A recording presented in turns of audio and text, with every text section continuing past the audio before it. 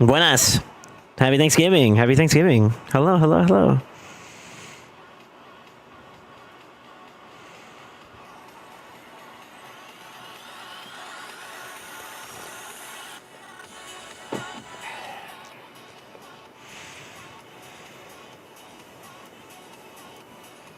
I'm not gonna lie. I'm powering through the itis, okay? So you guys work with me, all right? Y'all gotta keep me locked in. Happy Thanksgiving, Soul, and your family. Yeah, back at you, man. Back at you. To everybody else that's here. Happy Thanksgiving. Happy Thanksgiving. I hope you guys all had your fair share fill. I did. I had some ham, chicken. We had some turkey. I had some mashed potatoes, mac and cheese. It's pretty good. It's pretty good. It's pretty good. Pretty good. Pretty good. The usual, you know, the usual.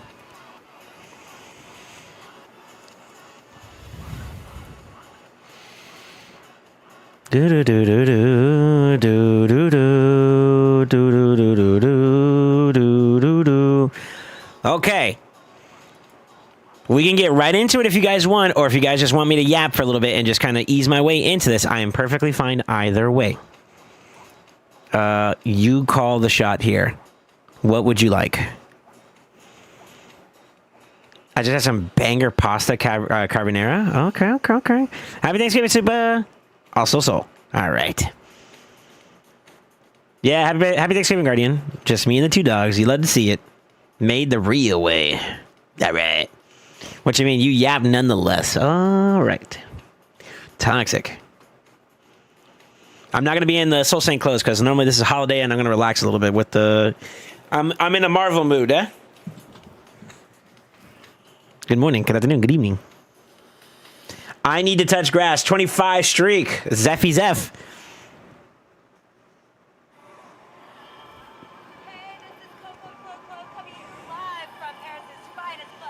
That's funny. I want to see Daddy's face. No turkey shirt? Okay, I'm out. Well, the turkey's under the shirt because I'm a little gobble at the moment, you know what I'm saying?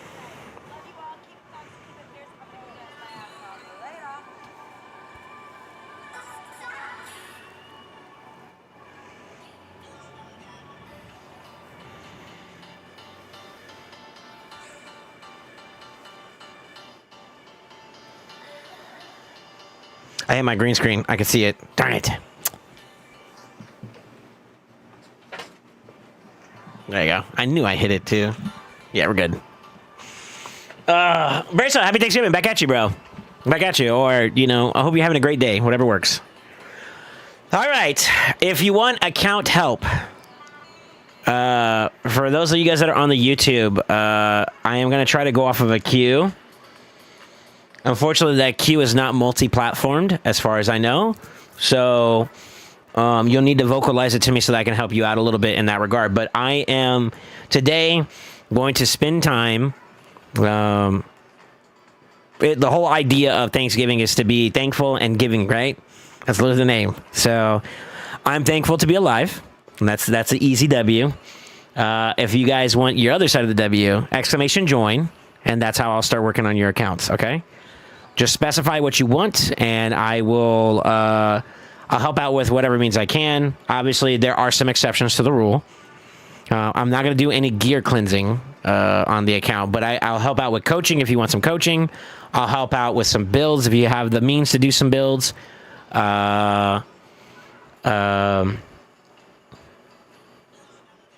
Maybe some teams for some dungeons if you're looking for, like maybe some improvements or you want to do some adjustments, whatever your account needs help with. My goal today is just to give back. If it's not like feasible within like I may not have a direct answer for it. We can either try to revisit it, or I can just tell you straight up that I don't see an upgrade at this time. Maybe find something else we can look towards, you know. But generally speaking, my goal is just to be helpful, and maybe we hive mind as a community together. Basically, take care of each other today. No obligations, no nothing, no expectations outside of just try to help. And that's the goal, okay? So that's my aspiration with today. All right? As long as you guys are all understanding about that, then we play ball. Sounds good? Sounds good, right? I want the world and everything in it. Me too.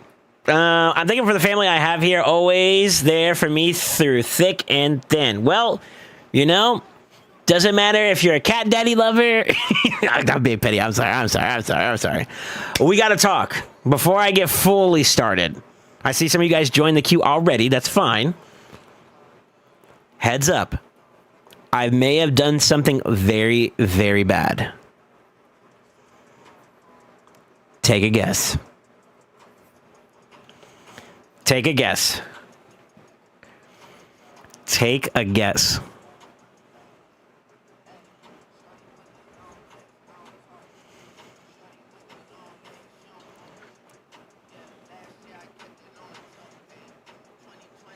Deacon reached a 25 stream streak, halfway to 100. Let's go. That's not the right math, brother.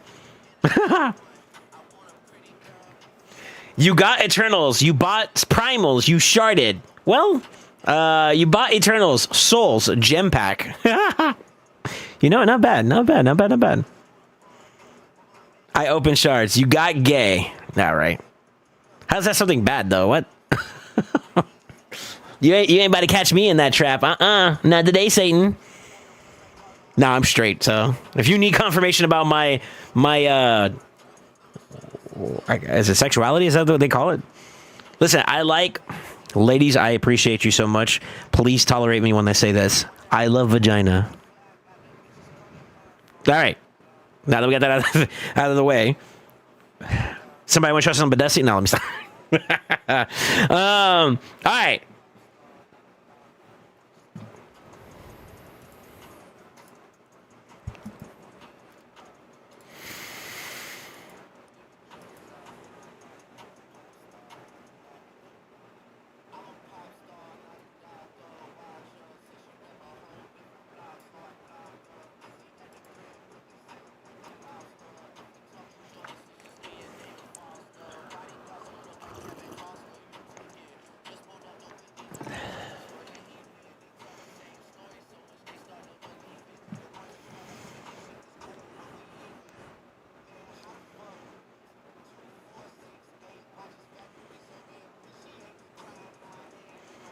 I like how you guys had a. I'm really trying to get my clan boss Nightmare to key one key they're using Donnie Leo weeks well Hellborn and Geomancer no matter how I build team 1 or 2 running out of buffs even though they should not because of buff extension and the she'll fall off because they cut in on each other.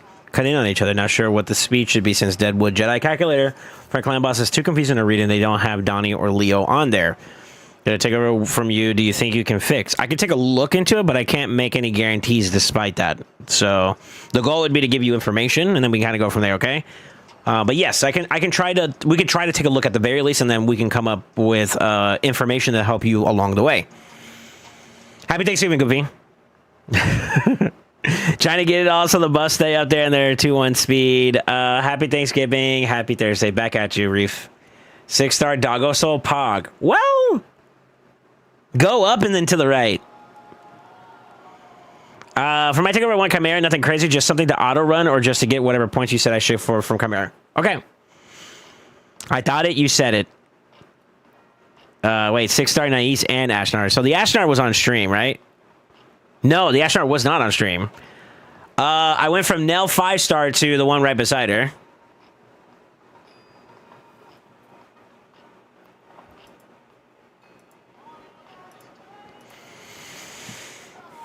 Take a look at my cock and take a look at my current Nais, by the way.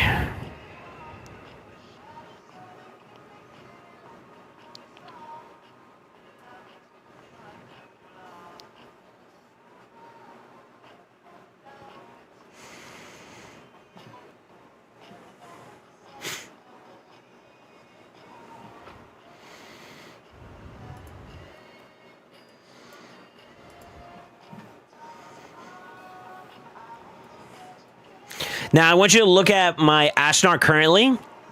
I want you to go to the right one time, and then I want you to go down twice.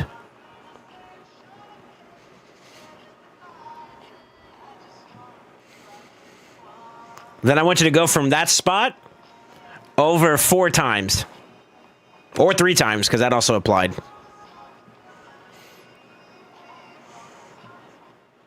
Now, it gets better. Go back to Little Miss Annie. And I want you to go to the left 4 times, down 1 time, and then to the left 1 more time.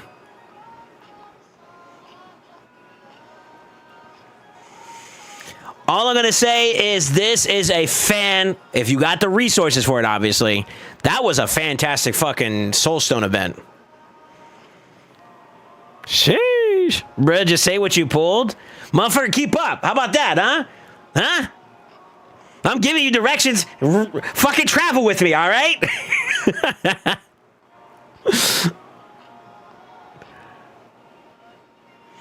Yeah, it was a little treat myself day last night. I'm not gonna lie. I treated myself a little bit.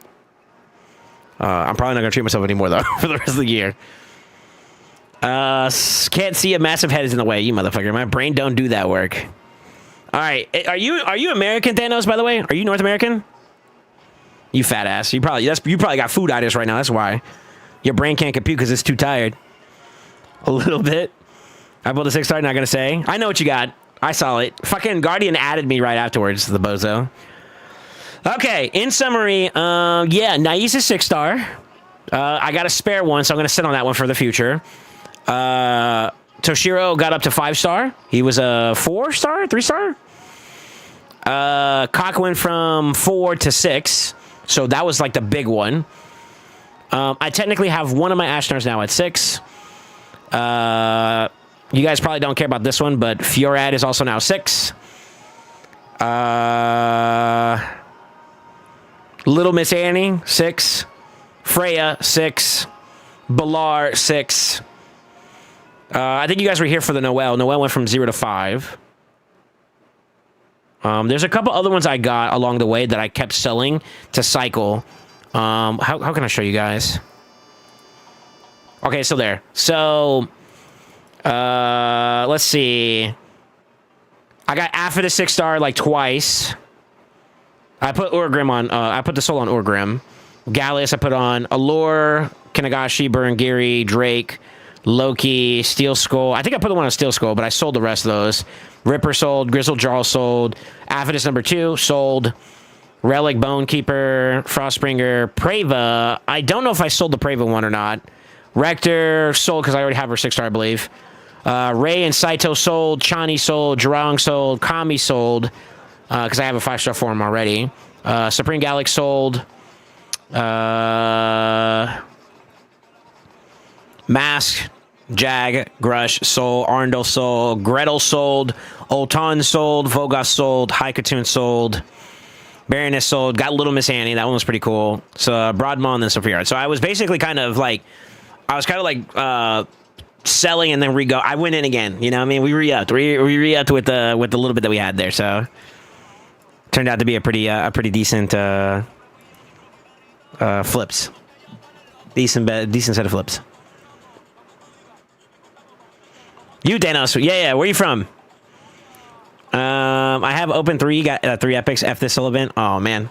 You got to be willing to go a little bit more than that, I think. I hate to say it that way, but like low-key. Then again, it's just RNG at the end of the day. I know I had a join versus last night. Sell some and then more gamble. That's basically exactly what I did, yeah. Bro, pulled the whole ass inventory. Yeah. London. All right, you're an EU bozo.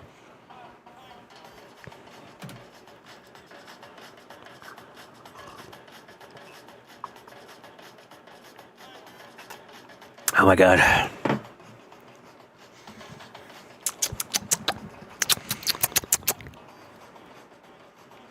Yeah, happy Thanksgiving, Crossfade. All right, let's get started. If I can help you out, I will, okay? Sicarius, what do you want on your account done? Let's get started. I'm going to try to help out as much as I can. If it's within my means, I will, okay? So you need to be on understanding right now that if I can do it or if I'm not willing to do it, I hold that reservation whenever I want, okay? I will go until I'm tired. Once I'm done, I'm done, okay? But I'm here to help. That's my goal. My goal is to help. If I don't know it, we'll inquire with the community. If they don't know it, then I'll let it go. With that being said, let's kill some accounts real quick so I can have some space. Yeah, send me a ping, Sicaria, so I can jump on your account.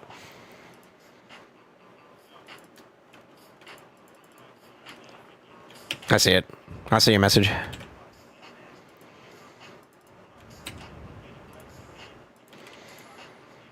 I am in. Am I good to log in, sir? I did, Bozo? Okay. Fuck you too, bitch. Alright, I'm logging in. Alright, guys, we're gonna see why this account's so shite. No, I'm just kidding. You want general coaching. General coaching. Let's do it, let's do it, let's do it, let's do it. Do you want me to claim this for you? I'm assuming you're a mobile-only user. I got you. I got you. I'll go claim it real quick.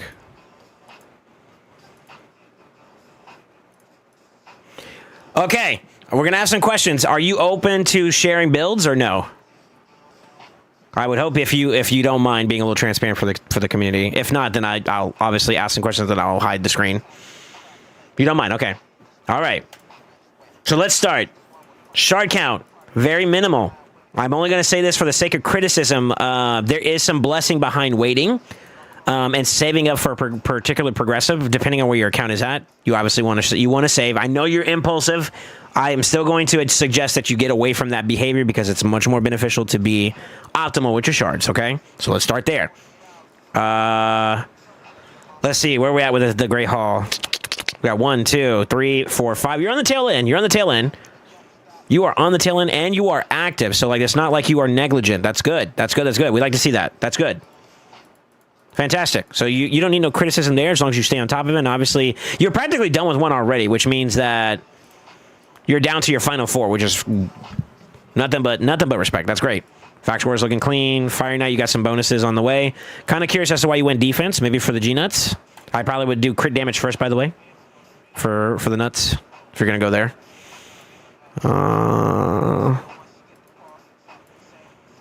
Okay. Some progress on the Hydra side. And then Curse City. Okay. So we see where you're at with the Great Hall. Good progression. Decent progression, I would say. Can you tell me your tankiest, your fastest, and your strongest damage dealer? And you did say it's okay to show builds, right? Before I go further. Roasty toasty.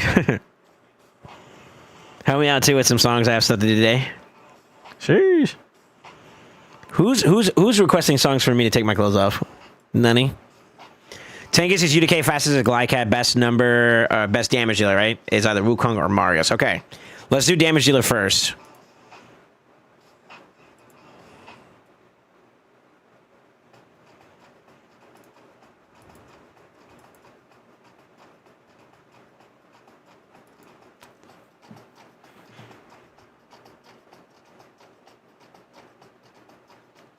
Okay. Are these champions used particularly for PvP, or are they general usage? I'm going to assume you're leaning a little bit more PvP oriented with these champions, correct? Before I go into criticism mode. And you said Tankus is your UDK. Okay. I don't see your UDK. Where is he at? I see him.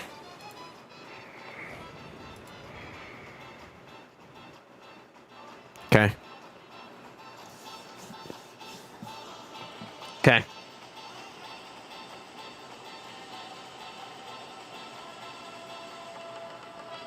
Fastest is your Glycad.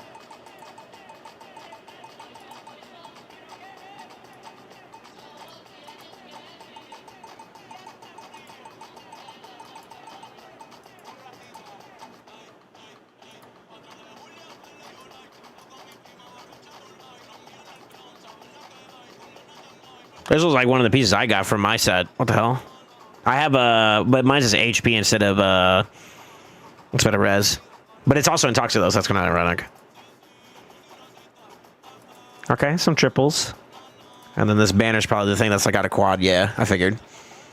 So if you're hovering around like the 300s and you have a decent blessing, you're kind of close to the 400 range. Once you start getting to quads and higher, that's when you start to hit the 420 to 450. Reef with the 20 gifted. Why? What the fuck? Sheesh. Yo, those that got gifted a sub, give us salutes to my boy Reef. Those that got gifted a sub, welcome to the Brotherhood. Welcome to the family. Welcome to the 7 Nights, my dude. I'm not trying to get too hype, but... Yo, thank you so much, man. Yeah, thank you, Reef. Okay. All right. Perspective is everything, right? We obviously want to be relevant to the idea that you are free to play, right? Is there any champions that you just recently acquired that are really, really strong, but you just maybe have not invested to them over time yet, or anything along those lines? Before, I don't want to get like too critical if I don't have enough information. I might be talking on my ass, and next thing you know, like, oh, this is why, and like, oh, okay, well, you know, you could have told me, right? So. Yes, including Vault. Okay. Is there anyone you want to point out that I need to be aware of, or no?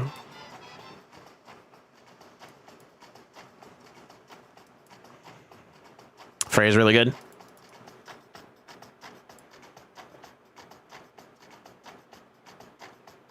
You don't have her built up yet, though? I think I saw her earlier. She's right there. Okay, so you had her in work in progress, right? Yeah, work in progress. Okay. So you built it for damage too, huh? Interesting. All right. Let me get the idea of the rest of your account, and then we can kind of get into the nitty-gritty of it. Because the idea is you want to know what to push towards next, right? That's the focus. The idea is where's my next step? Where's the next step in my adventure, right? So we need to see the rest of the account before we go any further. General questions. Are you 15 on everything? I'm assuming so. But answer for me just for clarity purposes. Okay, that's fine. Yeah, about 100% on this one too as well. Basically, double seer nuke into solo Artak. That looks like a solo Artak build, for the most part.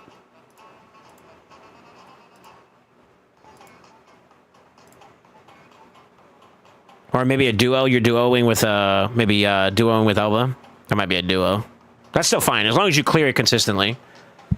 Okay. 11 seconds. Okay, solid. 46 seconds. Sear clear into... Was that 3-6, and then you cycle back around again one more time for another set of clear, and that's it? That's cool. That's fine. Fire Knight. You were one of the ones that took the idea of Senna when I first told you about it, and you made it work, huh? So that's pretty cool. I'm proud of this. This is good.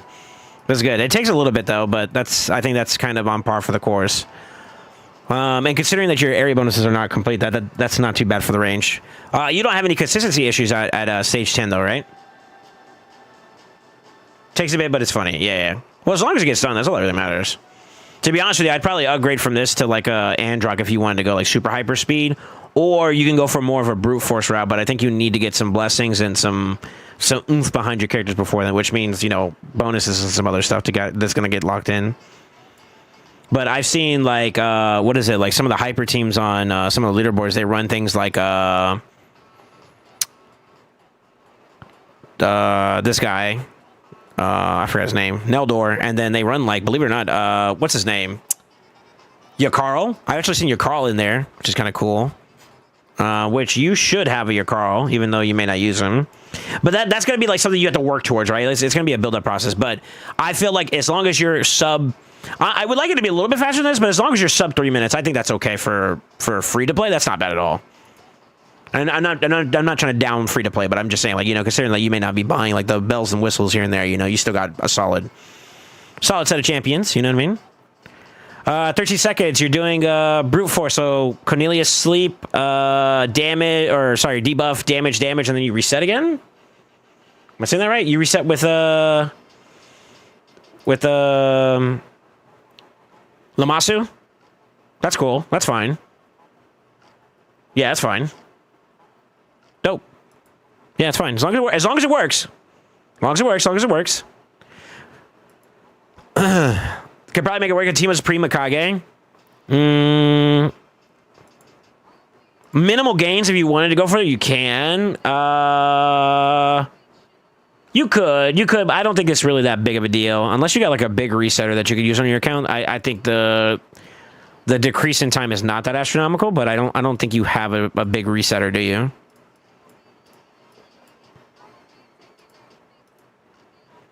No, you don't have it yet. Which is okay. That's fine. Yeah, that's fine. I think once you get like maybe like a Kaimar, honestly Kaimar's like best in slot for the double nut or double approach type deal, you know what I mean? Because he can also nuke down the waves pretty fast. Or like Crixia, Yumiko. That's when you can maybe go for like the hyper speed teams and whatnot.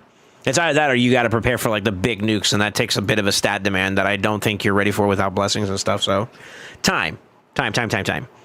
Faction Wars. I know you're behind on this because I know your sentiment about this, but this is probably going to be where you're going to be the most impactful if you want like an honest opinion. I have a feeling. We'll take a look at this though. So you're not done there, but you are done with normal at the very least. So you got Lydia. Marina, you are in gold 5.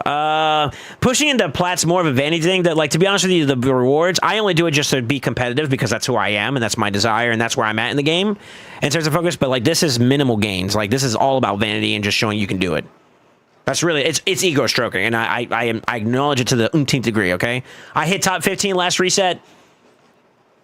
It's all about ego. That's literally the only reason behind doing it for me. So, like, if we're going to talk about progression on your account, that doesn't serve a purpose outside of you farming for your Great Hall right now, currently. Leaderboards-wise on this side, I don't want to say that, like, pushing at least to 1320 for your account is actually something I would do. Well, some of these bosses did some more fights. I was actually in the like 9th or 10th place, so it looks like some of them kind of pushed a little bit more. Sorry, had to check my placement. Yeah, you'd be doing this not for the sake of leaderboards. You'd be doing it for the sake of the rewards and the seasonal side for right now, and then you move on. Unless you're going to go for Great Hall farming on that side, but then I still wouldn't excessively abuse your gem, so that's fine. That's fine. I will say, how long have we been into this? We're about like what, a week done for the battle, a week and some change, a week point 2. A week and a third? A week and a third. We'll just say a week and a third, which means that at this point, if you divide like a month into 4, you're about on pace, if not maybe... Yeah, you're about on pace, I would say, right now for your points. So as long as you maintain a trajectory upwards at this same pace, you should be fine. You should be fine getting to the 1320. So that means you're playing. That's good. That's good. Getting your ass whooped a little bit, but that's okay. That happens. Believe you me, I caught some fades yesterday, and I got my ass beat. So, like, this, it happens everywhere. This is your learning curve. This is how you know your limitations, right? LA, or TTA, excuse me. Honestly, I could see you hovering into gold 2, gold 3. Gold 3 might be where I would say, like, that'd probably be, like, your stomping grounds for now, and that might be where it gets a little bit harder, but at a minimum, gold 2.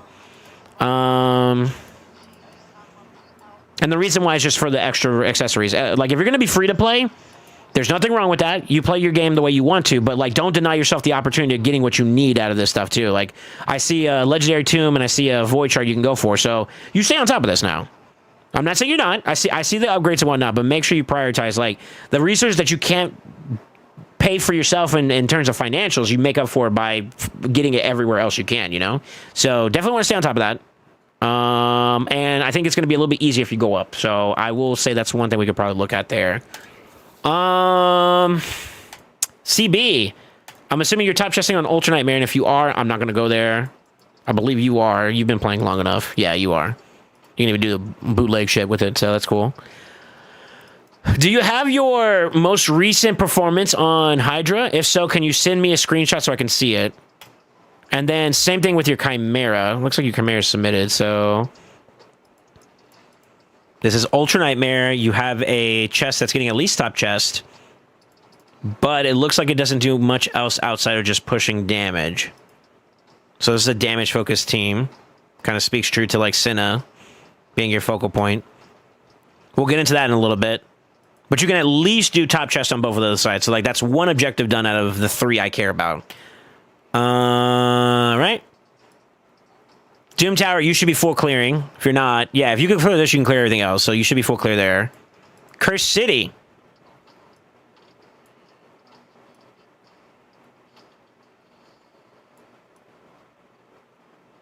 Have you had, I'm assuming you get hardships once you start. Yeah, the stomping grounds. Yeah, the stomping grounds pretty rough. This is where champion pool really gets tested.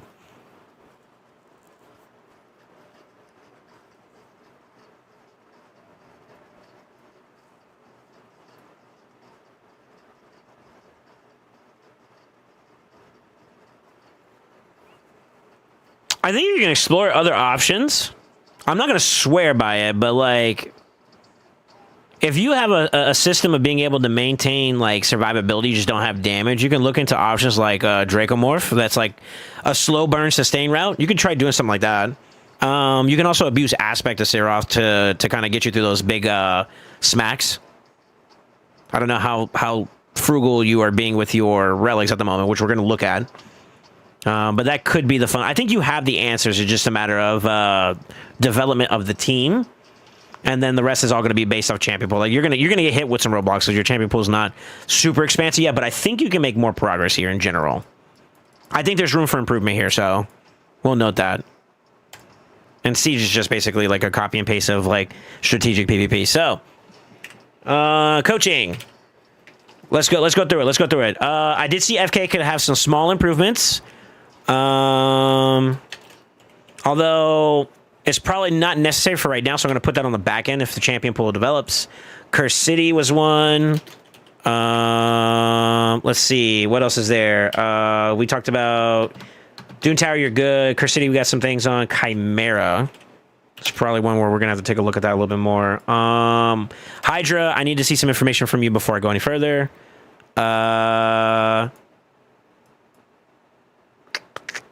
Faction Wars you're gonna hate me for, because no matter how you look at it, if you want to make development on your account, that is the new terrain, that is the new standard actually. So complacency there. If you're not happy with it, it's tough shit. Push. And then I think I'm happy with your dungeon teams overall. I don't feel bad about those. I even feel like the Fire Knight one isn't really one that's like deserving of like too much criticism, to be honest with you. So I'll put that on the back end.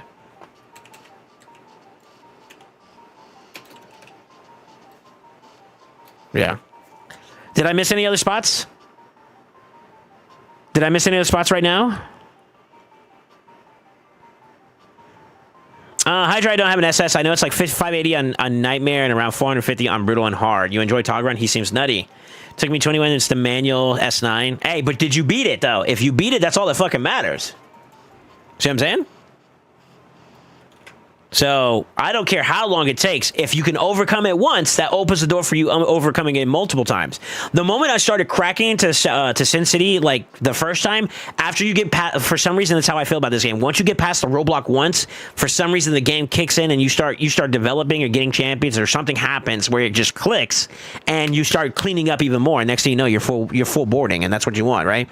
Like, there's a lot of valuable resources, and I know you motherfuckers like to pull shards. It could be your remnant, right? He could be a lucky ducky and end up getting another remnant pull from this, and that could be the next insert red, you know what I mean? Let's talk about account management resource-wise. I'm going to be completely upfront with you. Let's start there. Resource management is probably going to be the first thing I'm going to give you some criticism. I know you're going to hate me for it, but I need you to take this, all right? You got to stop being so liberal with your resources. I can tell across the board that you're somewhat wasteful. Somewhat. There are some caveats I'm going to throw in there, and I think it's important to note. Like, for example, doing it for the sake of an event is fine. Doing it just to do it is another thing. It comes with a cost. There's nothing wrong with doing it when you want to do it if you accept the risk that what happens down the road when you need those resources, can you fulfill them? If you can't, word to the wise would be to save this for a rainy day. Yes, it's fun to get your shit enchanted right now and you got that quad that's waiting for you, right? But when you can get some value out of that and then some, that's the way to move in this game, especially as a free-to-play. Okay? So, My answer to you is this. I can tell that you're a little bit too liberal with some of your stuff. It is non-deniable. You can't tell me that you're not being a little, like, it's a little bit less liberal. I don't mind, like, lack of full energy. That's good. I don't mind that. I think this is also good, too. I'm pretty sure you did use a little bit more than you probably needed to in some regards. Same thing with gems. Reel it in. Are you participating in this fusion, by the way? If so, then obviously that's when you start consuming your resources, right? But be aware that, like, when you're pulling your shards, when you're pulling your soul stones, they come at a cost, and you should always optimize that cost to get the best bang for your reward. I know a lot of people are of this mindset that, like, you know, fuck it, I'm just going to do it. I have better luck elsewhere. I would also argue those same people don't normally save for the events when they're really bonkers. And if you combine your possibly good RNG with really good rates, you could come out with some bangers, man, and good quantity of quality bangers. And I want to encourage you from this. If we take a look at your account right now, yes, there's RNG. There's no denying that there's RNG elements in the game. With that being said, how many opportunities have you missed because you were a little bit overzealous with your resources? Like, for example, your champion pool has some bangers. I'm not saying it's completely under the water, but you have plenty of room for gaps that maybe could have been circumvented or filled in by being frugal and waiting for the opportune moment. I know for a fact that, yes, I am literally saving for a 0.5% difference. I acknowledge that. I will also tell you this from my experience playing this game for so many amount of times, that we all accept the game of logistics when it comes to this game. We play for that 0.5%. We play for that 10%, that 20%, that 30% difference. If you use reaction at some point, you have confided in yourself that you are willing to take and accept the risk of literally a 25% chance, right? You do polymorph. You accept that 30% chance. You use one, you accept that 30% chance. You understand that, like, it doesn't sound like crazy amounts, but over time, especially when you play the game of logistics, what I mean by that is, like, sometimes it's just a matter of how often are you willing to go for it before you hit that number crunch, right? Give yourself opportune optimization during those periods when you're going to go for the number logistics. Play the logistics in favor of you, never in favor of the game, because that's how you get dicked down. I'll be real. All right, as long as you can acknowledge that and you can accept that, I will digress. Okay? Okay? So, try to be a little bit more optimal and get your bang for your buck with your resources. That's my only suggestion. Number 2, let's talk about champions. Curse City and in particular Faction War Hard Mode are very champion dependent, in my opinion. I feel like between the two, because of how it was released, I kind of go with the mindset that, like, Curse City should be like a precursor to Faction War Hard, but it's going to be contingent upon your champion pool. So I'm going to put them together.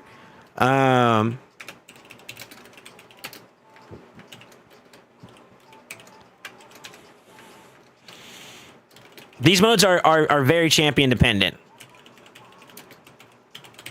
and I acknowledge that. With that being said, there are ways around the deficiency of a champion pool. I'm gonna make this a little bit easier to read for you guys, okay? So let's take a look at what you got for sets. I'm gonna get down to the itemization side of things, because this will segue into champion builds, which I'm gonna give you some advice on. All right. Let's talk about champion builds and whatnot. Do you have a day set that you can run across the board as like a universally usable set? Maybe for a utility champion that has some extra control, but you need it, right? The answer is no. Now, I know that this may come off a little uncouth, but if your focus is going to be areas like Curse City, and more in particularly Faction Wars where this is highlighted, set bonuses are actually going to be kind of relevant. There are some stages where you need to have sleep as an option. I want to give you an example. If you go to Faction Wars, let's go Dark Elves if I remember correctly. Sleep debust, stage 4. Right? You want to know how many options you have in that faction? I kid you not. Of relevant options, and I'm going to be real with you, like something where it's not going to be a pain in the ass to try to do. You have Noct, and then you have, I believe there was one more. I think it was what, Ultan? If you don't have either one of those two, what's your answer towards that? Right? And this is not the only faction that may utilize it. I'm just saying, like, in general. I'm speaking in a generalistic term and using this as an example to focus on it, okay? Set bonuses are the way you can make up for not having those champions. So if you don't have a stun champion, you don't have a sleep champion, that's where having a universal set can be of value. I'm also going to go on paper and say this. In my experience, when I was climbing through my progression, you can learn from my mistakes. Just using champions nowadays is not enough because they add restrictions to piss you off. I'll be real. Whoever made Faction Wars hard, and in particular Curse City, those two, they're a little bit sadistic. I'll be honest. They did it intentionally to force you to do things that you wouldn't normally do in a player mindset towards this game. Who picks negative affinity into positive affinity matchups? You know what I mean? But that's the challenge of the game. So there are going to be some options that I would suggest. Example 1 is going to be set bonuses. Tanks or provokers. Provokers with, before I even do this, control in these modes. Modes are key to progression. And then I do an example. We're going to talk about set bonus provokers with frost set, right? So like control is one thing. You get one turn control with a provoker, but you need to do certain activities within the fight that needs you that requires you to have more time. By having frost set on your provoker, for example, you can get provoke. That's one turn they lose. They get hit. You know, your provoker gets hit, your set bonus triggers, next thing you know, they're frozen. That's 2 turn uptime on CC. And that's how you can get a little bit of value, right? Stun sets on utility champions. It sounds cheesy, but I mean, I even took a champion that has CC, like Ragash, and I used him in tandem with stun sets just to give me that extra. Or better yet, I'll tell you the one that was really, really like key for me. Ogre doesn't really have, like, it's a really, really, really like rough faction unless you have some of the top bells and whistles like Gurgo and stuff, for example, right? I had a Blizzard. Blizzard had, and he wasn't even booked, mind you. Blizzard had Frost and Frost, right? That's the only options I had for that. And then I added him a layer of extra control with like a provoke set. And that gave me like enough uptime. I mean, you saw me, I had to battle for it, but it helped get me to the finish line. So stun, provoke sets. What are some other ones here that may be useful? These are all very important sets that I would at least generate one solid value towards, okay? And I know this sounds really funny to say, but it got to a point where now I have a standard of at least one floatable set to work with at any given time for a champion, and I think that depending on the kind of content they release out in the future, I think it's going to be very, very important to at least have at least one copy of that. I know it sounds funny, but I think that's your fail-proof way of being ready for progression. So not even for your current progression, but for future progression, having these kind of sets actually holds value. Now, with that being said, just having the set isn't enough. You wanted to have sets with good values on it too. So, to alleviate struggles. Ideally, right now, this is subject to change for future progress, but ideally for current content, having builds that can go roughly, I would say for me, what I looked for was like about 275. That's without bonuses, okay? So roughly 275 speeds. Accuracy ranges, they vary, but like as content has gotten harder, you're looking at like 350s. To 400s in accuracy. That's a good range. Now that part I would say is healthy to go with or without bonuses. That should cover it. Because if you go without bonuses, you'll have more on top of that. If you go with bonuses, it should typically be enough within range. And you can go to like the stages tool, and you can look at each of the individual stages. Like for some of the Sin City stages, like some of the harder ones, which I'm not even sure you've done yet. Let's go Curse City, and I'm going to give you like an example of one of the hard ones that people had struggling with when you first progress. Stage 19, this is the one with the double terrace, right? If you look at it, 340, 330, 340, that kind of in the 350 range, right? Gives you a little extra cushion. You get to the second wave, 350. You see how it kind of lines up, and that's kind of like the maximum amount you would need for Curse City. Now, if we go into the higher stages of like Faction Wars, for example, I'll just use Barbs as an example. Let's go to like where it kicks up after boss after each boss, it ramps up in difficulty. So I'd say, like, what was it, 14, and then eventually you get to 20, right? Something like that. 14, maybe 16, 17. So, like, let's just say, like, 16, 17 is where you start seeing, like it picks up. You notice how we're getting to, like, the full hundreds now? 425, depending on where you go. Let's go all the way up to, like, stage 20 before the final boss, because the boss waves are normally not that bad. 455, 465 is where you're looking for a 95% chance, right? So I give you this credence to typically, if you can achieve these stats without area bonuses, when you add that, you have exactly the sweet spot you're looking for.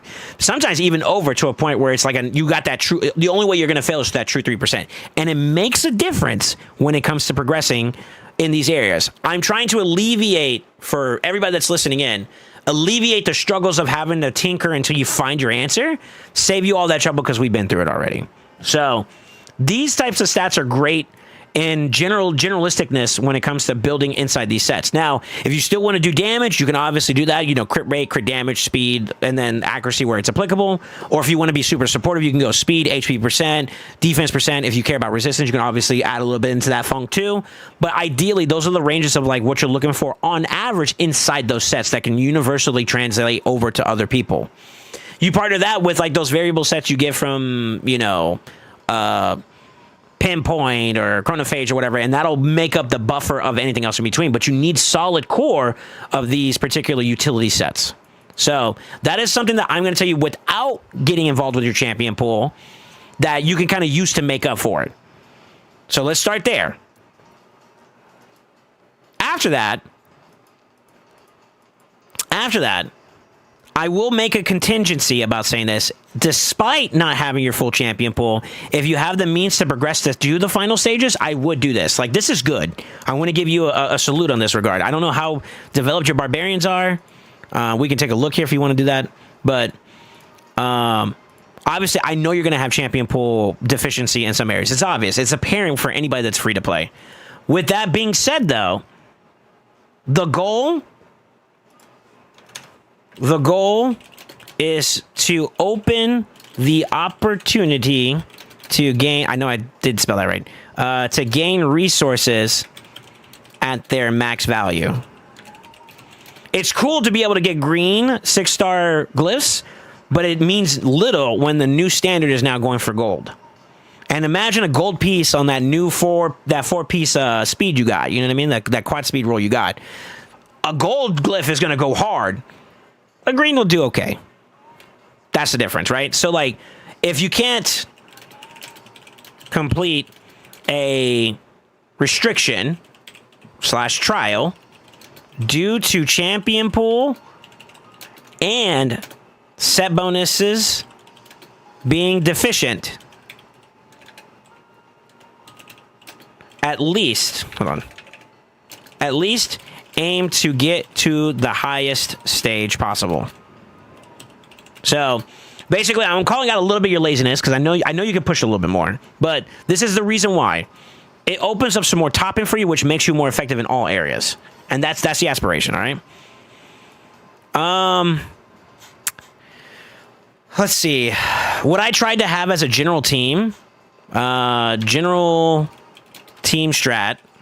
strategy when it comes to like fighting those stages is one true support, so like reviver, cleanser, if possible. One utility champion, utility / control champion. Basically your stun champion or cooldown reduction, etc. Like something that provides you extra utility in your fight to kind of keep your momentum going. That's what I normally recommend. And then at least one top end damage dealer, the one that's going to seal the deal. If I need to just push this wave, that's my guy. So those are your three. And then I typically try to flex the 4th and the 5th spot with picking up, flex the last 2 slots with whatever the trial demands, and where you feel your team is lacking. I make up for that gap. Maybe my damage dealer does enough, but it's not. He does a good job, but it's not enough to fully close out the gap. Maybe you can add another damage dealer, or maybe my damage is good, but I'm having trouble getting back around to it. Maybe you need an extra control champion, or man, no matter what I do, because the way this team is designed, I know I'm going to have to deal with output. Damage intake. I need another extra support. You flex that in there. But I would at least give yourself the core 3, the Trinity, and then you work with what you have in terms of options to make it through there. I lean heavily towards utility as an extra 4th. And then the 5th is mostly dedicated towards the trial. That's how I did it, and it proved me valuable as I progressed. And the same is also true for a lot of other areas. Supports. Supports typically in set bonuses like Bolster are ideal. Shield as a runner-up will take you miles because that gives you an extra layer of protection. And I already spoke about the utility side of things. I like Zero Bolster. Yeah, Shield set also as a runner-up is fine. Play towards the stage. Each stage is unique. You develop your team, especially now that we got free gear removal permanently. Just develop your champions and focus up that stage. If that means you have to overhaul the entire team, do it. And I think that'll help you out. But yeah, and to be honest with you, you can probably still get some free-to-play Bolster too as well. It depends. As long as you prioritize like getting value out of it. If Bolster gives you a shield based off of the champion's HP, you will obviously want to put it on a high HP target or a high HP champion and make sure you push their HP so that the shield that's placed on everybody is significant, right? Sometimes, like for example, I'll use my Necrit, giving him Bolster. He has a really good HP pool. Giving him in a decent build that's HP based makes it so that like my Georgette, for example, I'm just gonna use this as an example. My Georgette has a shield that's equal to his current HP, so whoever's gonna kill him has to kill him twice in terms of total damage. Give you perspective, right? It's the same thing with shield set. Obviously, Bolster's a little bit better because the support also gets a heal on top of that. So it's just, I'm going to give you the best option. You can work with whatever alternative is appropriate for you. And that's kind of like my general consensus of how I would look at Curse City and Faction War. I think planning is key. I don't know if you've done this, but I did talk about this before. When I was like figuring out my stages for the first time, when I was going through it, I looked at each individual stage and I'm like, all right, I have this answer. I have this answer. Maybe I had this Quintus, but he's not developed. I start planning that if I'm going to do a Chan training, he's going to be a priority for me to build up a little bit more. You know what I mean? The little stuff like that is really, really good to give you a plan for one, to execute, to make progress in this area, and it gives you champions. My next best advice on top of that is to coincide your trials in Faction War hard along with the restrictions in Curse City, because you'll find, and I've done this for other people before as well, with like epics and other generalistic champions, you'll find some good overlap. So by focusing on one, you get the other. And that's the key. Plan ahead of time by looking at what you have. Like, for example, here, you have literally only 4 champions that are developed. Would Narma solve the problem there? Maybe. Maybe you need utility. Maybe by getting this Countess Licks up and running, that can solve your problem. Who knows? Maybe by locking this out, you can get through the trial that and I'm actually gonna throw this at you. I don't have a Countess Licks myself that I'm used, but my champion pool's also in a little bit of an exception. I know my privilege. I understand it. But let's look at Demon Spawn, for example, because that's where that champion was, right? Let's say using bombs, defeat all of them with no buffs on them. So they can't buff themselves more often than not if you have lock on them, right? Don't let your enemies use any active skills. That's perfect. That's perfect for that one. Especially if her lock is AoE based. Now, obviously, I know it's still like a 5-turn cooldown. Yeah, that's a bit rough, obviously. But I mean, like, I'm just using examples to give you the picture of what I'm trying to say. Look to double dip, and you can get your value there if you do it right. And that's how you can kind of make a 2-for-1 value in your resources. You have finite resources, so I'm trying to optimize that as much as possible. And that'll give you perspective on, like, Curse City and Faction Wars, you know? Fire Knight 10, I'm honestly not going to get too much criticism of. I think the only way I'm going to increase it is either you have decked out Neldor, Yakarl, plus, squad, or you get nuts. You get some nuts. Which we're missing one more. So you're not a full boy. You're half a boy right now. All you're missing is one nut and a cock, and you got something. You know what I'm saying? But regardless, I think you're in a good spot where you can farm it consistently, and that's the most important thing for where you're at right now, is making sure you're consistent, because you don't want to lose energy that you're reserved in. Let's talk the inevitable reality that is Chimera. Hate it or love it, it's here to stay. And you are in a predicament where you are, if you want to continue to do well in this game, this is the immediate power creep that's available to you. The hidden power creep, in my opinion, is glyphs. Glyphs are going to be the slow demon that's going to take everybody's builds up. It's already happened. Relics are the immediate, the moment you have the Volcardiac heart, you can tell. So there's that, right? I will acknowledge that, like, relics are going to be a big deal for you. And it looks like you're doing stuff, right, for the most part.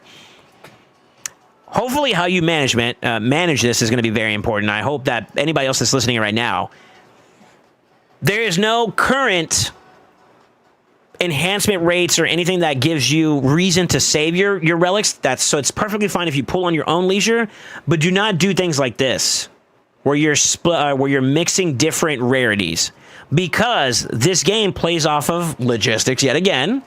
And when you use lesser rarities, it pulls towards the right side of your rarity chances. The higher up in the chain you go, the more it pulls towards the left. And even then, there's still strain or resistance, as I call it, to pulling you towards the right side. So ideally, we want all of our results in terms of pulling for relics to be on left side leaning. The more you lean towards lesser quality relic material quality, your resistance grows more, and that's bad. So I'm assuming you understand that already. I'm not gonna say that you don't, Sicarius. And I'll pull this for you while we're at it. So this is fine. This is not fine. Don't do that. Now, on the flip side of this, if we're going to talk about mixing and matching, this is fine to a certain degree. When you look at group chances, that's when it becomes important for you to be realistic with your account. Are you looking for a particular relic in a particular category? Like, for example, if he didn't hypothetically have a demonic effigy, or let's not even do demonic effigy, a chimera, he wanted to get his first ever Scroll of the Unseen. You have no business mixing all this stuff in here. You want to give the highest chance that you can get for chimera, which means that you're going to put all your chimera mats in this craft. But if you don't really care about any of these, and you're just like, I just want to pull just to get some fodder, then mixing and matching at this point is not a problem, right? So just set your expectations whenever you're doing your groupings to, if you're trying to target a specific relic, push to your best chances, right? So mixing is not great for the different types if you are trying to go for specific relics. I will say an argument, like, for example, I just got, I have a chryssalid on my account. I wouldn't mind more chrysalids, but at this point, if I get a murder fang, I'm not going to be too happy. On the flip side of that, though, the chances of me getting standard, normally with whatever craft you get 50% standard plus whatever the group type you're using, right? So I'm okay if I get like standard or like maybe you know, that. But if I was open to it, I would start maybe dabbling a little bit more on the chimera side, maybe. So I would be open at that point using the same rarity, mixing in some other types. But just make sure you're aware of like your group chances whenever you're making the decisions. So all that, just to spew and splurge this information out, just to say this. Looking at your champion pool, you're not doing too bad with relics. Your relic pool is actually not too bad. You got some substance, I'll say it like that. But if you pay attention to what you have available, I'm assuming you kind of cranked a lot of them up to do these recent upgrades, I'm assuming. These 15s that you have overall. Kind of it screams to me that you kind of been processing your food. Perfectly fine. But if you do your head count, look at how many legendaries you have overall and epics compared to the rest of your pool. It's very sparse, right? And that could be an indicator that your relic material acquisition is not as high as it can be. Bring us back to Chimera. That was all that just to bring it back to Chimera. I am getting to the point now where I understand a lot of key factors, and this is actually the key thing. I am learning now that we've had time to digest Chimera, and also, this is the caveat compared to when it first came out to where we are now, Plarium has made a legitimate statement to the tier 3 creators a while back. It's about a month or two ago, that they viewed that their view or hope of the view of relics was that it'd be a very stimulated economy, and in actuality, it wasn't. They asked the question like, how many of you guys have like maxed out relics? And there was like no one. And they're like, why not? It's like, we don't have resources and we're trying. Like, I am active. Like, I think Scratch is a great example. When Chimera first came out, he was someone that was really into it and really trying to do different teams and whatnot, right?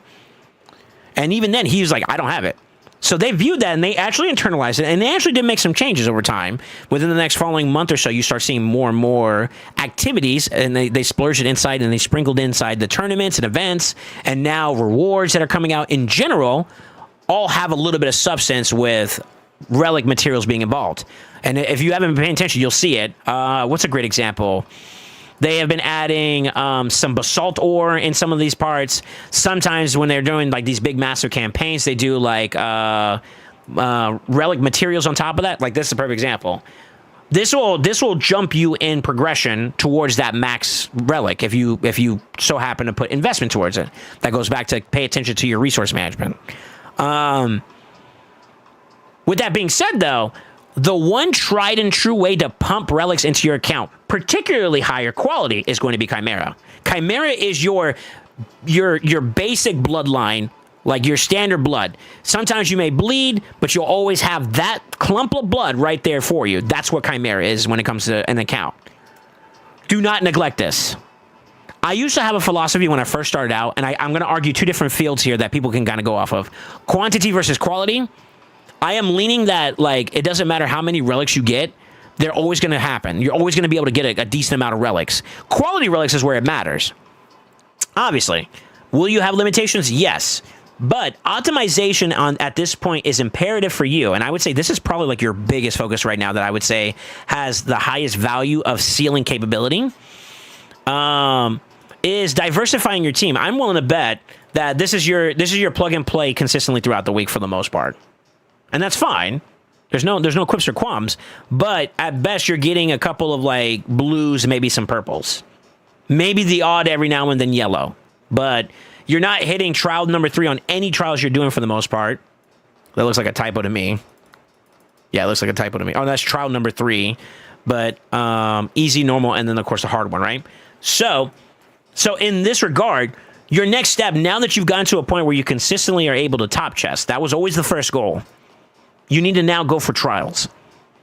I respect the decision of any clan that decides to do a mixture of like pushing for, clash damage and also pushing for trials. Depending on where your account is at the time, and this is communication with your clan, you need to vocalize what your need is.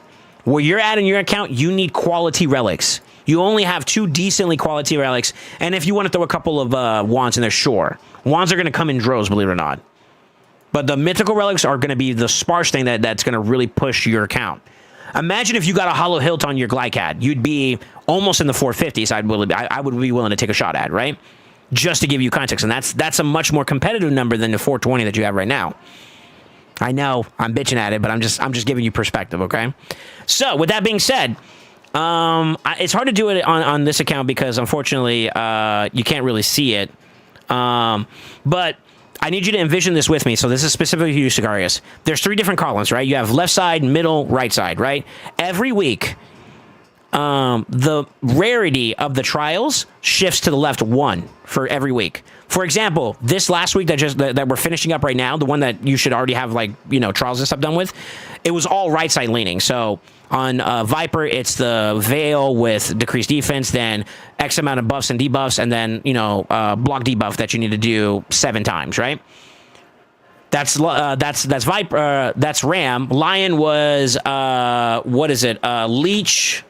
Res with 10 debuffs in total, and then of course Pain Link, and then the right side was Viper. What was that? Decrease attack, and then block debuff and increase attack. Decrease attack, block debuff, increase attack, and then the last one was resisting. Right? Those are all on the right side column, third column, right? Next week is going to be all middle. So it shifts over to the left, right? So the one where you have to do increased accuracy for Ram, and then Lion is the counterattack one at the very end. And then the middle one for Viper is the poison trial, then survive through a certain amount of turns, and then revive somebody while they're in the Viper form, right? Or revive the whole team during Viper. It shifts every single time to the left 1 week. And I don't know for sure about this, but I think the Basalt Ore also does something similar or comparable. Someone would have to verify that part for me, but I know that the Mythical Relic materials shift over. So your team should never almost look the same every single week. It should evolve with the demand of the trials. Yes, you're going to have limitations. I will throw out some staples, which I think you're kind of already aware of. Let's see. I think this is a great option for like a team. And I know you have at least Lydia, Mikage, and I think Ninja. Ninja's kind of bad this rotation, and I think, believe you me, I understand the struggle there. But I think like a solid core is like basically these three right here. This is what I started with, and it's tried and true, and it does a lot of... It accomplishes a lot of checks in a lot of ways across all the different difficulties. He's pay to win. Someone ban him. But my point being is that like alternatives. You have the alternatives. You could do something like Elva, which I saw you had, and a decent blessing on top of that. You can mix and match options. Pivot to my Discord. I'm going to be a little shameless here. Shout out to Big D. In the Discord, if you haven't already known it, I have a Chimera pinned trial spreadsheet. There's different ways you can do it. You can go on websites. You can go wherever the fuck you want. The whole point is just to get information. Plug and play the options you have available and see if you can come up with a composition that can start pushing you in the direction, not only on paper, but in application towards those trials. At the very least, aim for 1 top chest. If you feel like you're comfortable and you're doing really good, aim for 2 sets. So like maybe you can do Lion and Ram. Lion and Ram. Or maybe you could do Ram and Viper. Get there. When you can start doing Lion, Ram, and Viper, then you're in the bag. Like next week, it's very likely that I will have a team prepared for all 3 trials. And I'm going to go for 25 Mythical Relic materials times 2. So every week, if I had a similar experience with that, I would be getting a craft bi-weekly for a chance at a Mythical Relic. That's game-changing, okay? Whereas maybe only 5 or 2 or 3 here and there, and it's like it's going to take longer. You want to optimize that. And then on top of that, too, if your team is that good, if you get the bangers, like, for example, Clayzag's a great option that catches a lot, then you can do that.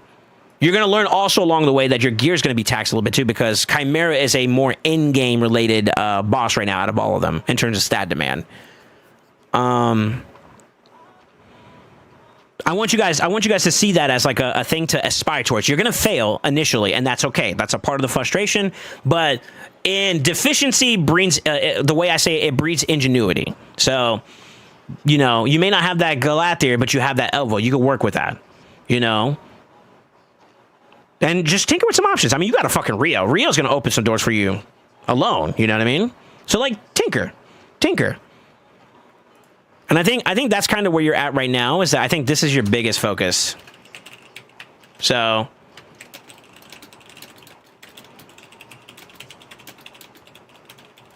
Because I know that, like, for the stuff that I recommended for, like, Sin City and whatnot, you're going to have to take some time to farm some of those gear sets up, and it's going to come with time and RNG, right?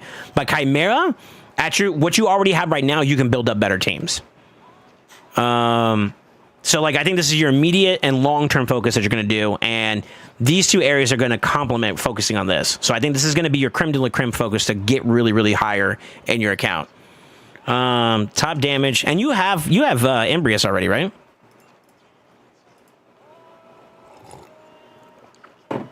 So yeah, you want to go for quality. Now. Top damage has been achieved and Embrius unlocked.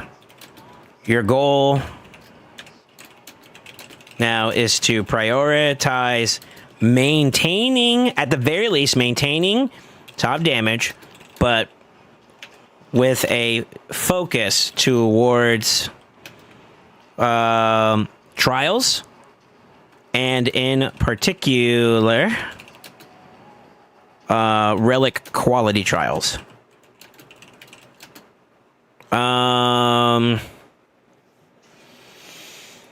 This also is where your resource management is going to come into play. I hate to do this to you again. I know I'm bitching about it, but this is where when we talk about like where people get to a point where they're at a decent point, and you're getting there. You're past the point of mid game.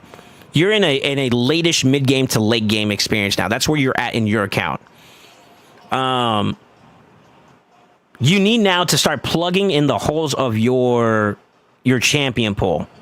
So, like, for example, in a champion that has a good coverage, a good range of coverage, someone like Rio is fantastic for Chimera.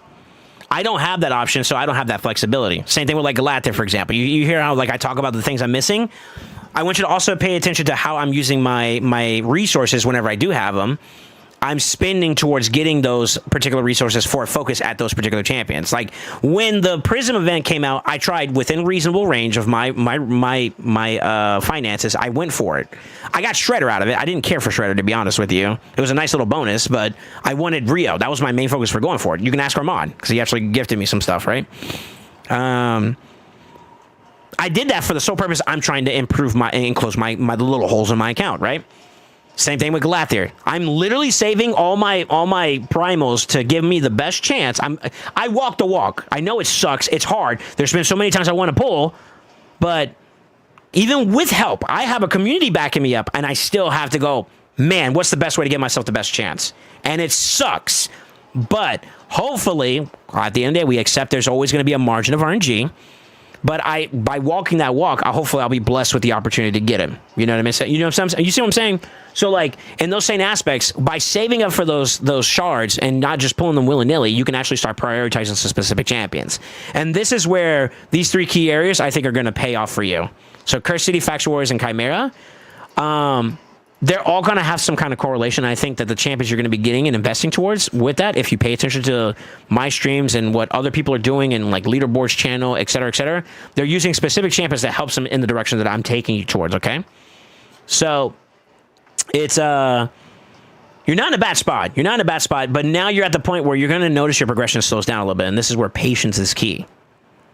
Let's see if I can point out some champions to look for.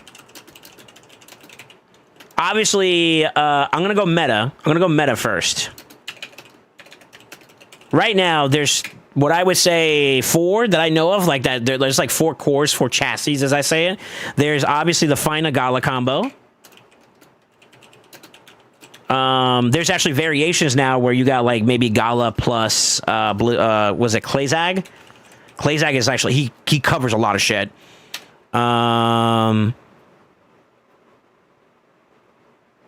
Elva plus Necmo / Lydia. That was my free-to-play route. There is Senna plus Rio, believe it or not. I love that combo. That combo is really strong. Just to name a couple options there. Those are like some core chassis that cover a lot of ranges, right? Now, do they fit every single scenario? No, but they're a great reference point for you to kind of get an idea. Senna, Reviver, Heal, Increase Speed. Rio, Cleanse, Block Debuff, a shit ton of debuffs. That covers a lot, right? Then you can plug and play some more options to get you there, right? You have already one of those combos. I don't know if you noticed it. You actually have 2. You have 2 or 3 options out of them. You don't have like the most OP shit, which is the top 2. But you have at least the general state, like, lockdown for the other 2. Are you going to have complications? Obviously you will. But you also have the means of getting around it, too. You could take your Lydia, maybe invest towards getting her blessing upgraded a little bit more, change this over to Nature's Bounty, and then Ram is a little bit easier for you. Because you can play through the fear, and you can get your, the focus trials you care about done a little bit more effectively that way. Just throwing that as an example, right? That's where the value of, like, this one comes into play. Then, of course, Fina Gala, you got the block damage in play no matter what, so you don't give a fuck. You just nut, you know what I mean? Like, literally, you just nut and you do what you got to do until the turn is over, right? That's the power of this combo.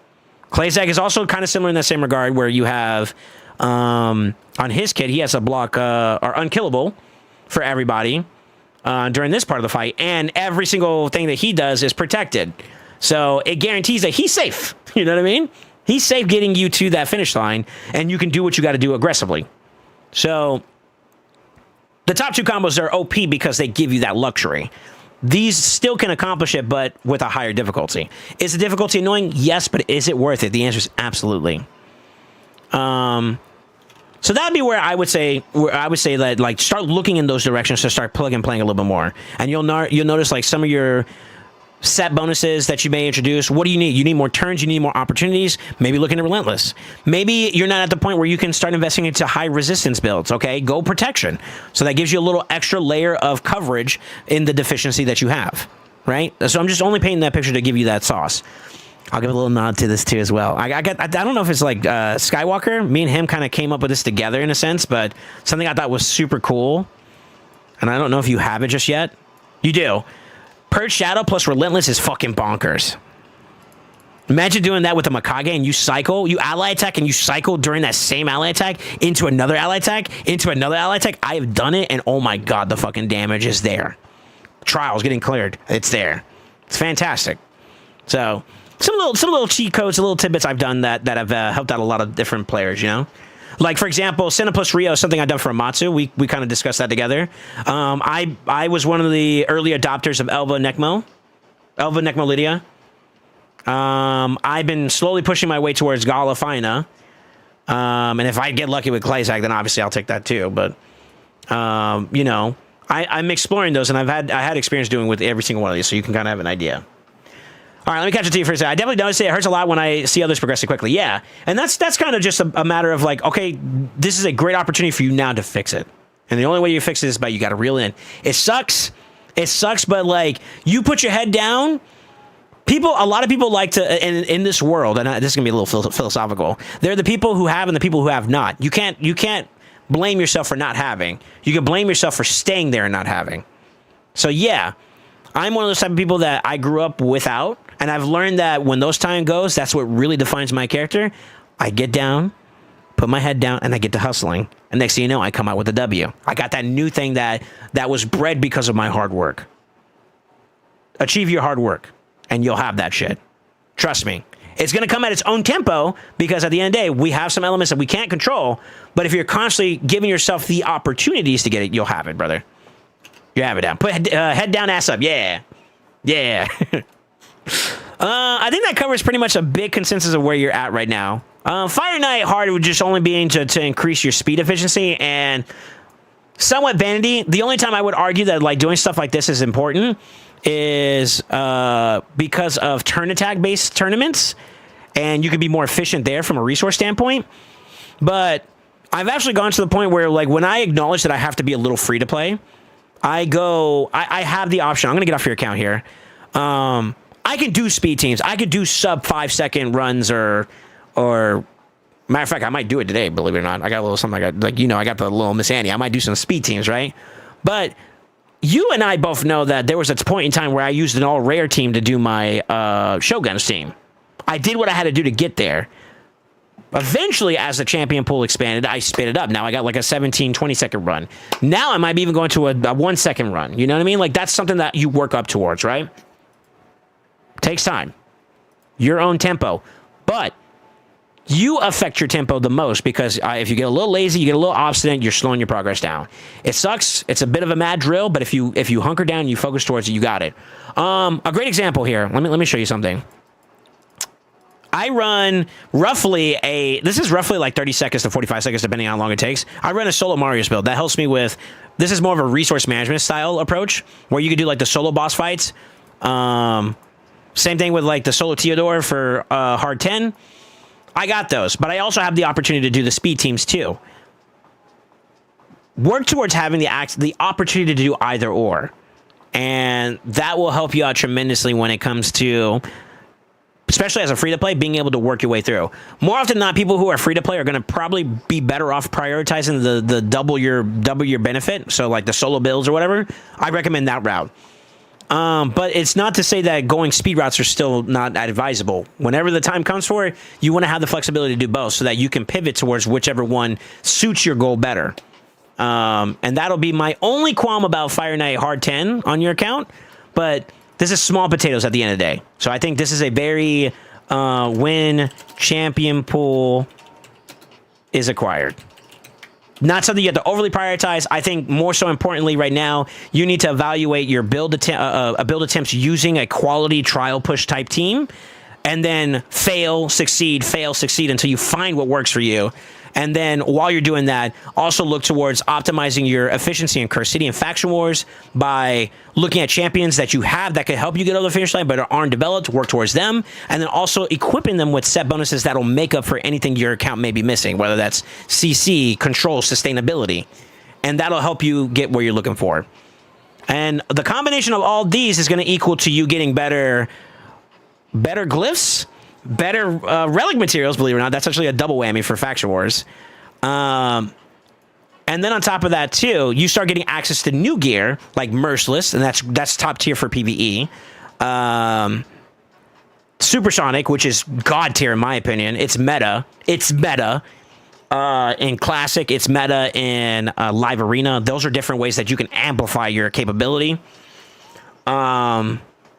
And then glyphs, making your already good builds greater, making your new builds that you're going to get even better.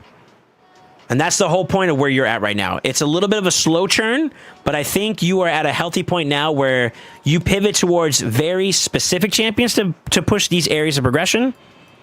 And yeah, be resource management, use wisdom and be patient, and you have it. And you have it. Another thing I will nod at too as well, and this is the last little bit before I get off your account. Let me get back on real fast. I noticed that some of your go-to nukers in PvP are kind of tailored towards just generalistic builds. I don't know if you have specifically PvP builds for them, but using a Marius without Stone Skin is already a no-no, in my opinion. Stone Skin is so valuable because it forces players to have to pick something to address it. And that gives you the luxury of manipulating their capability in a lot of different ways. For example, having that Marius to remove Stone Skin is one, but if they pick it before you, then what's your next answer? Well, now you have Embrius. But what's the point of you picking, let's just say, I know this is not idealistic to say, but like, what's the point of you picking a Carnage where you want to get like that, you know, you want to block their actives and passives so they can't do anything when they're still under Stone Skin? It's pointless, right? And, you know, his luck at being able to strip is not idealistic for the whole team, to be honest with you. So having someone to go before him to get that Stone Skin off is very paramount. A lot of times, with just the fact that Stone Skin has that 50-50 variable, it can win you a fight. Because also, all you need to do sometimes with your champions is get to your turn and you nut. And then it's nice. You are a little lucky, but it's nice. Another thing I will argue too as well, is champions like Mariska, you didn't say are like your tankier. I would say she's probably one of the most valuable assets on your account right now. I think if you want my honest opinion about the top-end champions on you for PvP purposes, Mariska, Marius, Fabian, Embrius are like your top four that I would say hold high value. You can build teams tailored around them. That's fine. Go second strategies with Mariska. You can go first strategies with Embrius and Fabian and Marius. Or you can even use them as hunker down options. I mean, you already have Lightning Cage on Embrius.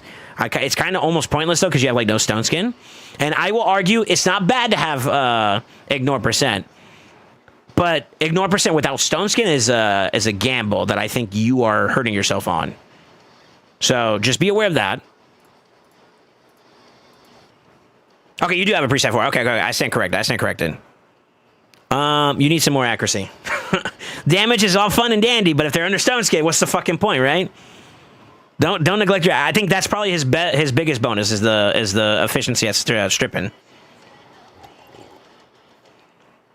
So please look to improve a little bit. Maybe get a little bit more accuracy. If you get a little bit more accuracy while maintaining those stats that you had in the damage, that's key. That'll get you there. I know that you're also missing some blessings, so I know that that's going to be something that you're going to account for, but that PvP build that you have right now has no attention towards accuracy as a focus, which means that put some more elbow grease and prioritize it, damn it. And this may also be like a screaming argument as to like look out for sets that are going to give you that value.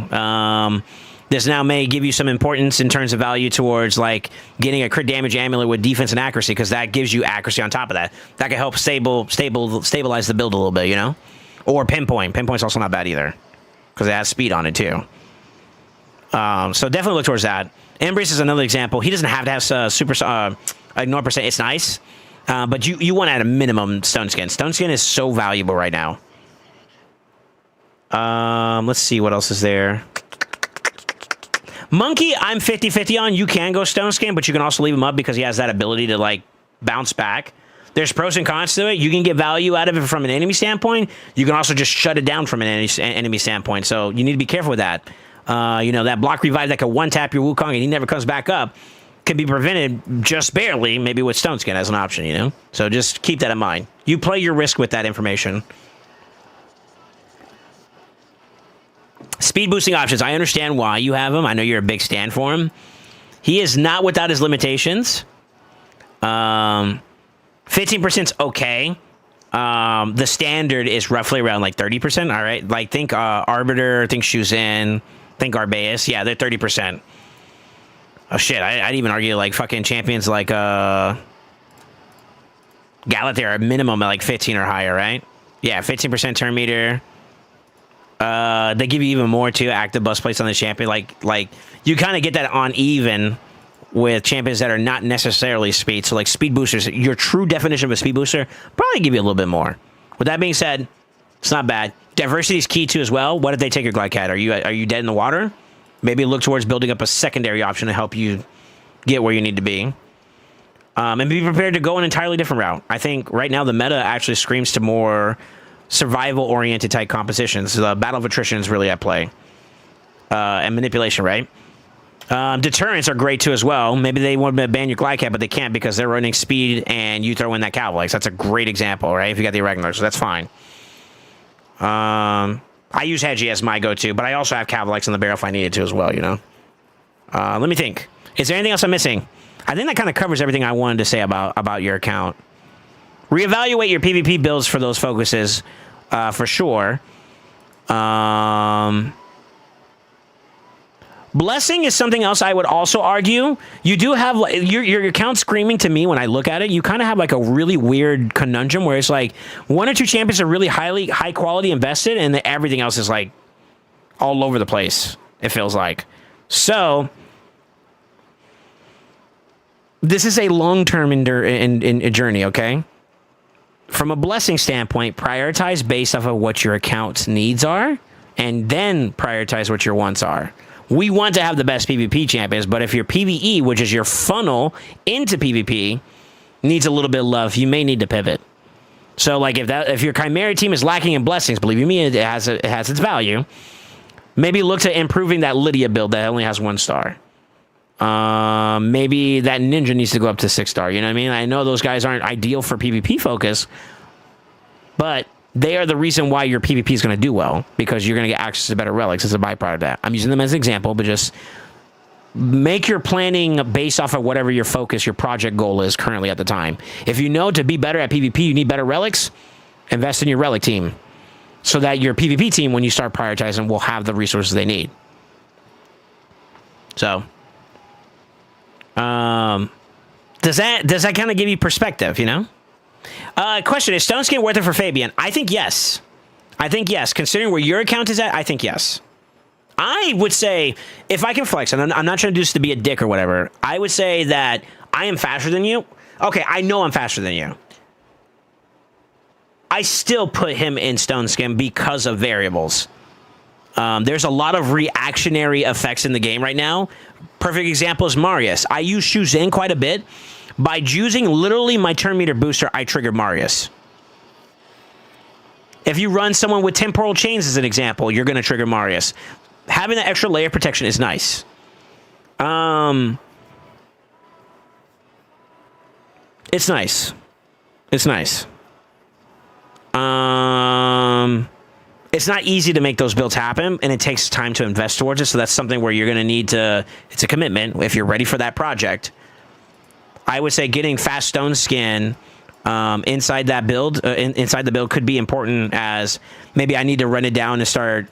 Like I got a piece that's just like garbage, and maybe it rolled poorly, but I can flip it for speed and accuracy on that set build. You know, that could be something you can start to run. Like this right here, it's okay if you get like speed or crit rate, it's okay, but it'd be a low speed build, right?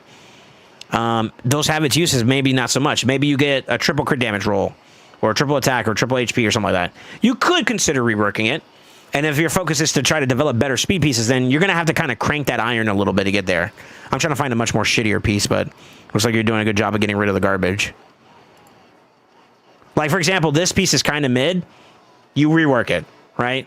If it doesn't rework well, then I probably would, you know what I mean? So it takes resources, obviously, if you're going to rework it. Those 5, if you don't already have them accounted for, then you keep that in the back of your head. Like, all right, my project right now is I want to improve my PvP champions. Maybe I need to use that specifically for Stone Skin builds or X piece build that you're looking at improving on. Just keep that in mind. Just keep that in mind. I feel like, for me, if we're going to be candid for a second here, particularly Marius is the biggest problem.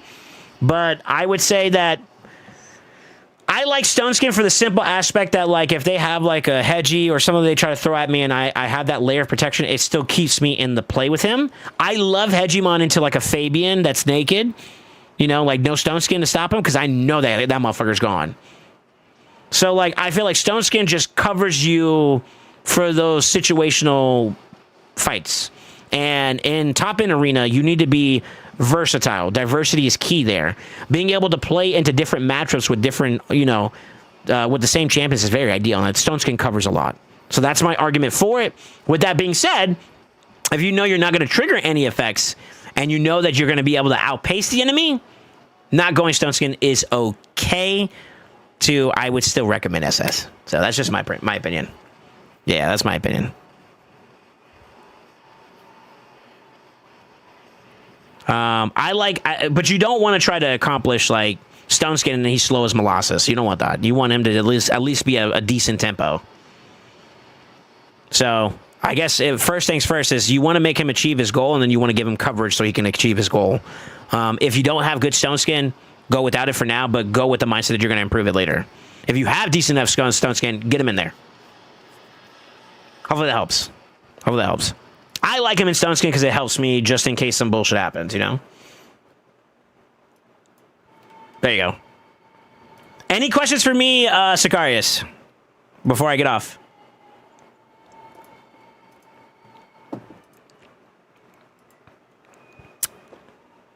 Yeah, that's decent. That's decent. Insight Supersonic too? That's good. That's good. It's really unfortunate they're using a crit damage. That's a pretty decent piece, actually. Bueno.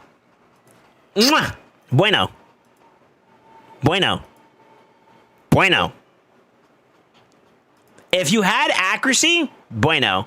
Still, Penta is nothing to scratch at, right? That's nothing to scoff at. This is a solid build. You're in the right direction. There's no qualms there. That's fine. Yeah, that's fine. This is great. The only thing I would do at this point now is just keep cranking this out and maybe a little bit more of this out. The more competitive you get, the harder this is as a check. Just for reference point. Very good.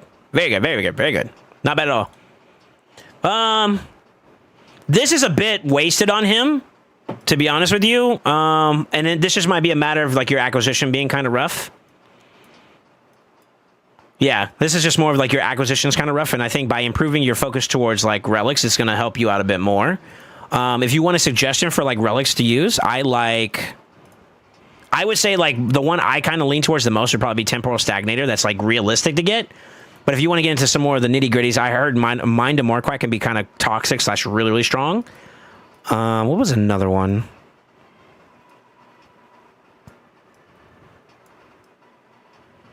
Obviously, Death Bell's not bad.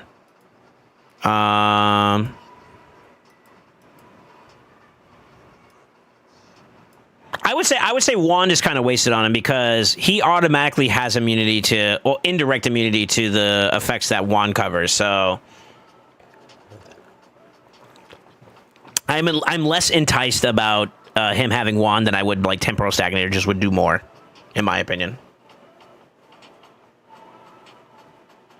Well, I mean, like, okay, like, let's just throw this out for example. I know you're giving me some shit, Ace, but if we were, like, hypothetically, he gets a Crixia, this piece goes to Crixia. Or, yeah, I'd give it to Crixia.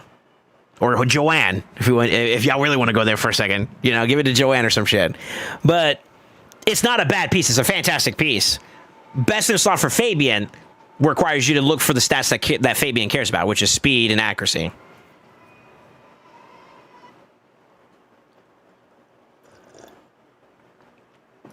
And that's the whole point about takeovers. I have to get into the nitpick, you know, the nitpickiness of it. All right, I'm done. I'm done, Sicarius. If you have no other questions for me, I'm going to keep it going. But I think you get the general consensus of building and whatnot. It's just now I think your biggest focus is going to be these key areas that we looked at.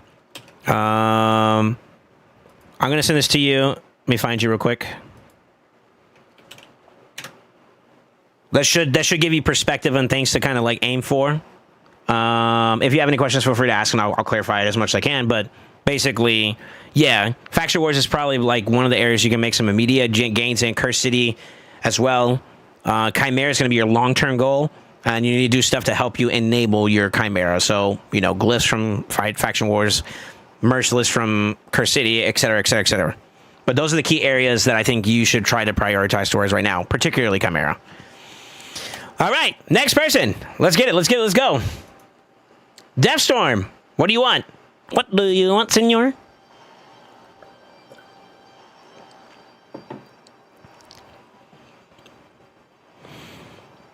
Coaching, please. Fuck, send me your credentials. I got me yapping too damn much.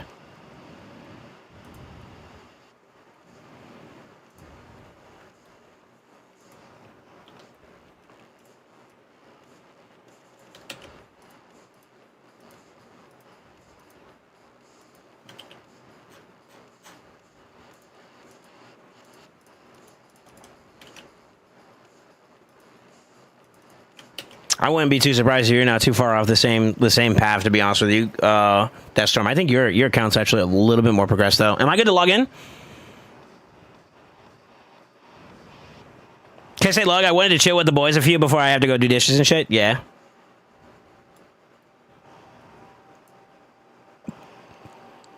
I disagree on the wand, but that's me. Wand's not bad. Wand is universally a good relic for PvP. On Fabian, its value is not as imperative as I would say other values. So, I think I would, well, like for me, I view Fabian as an aggressor, not a sustainer. So aggressor means that you're playing aggro with him. You're not playing responsive. So to me, Wand is a responsive relic, whereas something like Temporal Stagnator will help enable his aggression. That's my philosophy behind Fabian. With that being said, there's always one more approach than that, and that's fine if you disagree. That's fine. You know, I don't, no malice. That's okay. Mostly where should I invest next? I.e. Void, Primal Souls. Okay, yeah, for sure. Let's take a look where you're at. Shard pools. You got a little bit of acquisition. Are you? Or would you say you've been free to play for the last month? Or would you say you just recently pulled like a bunch of shards, so you're a little bit on the down end?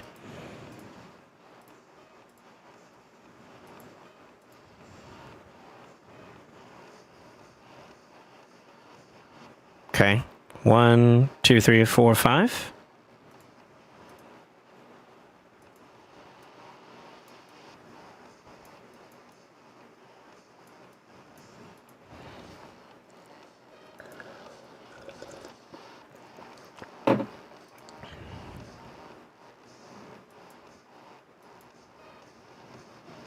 Because the only thing you just don't have is Ramata. I'm assuming you're going to claim him soon, right?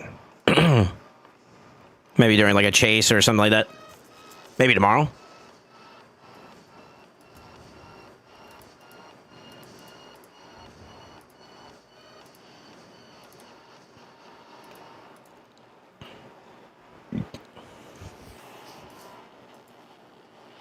Oof. Oof, that's tough. It's a sexy one to get to. I'll look at Champion Pool last. We're 15 out of 15 on Iron Twids, right? 49's pretty good. I can't see your teams though. At least not through this way. Unless you don't mind me using a refill, which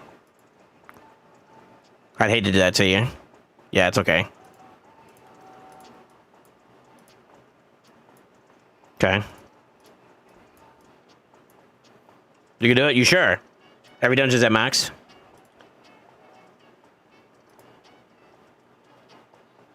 Okay. Okay. I love the naming scheme, by the way. Interesting. Okay. Okay, I see it. This is like a brute force team. I'm assuming that's your current Sand Devil, and this is not. Maybe. Okay. Okay. Dated. Okay. Okay. Yeah, that's fine. So it looks like you got your dungeon teams in order for the most part, right? Yeah, yeah, that's fine. It's good. Yeah, it's good. It's good. It's good. Okay, cool. So dungeons aren't a problem for you. Ah, I knew it. I knew it. This is gonna be everybody. Everybody's gonna have this TED talk about faction wars. I hate to be that guy, but everything I said about faction wars value is gonna hold true to you there. Yeah. You're doing pretty good. You're already over, like, what, the halfway point almost? It's like 670 is pretty much like halfway. Something like that.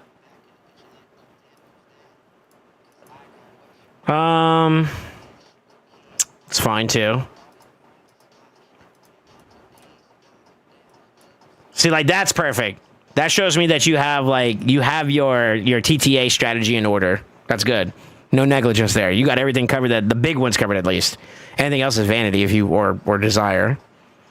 I need you to give me a breakdown. Where you at with Hydra and Chimera? There's no way you're not doing that.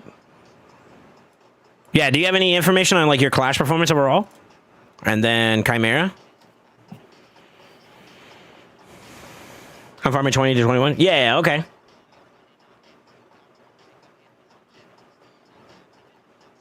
What's up, Don? How you doing? Raids already got me for like $50 today. Can't imagine how bad tomorrow will be. Oof. 69 milliwatts per run. What's your typical go-to teams? Oh, you're in Galafrey. Good luck. Is this you? This is you, right? Move. Come crashing. Vroom, vroom. Okay, that's Ram. That's Viper. Yeah, you should at least get Ram and Viper here. Yep. Yeah, yep. And then Viper number 3. Yep. So you got at least 19 there, so that's good.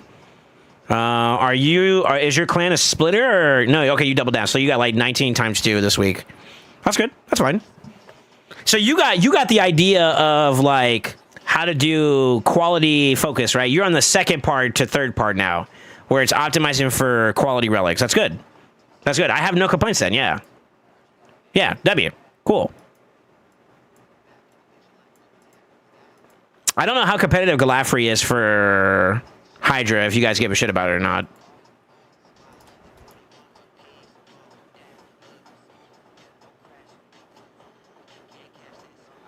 We just merged? Okay. Happy Turkey Day, chat. Yeah, what's up, Batsu? We were already into the thick of it. I've accomplished exactly one person so far. Normally, the first one is always, like, the most detailed, and then everybody can kind of catch a little bit of the tidbits that's applicable for them, you know? Do you have issues clearing Cursed City on the regular nowadays? I haven't looked fully at your champion pool, but it looks like you still got some smallish gaps. No, you can do this one. You can do this one. Dun. You can't do this one. Can you do this one?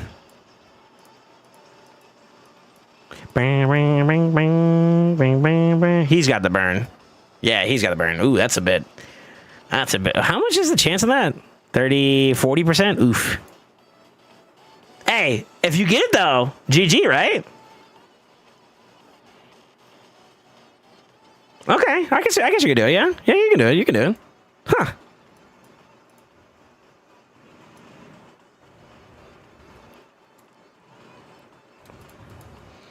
Cheat code. I don't know.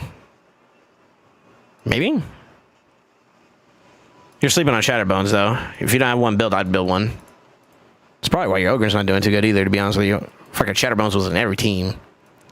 Yeah, Shatterbones was in every team, brother, actually. Yeah. S19 and S18. Oof is right. That's a rough run, but doable. Shadowbones carries here 100%. Yeah, for sure. For sure. S19 you can do easily. I think you're missing out. This guy alone is a hidden tech. He's techies for this. Where is it at? This is fucking busted. You're sleeping on Loki if you want answer for that. Not to mention you got a bailout. You got sustain once you start getting rid of the counterattack problems. You got control. You can use maybe this as damage, and I'm pretty sure this team will get you to the finish line. Now, obviously, you got to apply the same rule of thumb I gave Sicarius about like composition strategy, but it covers a lot there. You know what I mean? But that looks like you got a good grasp on Curse City. Is this the only? Is there any other rotations where you have any issues? Me too, Ace. Shadowbones and Stun Set is top tier. I'm pretty sure I gave you that techie, dude. I don't know if I could bust with that shit. Yeah, so like your progression is pretty good at this point in terms of like you got a good grasp of focus. That's good. Your account's also a lot more progressed than everybody else's, so obviously it's going to be easy to say. I guess with the goal to kind of go into focus of what your actual question was is like champion pool versus development of champion pool, right? So you can answer this. First off, are you okay with me showing any builds on stream? If not, my next following question, the big trifecta, I need to know your tanky, speed, and hitter. I can hide it real quick if you need me to. And versus Void versus Mythical in particular? Yeah, I got you. Can I show builds? I just want to make sure one more time. Okay, cool. Who's your tankiest and fastest and your strongest?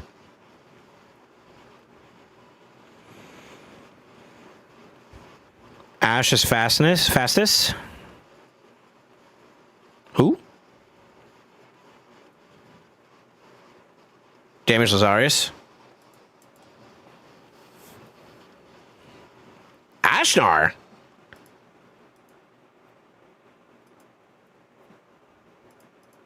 He does have the ability to go fast, or boost pretty well. You are at the mercy of a blessing, though. Or, aura. Which is, I guess that's where you get your Lazarus in play, right? People think that's going to be a boost to Lazarus. And let me take a guess. You run, like, maybe Carnage or something like that as another... Carnage or Fabian as your aura? Alternative aura? Or do you run, like, Arbiter side by side that? Fabian Armand's? Okay. Ugh, you're one of those users. Katina. Blech. Your blessing count on some of your key champions are dope. Your mythical development is very underwhelming for the overall. Like, well, you're 50-50 right there. Like, literally, you're split down the half. Half of your champion pool is, like, developed, and the other half isn't, you know? So these are developed, these aren't, obviously. And maybe that's because you just recently got them, question mark? So blessing-wise, that's not as bad. Let's look at mythical versus voids, right? What are some key staples he's missing? He's missing Galathir. He's missing Theodosa.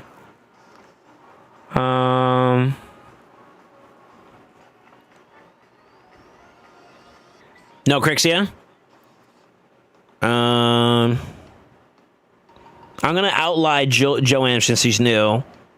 Playtesting and acquisition has to happen before we can give opinions about whether or not she's bad or good or whatever.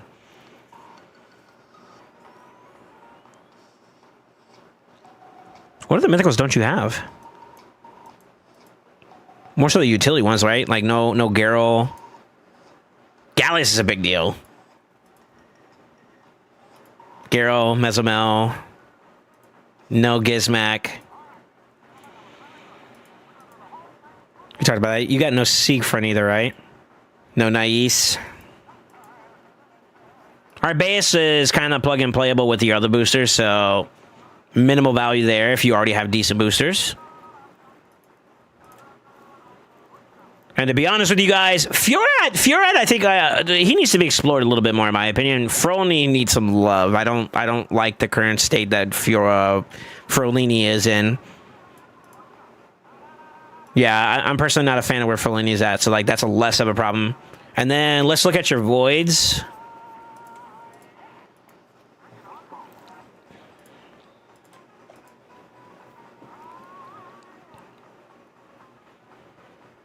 Now, are you asking this question in relation to PvP specifically or other areas of the game? Okay. No, Marishka hurts a lot. Marishka covers so much. When the beat drops. I think Taras still has a place in the game. So I'm going to put Taras in there. Just because Marishka just does so much that Taras as a complementary asset. Still good. Now, he's become more niche, but I don't think he's a bad grab, period, though. Just so you're aware. I think he's still valuable to get, personally. So there's 2 there. I think you're good on this side. I think you're good on this side. None of those guys bring any volume of substance there. I personally would love to have more options with Tyranirak, and I think she still has a place too, but not high prio. We're not talking PvE, but obviously Clayzag would be a great grab for PvE content. So Furion is a difference maker in PvP, so I would say he's worth one to nod towards. Can't go wrong with more Tumesius for Marius. He's new, but I don't foresee him being as problematic for the rest of the game just yet. He could be a decent option though. Nope.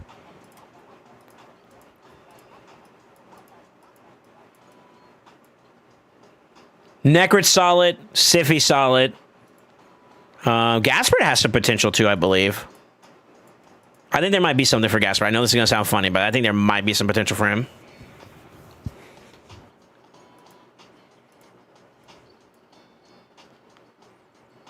No. Queen of Hearts is niche, but can be a really, really annoying option if she gets off the ground. I gotta take a look at your relics, but depending on your relics there, yeah. Very niche for Narcisse. He's fallen off out of the meta quite a bit, just as much as like Taras and the Mav. Not as bad. He's not bad. He's not trash. I don't want people to mistake that. Arnorn is fucking monstrous. Thank God I don't see him as much, because that is fucking annoying. Shuzen is a big deal. He also could be pretty fun. Not end of the world, though. I mean, you have alternative DPS options you could use, but Shuzen kind of stands at the top of any speed boosting team. She is the top, in my opinion. She is amongst the top. She's a solid 1, or if not 1, a solid number 2. Niame. Yeah, Niame for sure. It stands to beckon. If we're talking about from like a quantity amount of quality, then I would say you have a pretty good way to expand your roster with Voids easily. I named a bunch of the ones that I would use if I was you to focus towards. I would name those, particularly Marishka. Marishka is one I think you go out of your way for. But that's not to say that you can't make some nasty moves with a solid acquisition grab of mythicals. Gallius, Nais are great options for you to get access towards. Siegfried, Gala, Theodosa. So it is more of a matter of pick your poison. Which one will give you more versatility over the progression of your account?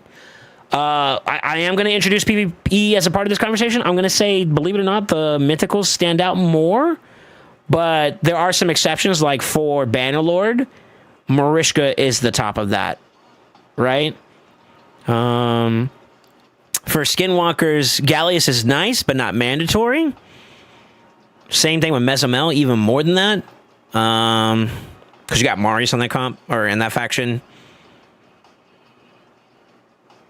Undead, though, you got Calamitous. That's a top-end damage dealer, but god damn it, did Theodosa make that fucking faction a joke. You don't need to have her, though, but you also don't have Sify, too, so, like, one or the other, right? Who do I value more there? Honestly, I value Theodosa more than Sify, so... My answer would be, because of the fact that you're looking at both PvP and there are still some areas where you can improve your gaps in PvE, I think you are on a primal grind. But if you get 1 or 2 more mythicals that are unique and there's of substance of the caliber of like Galathier and whatnot, you need to pivot towards to Voids. In general, the pull overall to look at long term as an idea, I will say that voids are going to probably increase in size more than mythicals will in terms of like rate of expansion, like in terms of champion pool. So if you were trying to target specific champions between the two, I think for right now, the longer you wait on voids, the harder it is to get those champions as time goes by. Same thing with mythicals, but at a much slower rate. So you can't go wrong in any other direction, honestly. You really can't go wrong with either option. I think top in meta, like you're missing out Mariska. Shuzhen is not mandatory in a lot of comps. I just make do with her because I can go fast. And even then, I don't win every single fight just because I have Shuzhen, which is, you know, should be obvious. But Galactors automatically make you have to play differently. The Edosa makes you play differently. To name of the few. I'd go mythical. I think you go. I think the way I would do it is immediate future. Prepare for 2x primals. You got this round, and I'm pretty sure they're going to do another one for Christmas time frame. If not this round, if you're not prepared for it, then I would prepare for the next go around. And then they also like to do a big. If you want to split it, they normally do a big Mariska event during Christmas time. So that's when you can maybe shoot your shot for her there. But at this point, I would lock down your voids and primals for those particular specific events. Now on, I would say top end, you save until Mariska. And then after that, you pivot towards like Niame or Taras or Furion, to name a few. And you invest towards primals. That's what I would do. That's what I would do. I would hard lock those two. And then if there's ever fusion or anything around those lines, I would try my absolute hardest to not use these two shard counts and just use your ancients and your sacreds to compensate for whatever event you're focusing on. And that means you are going to have to make some sacrifices unless you're willing to spin. If you're willing to spin, go ham, go hard. Have fun.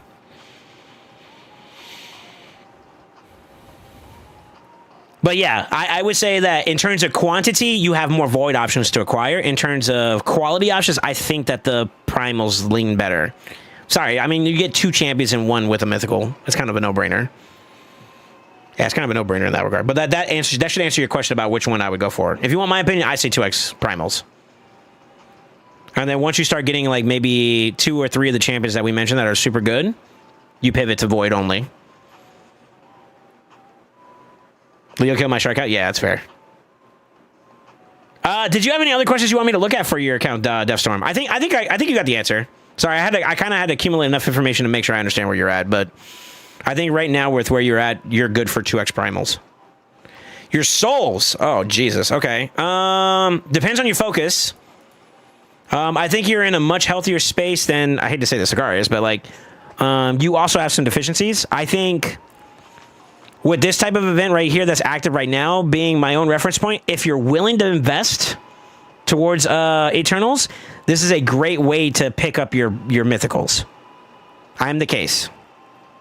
I am the case study on that one. I pulled a decent bit this round, and it was worth it. Yeah, happy reset, boys. I'll pull them in a little bit. I need to see your champion pool. What are the big 3 areas of focus you have right now in your account, or at least top 2 focuses? I mean, yeah, PvP's one, but would you say Chimera is another focus, or like where do you feel that you're at?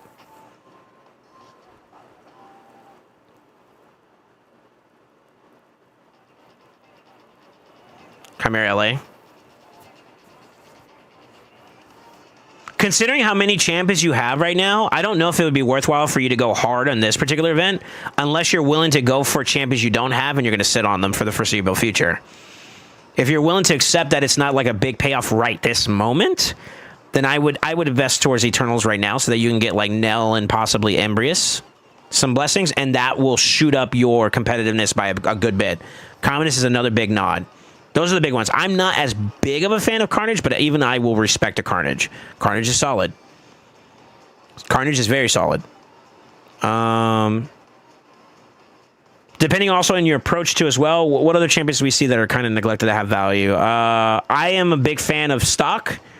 If we're going to talk PvP, that also includes Classic. Stock is great there. I haven't tried to use him as an option for LA, but I feel like he's going to get targeted, which may actually not be a bad thing. But He's not a high prio for me. What are the PvP options you have at the moment? Volcanos is not in the bad spot. Obviously, the 6-star would go hard. Roto still has his moments where he's a fucking god. So getting him up to 6-star is actually pretty game-changing. The difference between 5 and 6 for Rotos is actually big. That ward becomes a totally different type of ward, if you know what I mean.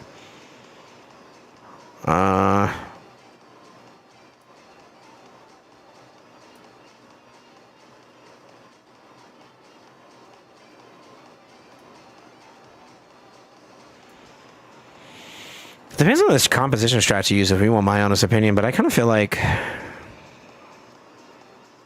these are okay, yeah.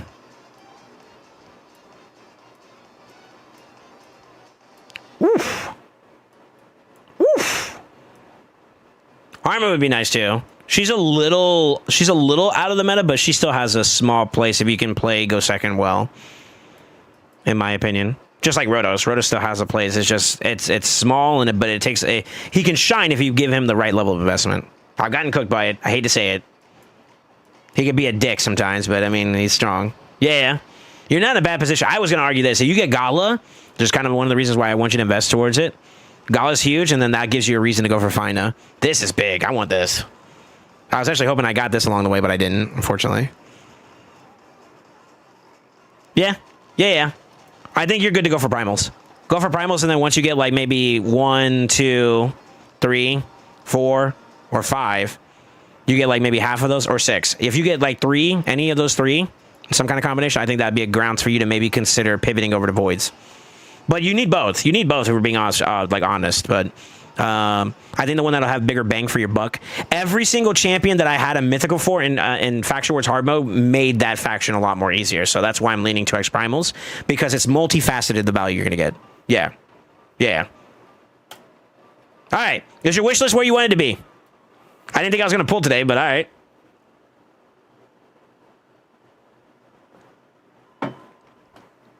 All right, let's do it, guys. Yo! Nope.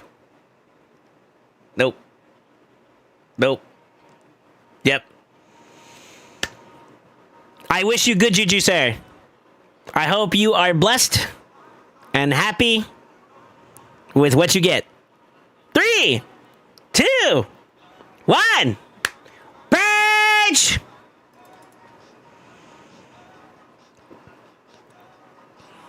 Ooh! 6-star ninja!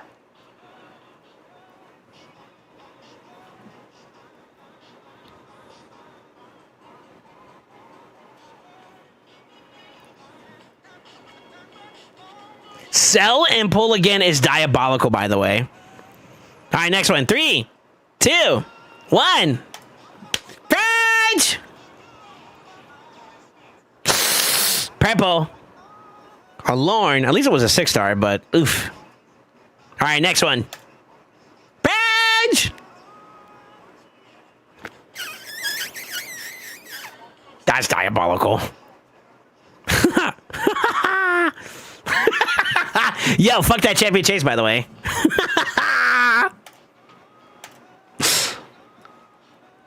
Is your ninja already max? Is that why? Oh my god, it is. You Chad. Damn, okay. Okay. Damn, this actually kind of hurts a little bit to do this. Are you sure? Are you sure? All right, here we go. I'm going to sell it. Chat, close your eyes. All right, we're going to buy one more, right? We're going to buy one more. Selling a 6-star ninja. Whoa, he has the benefit of already having his ninja already 6-starred, so, hey. More power to him. More power to him. I'm just making sure you want to do it, right? Eternal Soulstone? Deathstorm? Run it back one more time? All right, let's do it.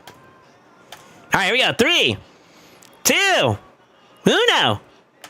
Purge!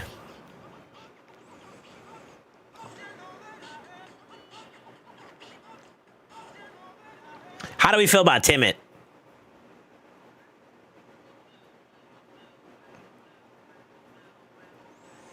That's crafty.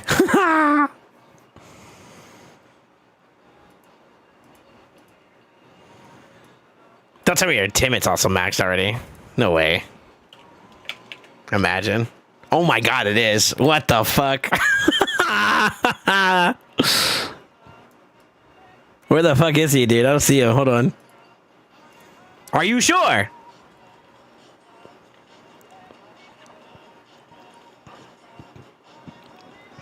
All right, let's run it back. 3, 2, 1. Purge!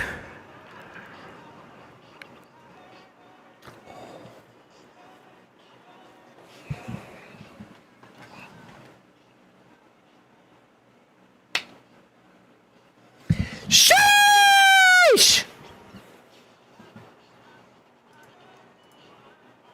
Oh, massive. Absolutely massive. You know what that means, right? Hey, you go in on this 2x primals, you're going to get Crixieted. Imagine. Actually. Shit. Let's go, dude. Yeah, congrats, man. Congrats. All right, let me get off your account before I claim you, Ramontu. If that's all you have for me, sir, I'm going to move on to the next one, yeah? Sound good?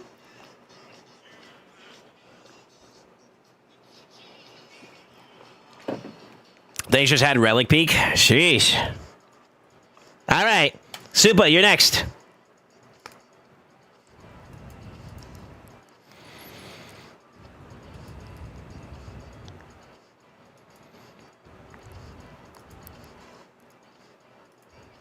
Okay. You already pinged me.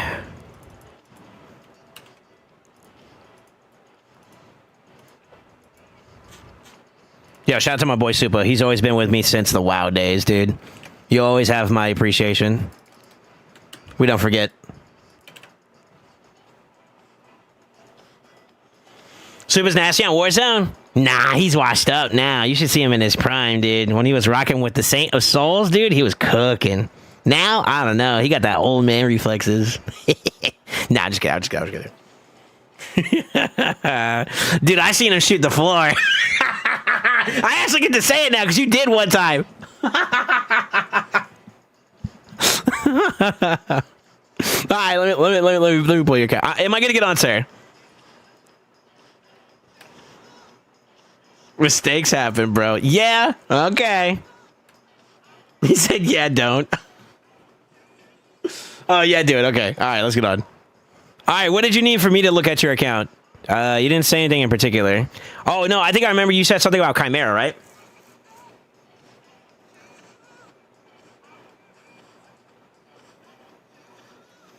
Oh, my God, you've been neglecting your account. What are you doing? Oh, my God, I'm getting ads. I'm getting flashbanged.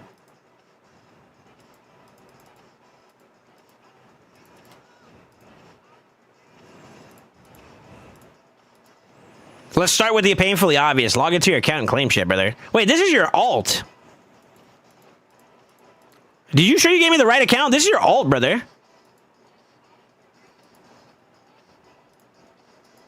This man over here trying to get me to work on his free-to-play. That's diabolical.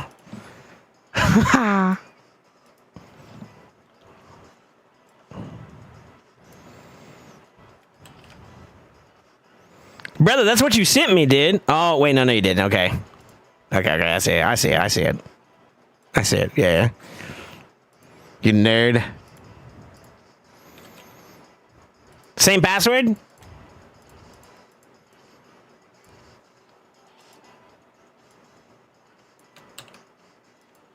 Yeah, same one. Okay.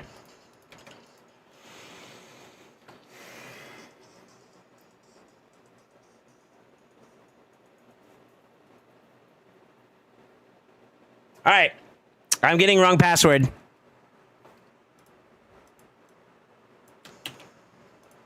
Try one more time. Yeah, wrong password. Double check your password for me, Suba.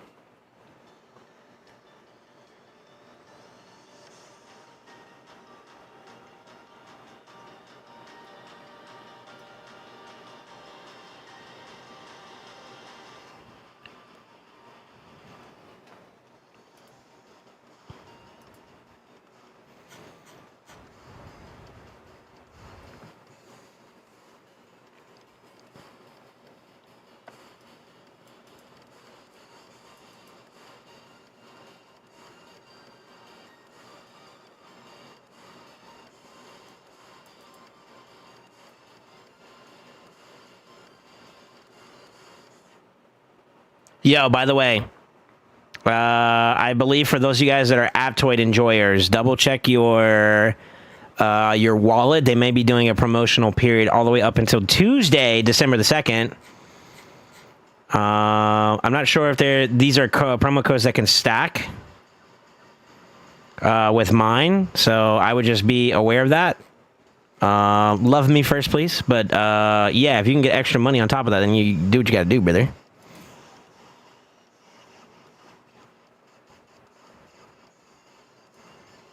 Okay.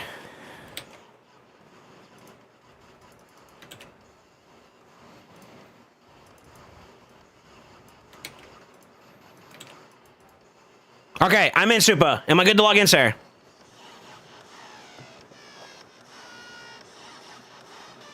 Okay. Y'all gonna have me for a couple hours. I'm chilling tonight. Yeah, it's gonna be a little bit relaxed. Roast incoming? Oh, you know it. Oh, you know it. I'm gonna talk shit. Nah, I'm kidding. Honestly, at this point, I just want to see you enjoy the game. So if I can help you enjoy the game, obviously we will. You know, there's gonna be plenty of room for improvements in a lot of different ways. I know. You and I both know. Bitch, be humble. But you don't need me to nitpick at you at that. This is a Chimera takeover, right? Let's see. What do you have for options? Let's start there.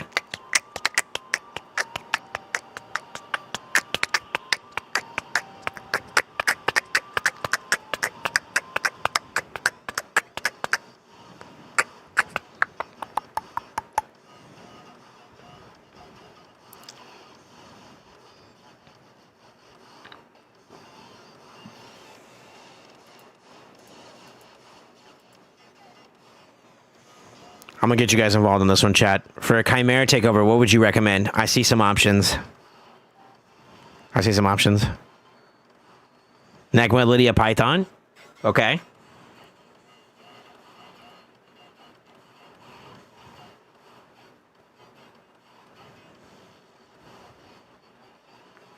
Okay. Do y'all see anything else?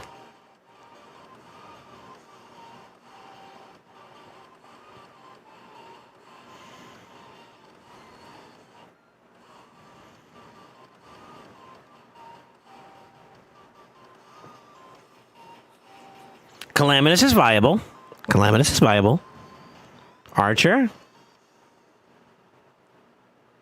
Oh, he does have an Archer. Oh, shit. I didn't see that. But not for Chimera. No. Would use Siffy instead of Python? Interesting.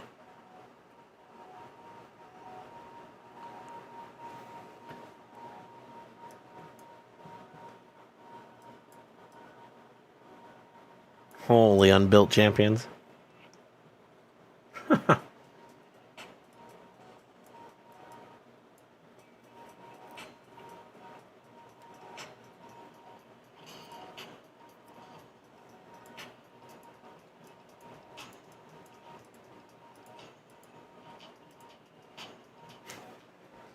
He was talking with me about this last night, where he had I think he got like a second Molly or whatever.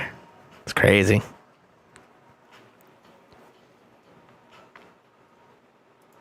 Sorry, I got sidetracked.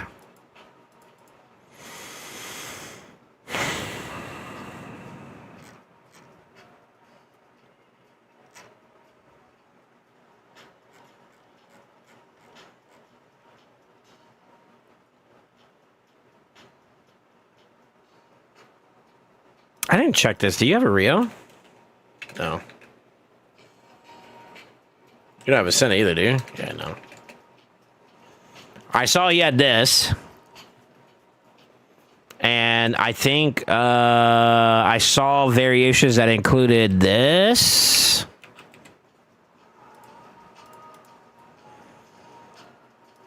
I'm not really familiar with that style of comp. I think it requires Lamasu. I'm not sure, though. I could be wrong.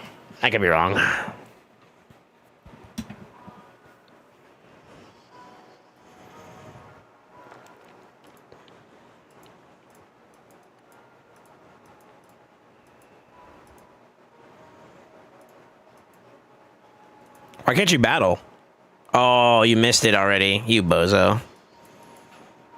Shit. Shaking my head. Slacker. Let's use our stuff in application, huh? Let's just clean slate this. Okay. Fuck, hold on. Oh, he's actually not in there. The biggest thing he does is... We'll just leave that empty for now. I saw you at Lydia.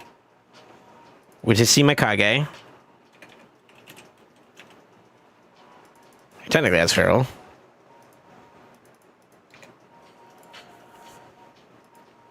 I think he had a Necmo too, right? We saw that too. That's an easy answer.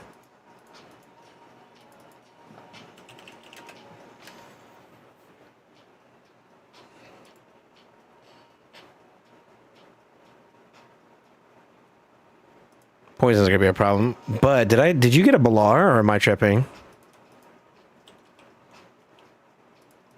No.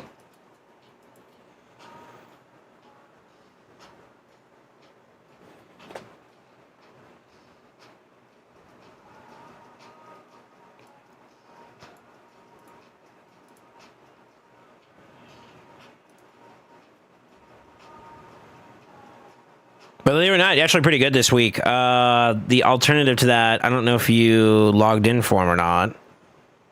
You should have been able to get him, right? You don't have Mikey? No way you don't have Mikey. You slacker.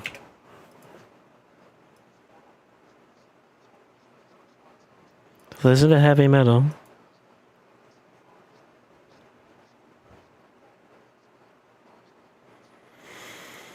Bullet that just pushed his ass.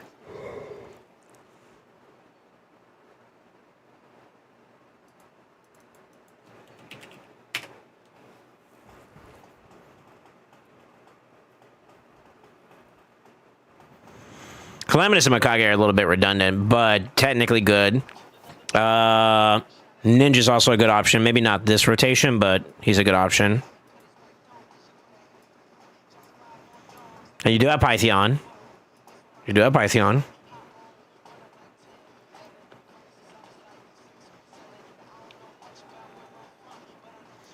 You also have Siffy, but Siffy doesn't cleanse. She just block debuffs and stuff going into that. And to be honest with you, you do want a cleanser for that fight if possible.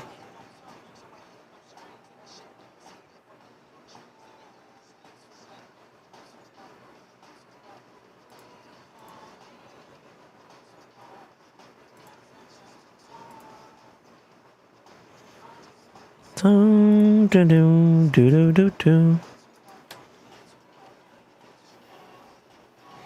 I mean, that could be a pretty good precursor. Last slot right here would be Pythion, which will give you the block debuff one. Anywhere where that's valuable. So you get Viper 2, too. And you'd have a couple trials you can get on average there, too, as well. Yeah, that'd probably be like what I would start with. Supa, Mikage, Necmo, Pythion, Lydia. Where's your Lydia? Lydia. And then your damage dealer could be Calamitous, Ninja. Ninja and Mikage have good synergy, but the problem is that this current affinity, which please tell me we're rotating out of it soon. I think this is the second week, right? Oh, we got one more week. Fuck. After this, next week is going to switch again. How can you see this? Let me see.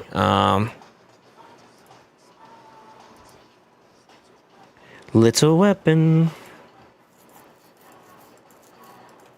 So I think that's what we're dealing with right now, right? Rotation number 1. So it's ultimate form where you can't do any trials. Ram form where you do Ram, Lion, and Viper, the transformations. Those are the ones where you get trials done right here. But they're all force affinity, which means that bringing in a magic champion is kind of bad for them. It's doable, but it's not ideal. So you could use Ninja, but he's only viable for, or not viable, but he's only effective, like super effective at that point, where Calamitous, he needs a little bit of love to get off the ground, but he's actually decent. He's decent. If you can enable him, he's a decent champion. I've used him to great success. So I would say he's solid. Yeah, Suba actually had a nasty start with like champion pool. He's got Siffy, Shuzan, He's got double Rotos for that matter. He's got Armands. He got Nergigante Archer, which is great for Hydra content. Great for Sin City and Faction Wars 2 as well. His barbs are probably free. Yeah, his barbs are free. He's a person that I would say, like, if you want a great example of someone who went heavy on Voids early on, look at this Bozo's champion pull for Voids. It's actually really fucking good. He got Krisk. He got a fully awakened Chris. I just saw that. Siffy, Shuzan. Back in the day, she used to be like super top end. Arcrizia. You got Lydia. Well, Lydia's free to play.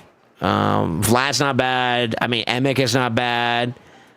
Hedgie, like we talked about. Yeah, he got this all pretty early on too, which is crazy. Just so you're aware, it's crazy. Navigate my account, much moves. Well, that's okay though. That's okay though. You actually have like good bones though. Yeah, you got 3 nuts. The fuck? Yeah. We could do some super speed teams. Yeah,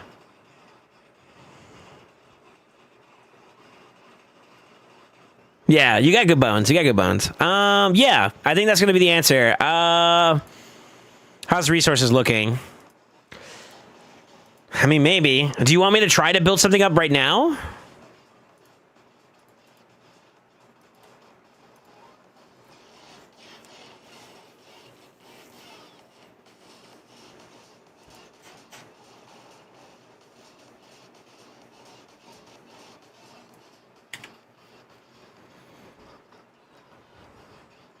So what do we say? Necmo.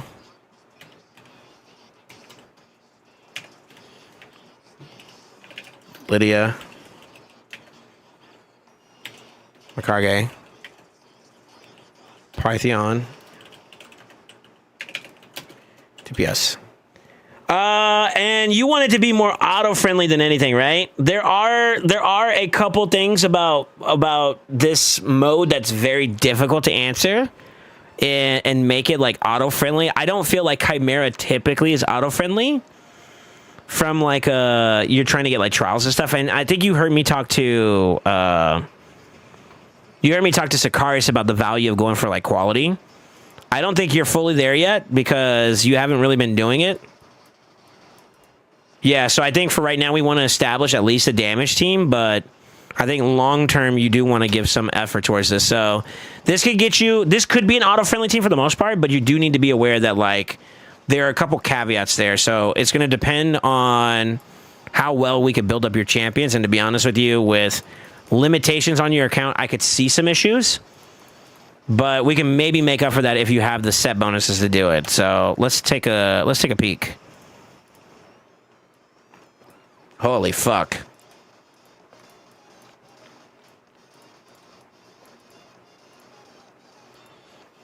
Maybe.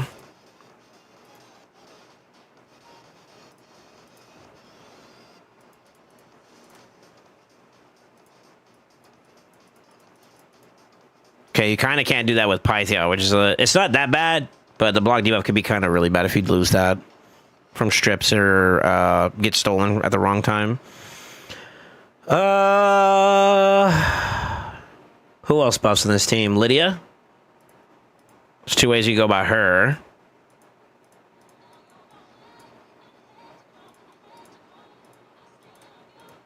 Okay. No rings? You need at least a ring. It doesn't matter if it's good.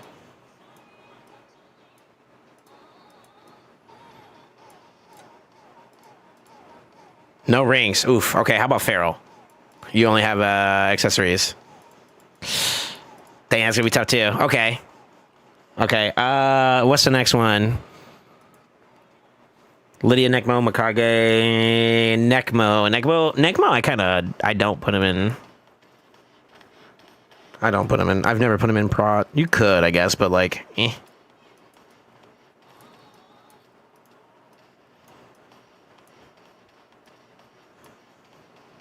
And I think it's the same as Python, right? So it's not realistically possible. Yeah, it's not possible. Okay. Okay. I'm so proud of you, by the way.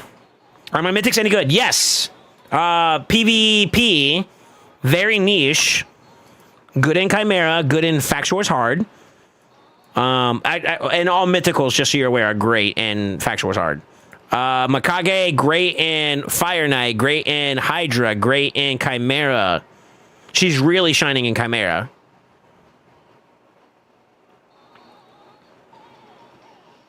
All right, let's take a look.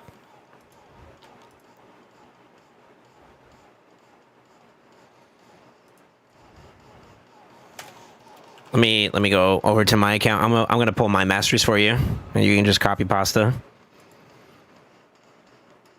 I can't guarantee a full auto team, but I can get you off the ground, and I think that'll make it easier for you. Okay, so that's my promise. I'll try my best to help you out with a full auto team, but I don't view Chimera as an idealistically autoable thing unless you're doing full on damage with Titus, which you don't have. So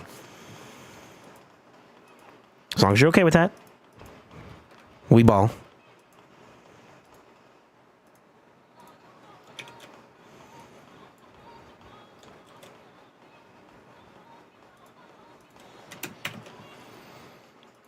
Hold on to these for me, please.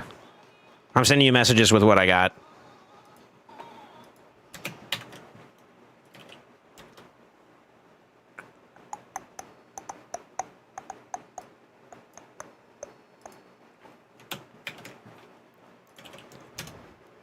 Boy, you guys are lucky you guys started early, man.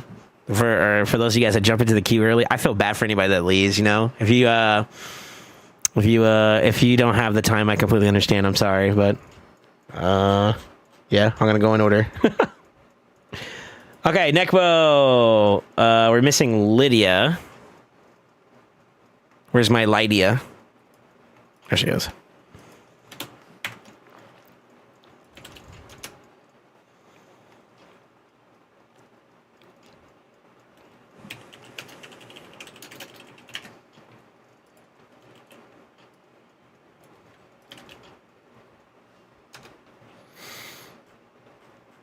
Lydia, Calamitous, Mikage. I mean, you guys can see these. These are all PvP. I don't really care. Sorry, I forgot I was full screen. Pythion's the only one. I don't use Python because I have Elva in my team. But those are the masters I use for Python, and they probably will work. They'll do all right.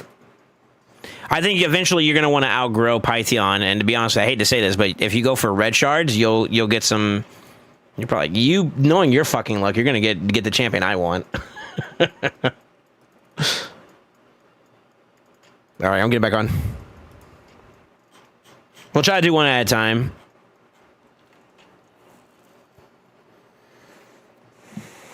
What's the queue for? That's how I'm doing takeovers. You join in, I'll get to you when I get to you. My account log isn't what it used to be. That's because you ain't putting no scratch into it. If you put some scratch into it, you get some bangers. Like, so those of you guys that don't know, tomorrow, all Ancients, Voids, and Primals will be at 2x. And then this Monday, or Ancient Voids and Sacred, sorry. Basically the non-red one. They're going to be 2x tomorrow, and then on Monday we get 2x for Primal. So that's when you pull. You pull during 2x. You don't pull off of 2x. For you don't pull. Yeah, you still got plenty you can get. I mean, you got good bones, but you got to nurture. I think more so than anything, you need to nurture your account. You know, invest in growing it out, and you need to have some activity too in order to really see this thing grow. But you got good bones. It just needs to be polished. In some words. Yeah. MO. Am I blind? Okay, there he is. Okay, you already got those. Yeah, those are good. Those look exactly like mine, actually. Let's look at the ninja. Okay, he's got none. So, to-do list.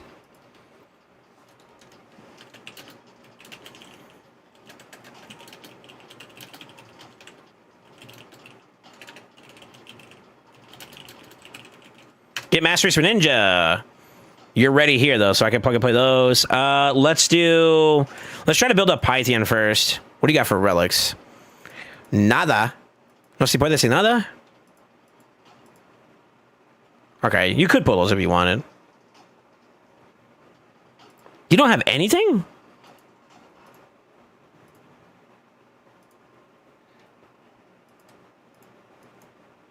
Okay. Yeah, it's really important you get just this Chimera off the ground. I don't know how to get them. Well, Chimera's one of them, and then they got like tournaments and events that you can participate in.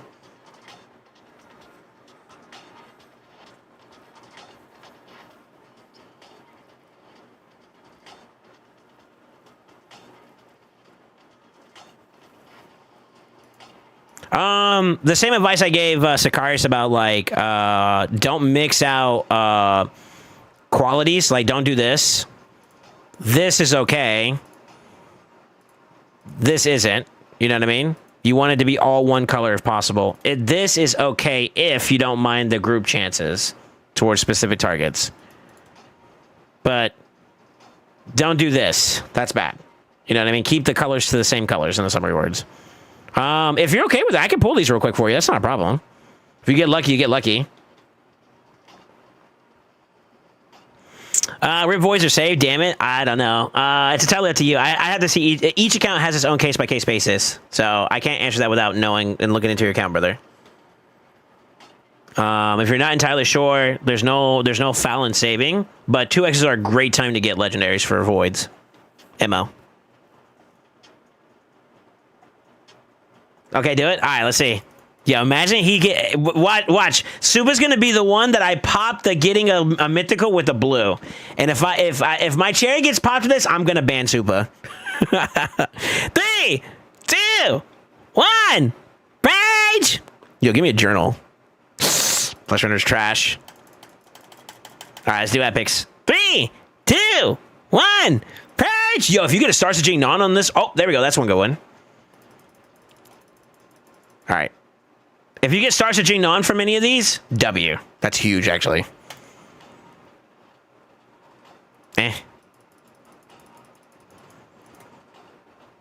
Oop. Got a Dragonstone. We could probably find some use for that if we need to, but... From a blue, not bad, right? From a blue, not bad.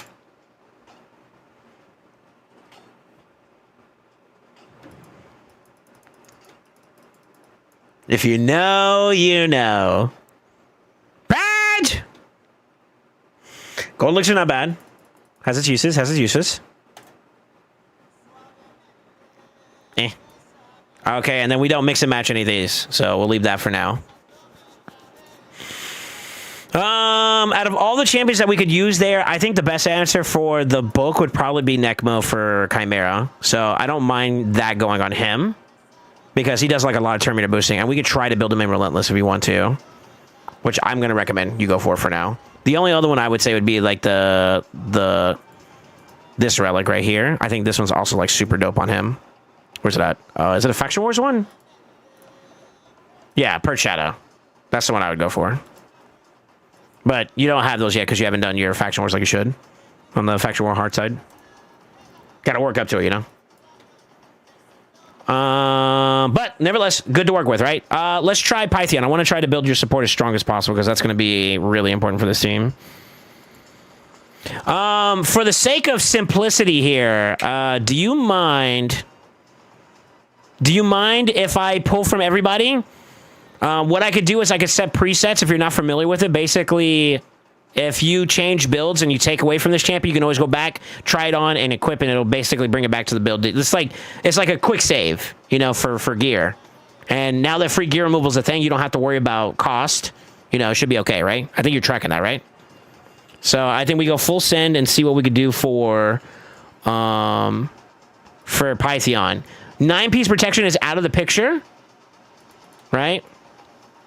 So I'm gonna try to get you in Relentless with some modicum of resistance. Is resistance even possible on your account? Maybe not. Let's just see what we get for now. I want to see. We're gonna pressure test your account real quick and just see what we can get.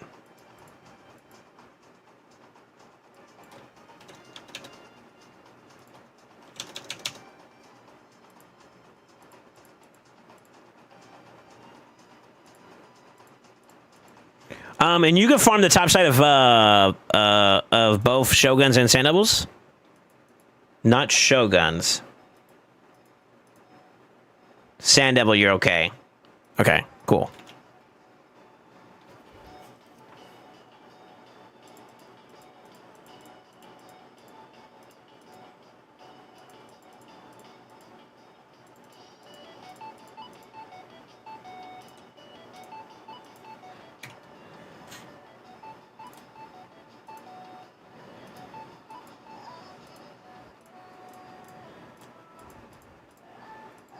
God, it's been a while since I've been on this account. It's been a while since I've been on this account. I'm dreaming of you. This man already has a triple on his account. Oh, my Lord. That's not bad. That's not bad. That's not bad at all, actually. Okay. Let's try... What's the number I would want? 400? Let's just see what happens with 400.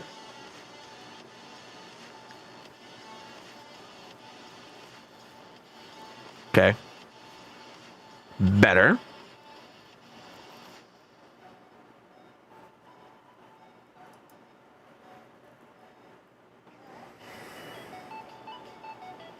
It's doable.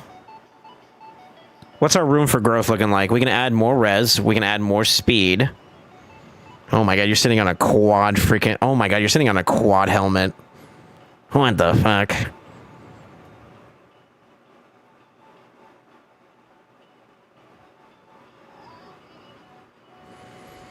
Plenty of overgrowth on that one too as well. This is not bad. The gear has some potential, and you don't even have it fully blessed. I'd go slower, more res. I didn't include glyphs in this one, by the way. So we can actually add a lot more. If you look at the weapon, if you look at the chest piece, technically we keep res on there. I don't know what he has for oil or dust on there.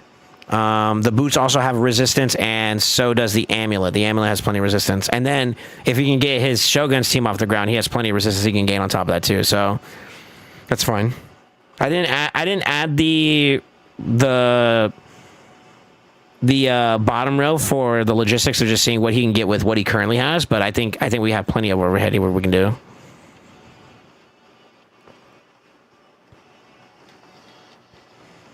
And honestly speaking, the boss. So I'm actually going to try to see if I can just like supercharge his account straight to Ultra Nightmare. It's a bit ambitious, I know. But if we're being honest, you want Necmo and honestly your support. I have my Elva faster than the boss, so she can outcycle the boss if possible. And that's good for coverage in the event some oh shit buttons need to be pressed, you know?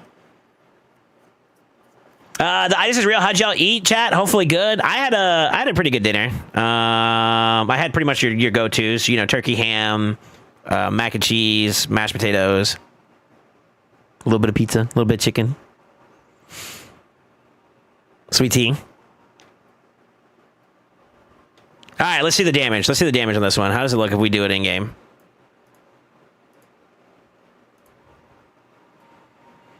So this is what it would start off as. So it's a little bit under because you don't have oils here, and you're going to be under on stats here because you're a little bit under here. This right now is also currently at defense percent, which is okay. It's okay. This is gonna be hard to beat because this is like the equivalent to like a triple in a 6-star piece, sort of ish, but not bad. You farmed a lot of this, so this is good. You actually got dust too. Oh my god! And we get it first try. What? Nutting. There you go. 289 easily. Not glyphed. Not glyphed. Honestly, not glyphed. That's maxed. Honestly, not glyphed. And not glyphed. We have 5 areas we can improve speeds at, by the way. Let's look at res again. Not glyphed.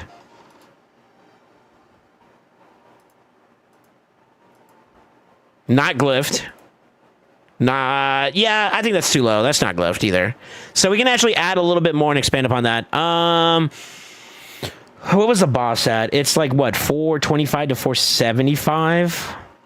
So a little bit more would go a long way. So getting you at least close to like 425, I think would be a good start. That's Ultra Nightmare stats, by the way. I'll tell you what, fuck it, yellow. You got plenty of dust or oils to work with, so I can at least do the first one. Defense, okay. We want HP, honestly.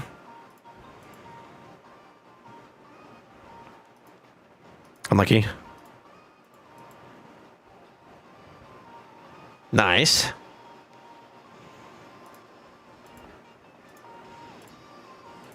HP percent, I believe.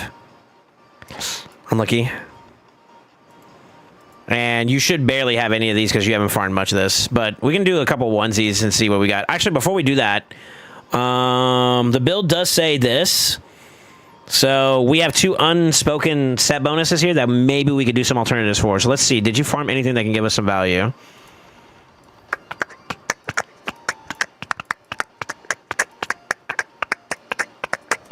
That's a triple. There's no way we're going to beat that. And it's reaction, too. That's not bad, dude. That's pretty good, actually. Okay. What about rings? You only have this one as an option, but, like, honestly, accuracy has no value here for him. So, yeah, there's no point. There's no point unless we're pushing for, like, a better stat grab. But, like, defense percent and HP percent on an HP ring is good. That's fine. This is okay. Just add more to it. Honestly, I like where this is. I like the starting point of this build. It's not bad. It's not bad. It's obviously not finished. I don't want to start using dust just this early, but not bad at all. Not bad at all. How's your glyphs looking before I go any further? Decent. Can add a little bit.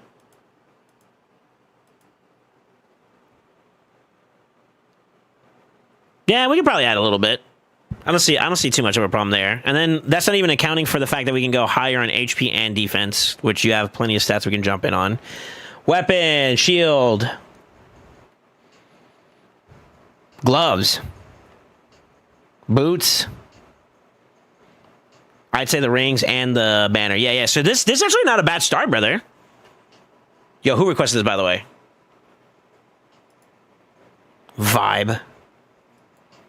If you know where this is from, you get kudo points.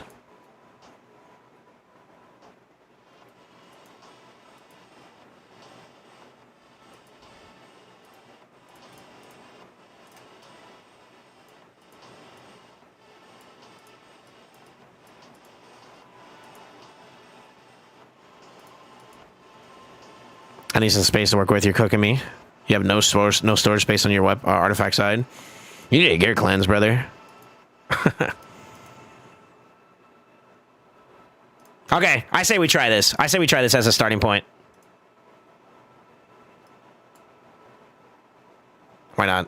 I need more space here. We're gonna pack meal. It's a triple. All right. So it's free gear removal. You can always move it back once we have enough space to work with. Actually, sell that.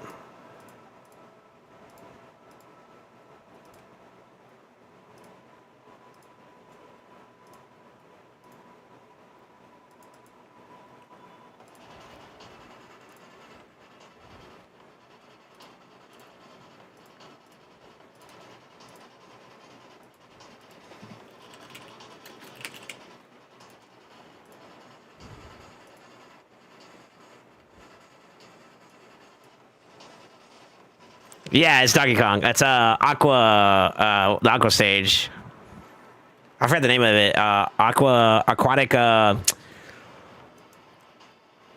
What's the name of the actual song? Ambience? It's Ambience. Yeah, Ambience. Yeah. That's where it's from. It's also remixed though. You got some extra stuff in there.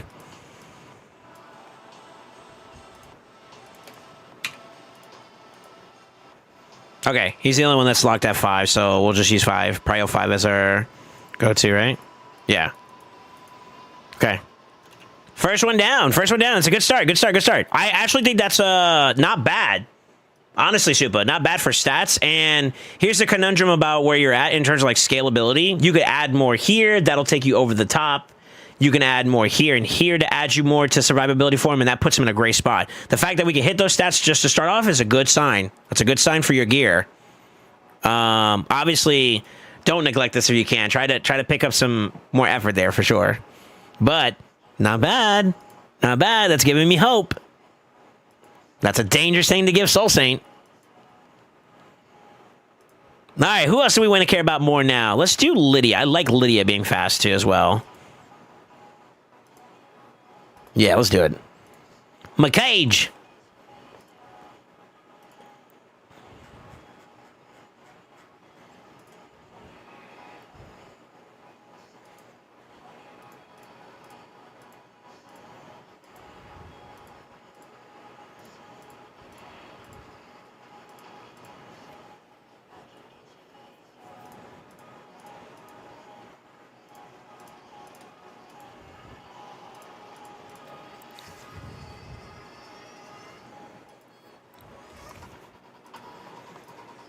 I need to envision this on there. Yo, Grabowski, thank you for the follow on YouTube.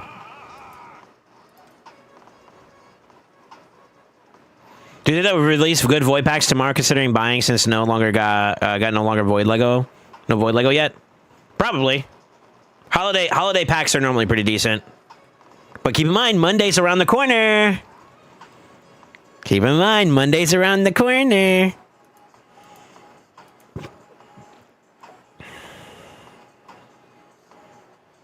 You may have lose my train of thought, by the way. God damn it.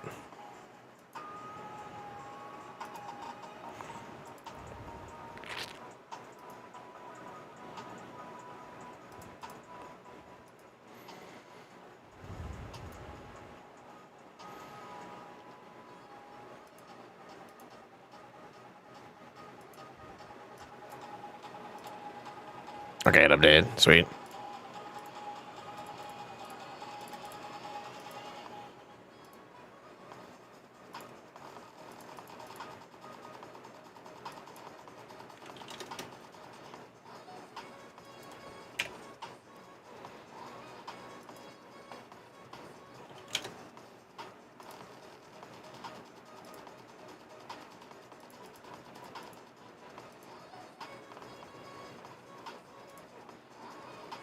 I like her in Relentless, but you're rocking a 4-star on her, right? Yeah. Let's look at what this looks like. If we're gonna put Necmo in the lead, he has Banner. We technically have Python with Banner, so we don't need Banner there. We can go Cruelty. Cruelty's also good for Hydra content if we ever go down that route with him. I'm thinking Cruelty. What about Brimstone? Do we have a Brimstone? Lydia has Brimstone. Yeah, we go Cruelty on her. And that'll give you the stats. Should gain a little bit here. Good.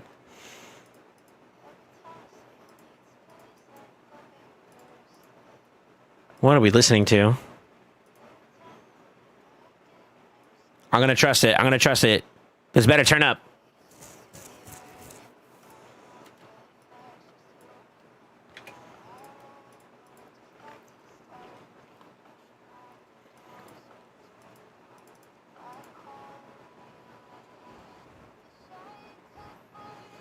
I'll tell you what, let's play it safe. Let me do you in prot. I'm gonna give Necmo the whatchamacallit.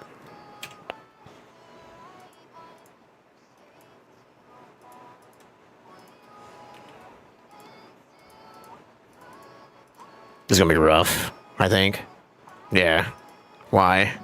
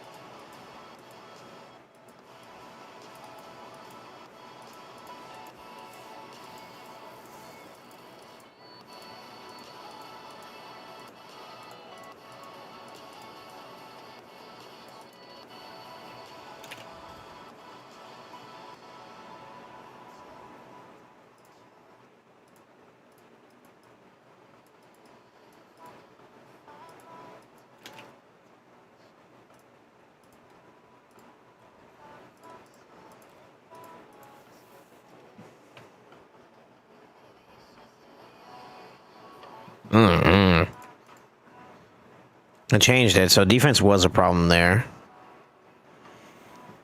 but the speed is so low.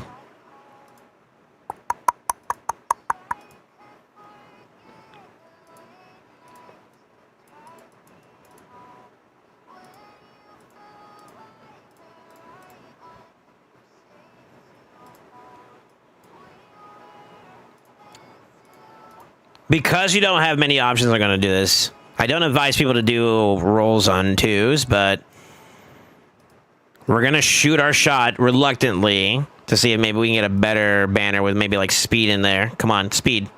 Fuck. Speed? Fuck. That's even worse. Well, that's not as bad, actually. We got percent there now. That's kind of trash, though. God, I wouldn't roll this. I wouldn't roll this. To be true.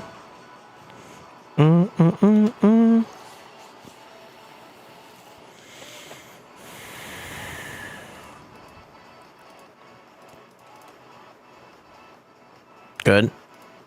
Give me defense percent or HP percent. Stay there. Good. Great.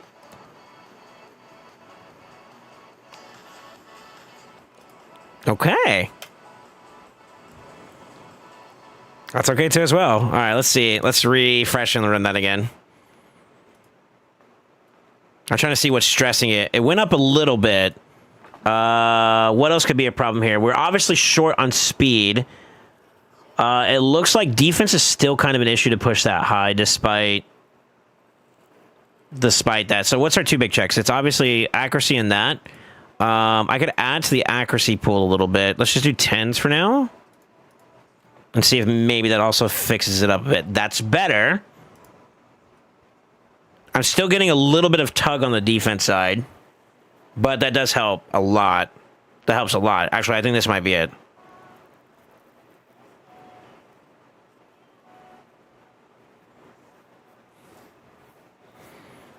Let's see the damage.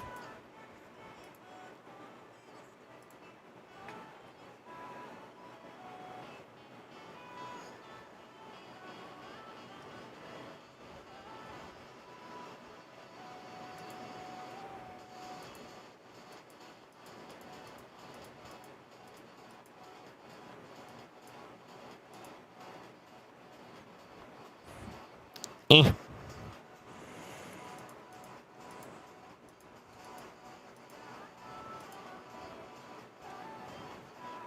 Eh.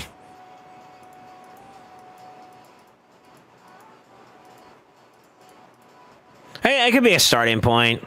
I'm not gonna lie, trying to force like 9 pieces is gonna be a little rough. I'm trying not to strain your relentless pull just yet because we already done one build, and I'm gonna do another one with Necmo if possible.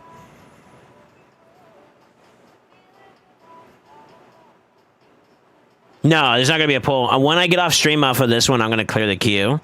And then I will add a queue for the next one later.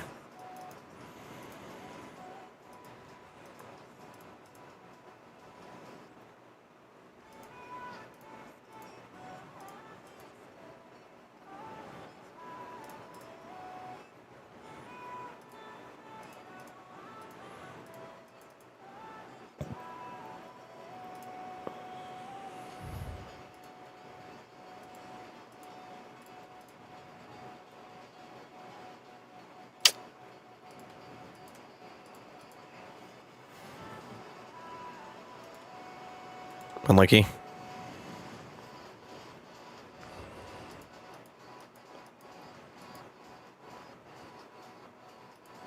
I say we give this a start. We may be restrained to Nightmare for now, though. Yeah, let's give it a try, though.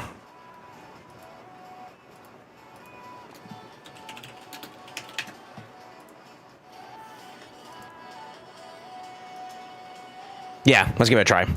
I'll come back to this build. It's not finished. We're gonna have to touch that up a bit. But I'll come back to that one. Let's check Lydia. No, let's do Necmo. Yeah, let's do Necmo.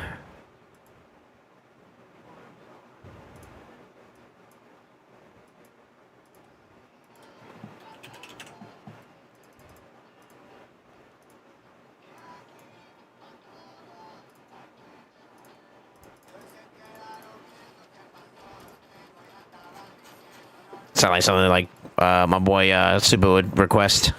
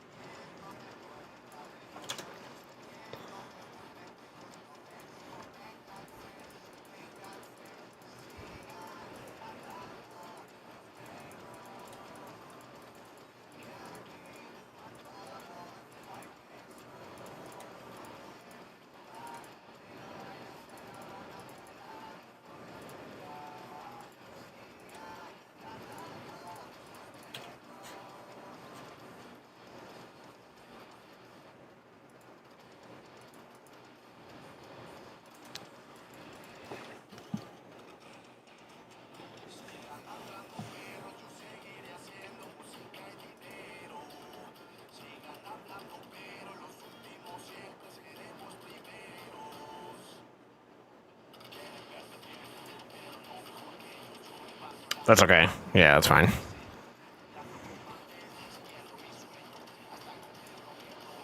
I don't like him not having any of that. This is too low. We could do some defense percent there to see if we can beef that up a bit.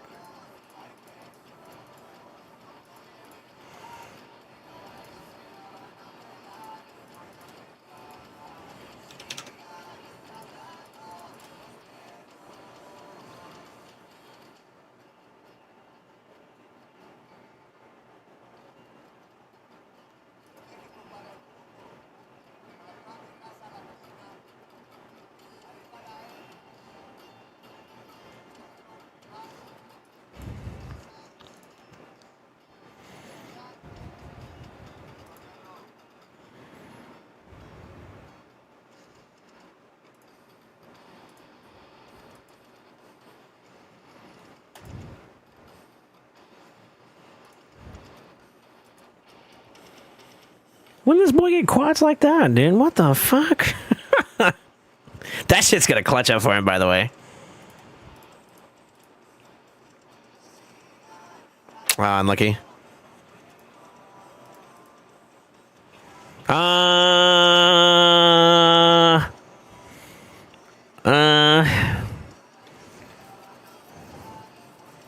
think this will do. It'll do. Maybe before I fully lock this one in, let me go take a peruse on your relentless.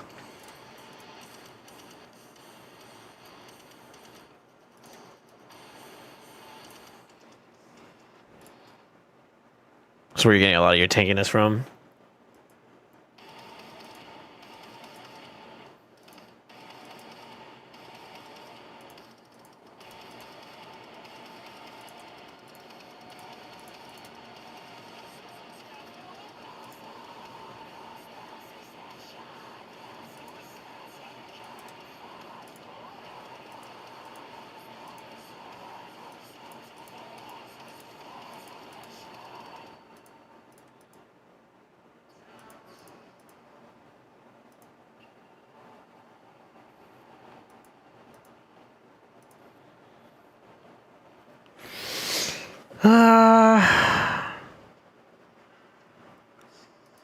Let's try this one.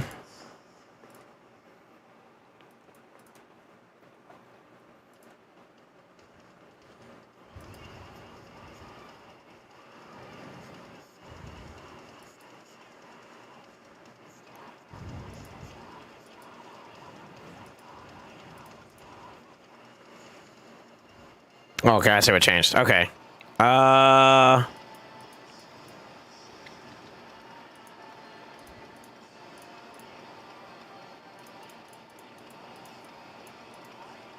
Nope.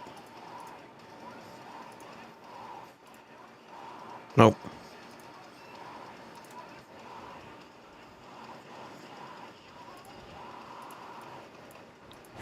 This is rough. Okay.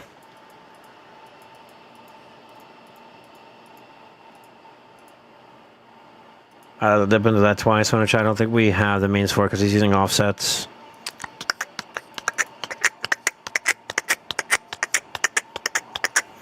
Yeah, I don't see myself beating this one right now, to be honest with you. I mean, the stats are good once they're finished, but he's a little rough right now to start off.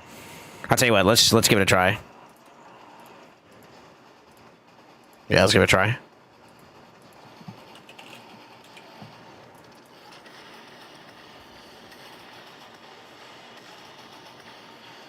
Hey, so a question. Is there a resource out there that says how many of what stars for relics is needed to get a 6-star relic? What do you mean by stars for relics? You mean like how many? It's like the same thing as like ranking up a champion, right? If he's at 3-star, you need 3 chickens to feed him. It's the same thing for relics. You got a 3-star relic, you need to take 3 food relics to take it up to 4. And then at 4, you need 4, and at 5, you need 5. Yeah, yeah. It's basically a copy pasta of like the champion system, just with relics.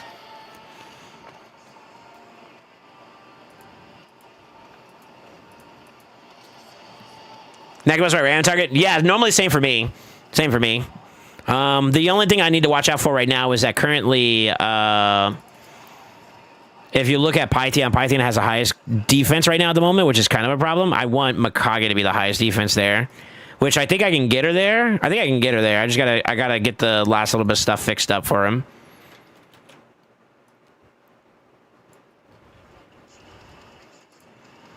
I need to send these to Supa so we can start working towards these, actually. So that'll be Necmo's final build. Let's go and rank this up a little bit. That's actually okay. It's okay, too, actually.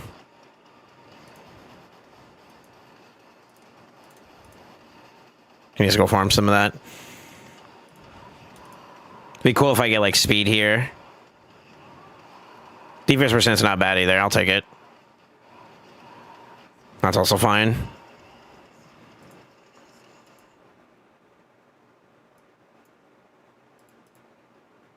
Yeah, so she's at a spot now. She's good. Okay, so she'll be the Mark tank, and I agree. I like not Python, but I like Necmo to be my bitch. Or technically, Mikage could also do it too. I don't mind that either. Just got to play the early start of it a little differently. Yeah, I'll adjust this as we go along, though. I'm just getting preliminary starts at the moment because he's lower crit damage, and we're gonna probably flip like the amulet for it or something like that. You know. I got you.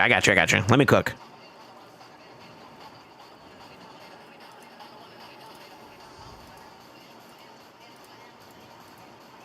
Yo, triple up you on pussy. Fuck.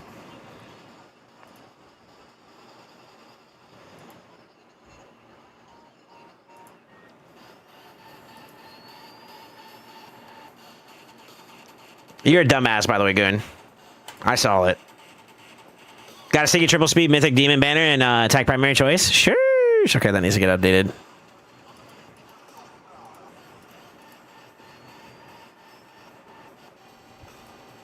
That's fine. He's actually getting better now, too. I want him to be at least 3.5 to like 4K. Honestly, we want him higher than that, but like starting points, right? Starting points.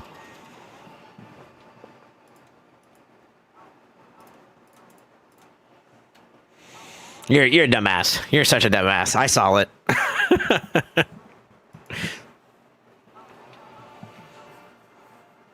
The boys all been rolling speed this week. Congrats. I know, right? It's pretty good. It's pretty good. Yo, you guys saw the relic I pulled yesterday?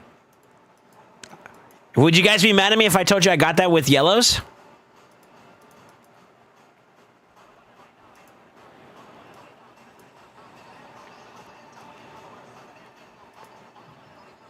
Yes, kick rocks. Okay.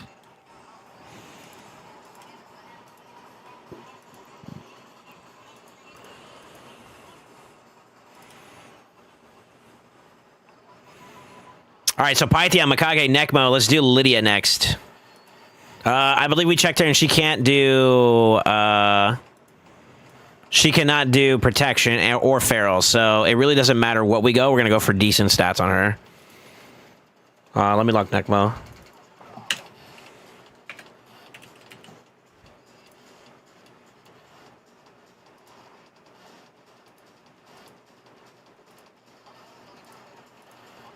Yeah, it's fine.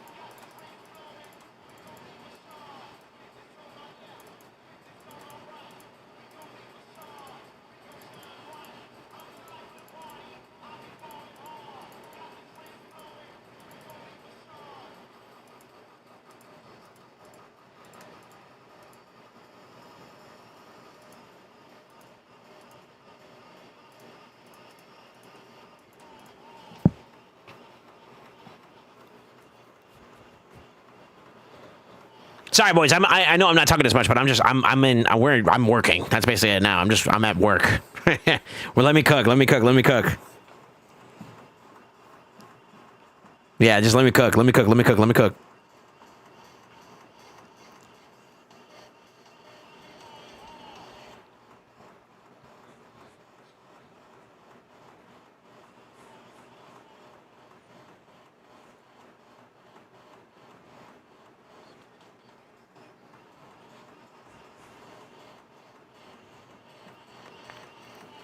What time do normally do new sales pop up in NA? It's like early as hell in the morning, like 3, 4 o'clock in the morning, if I remember correctly.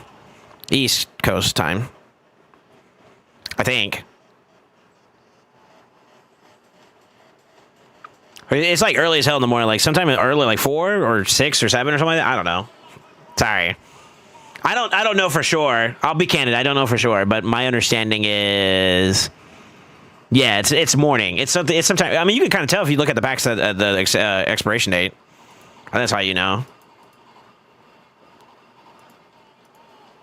So like 12 hours from now, what does that look like? 8 o'clock in the morning? Yeah, so 8 o'clock in the morning. Some of them probably might be a little bit early, like 3, like 5, 4, something like that. Yeah, that's how I'd base it. Just base it off of when the other ones end. They end up throwing new ones right afterwards, right? A little bit of a mixed bag though, so I can't really say for sure. Something like that. It's basically in the morning. I'm asleep when it resets. TLDR. This is not bad, actually. That's not bad at all.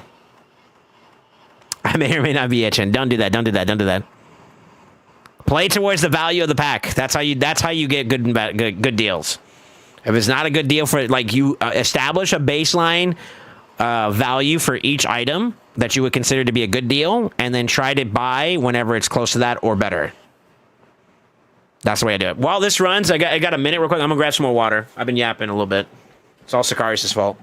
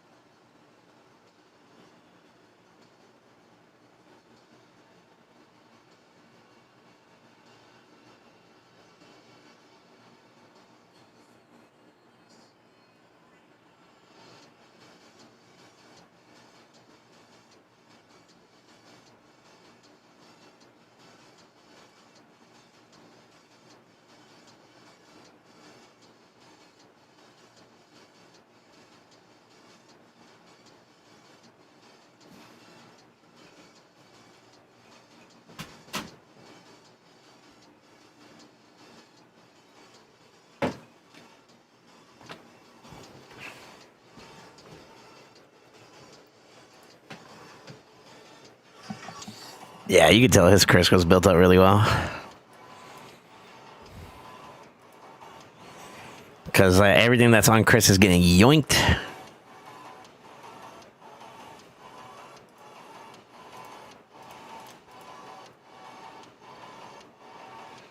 Unlucky.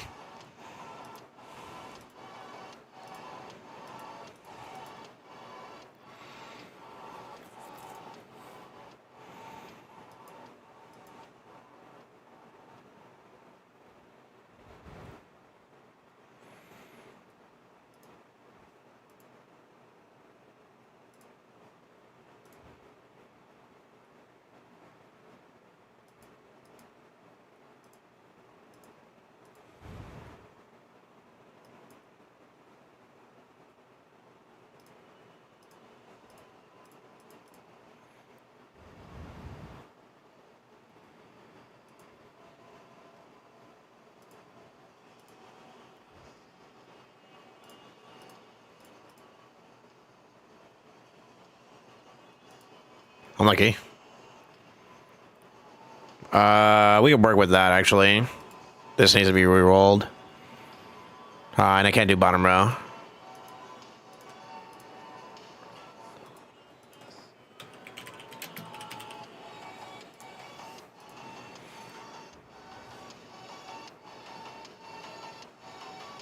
Okay.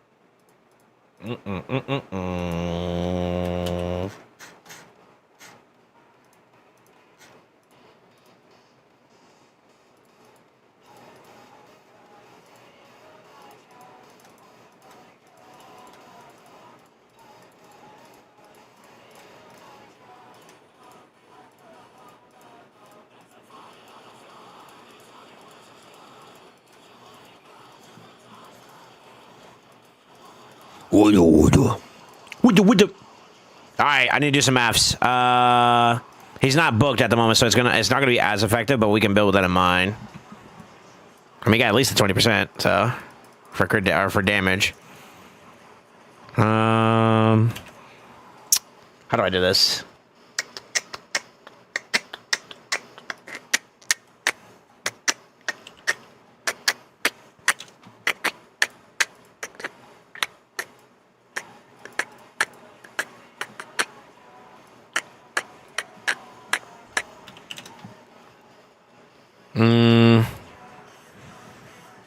Let's just start with that. Let's just see. I want to see what it does here.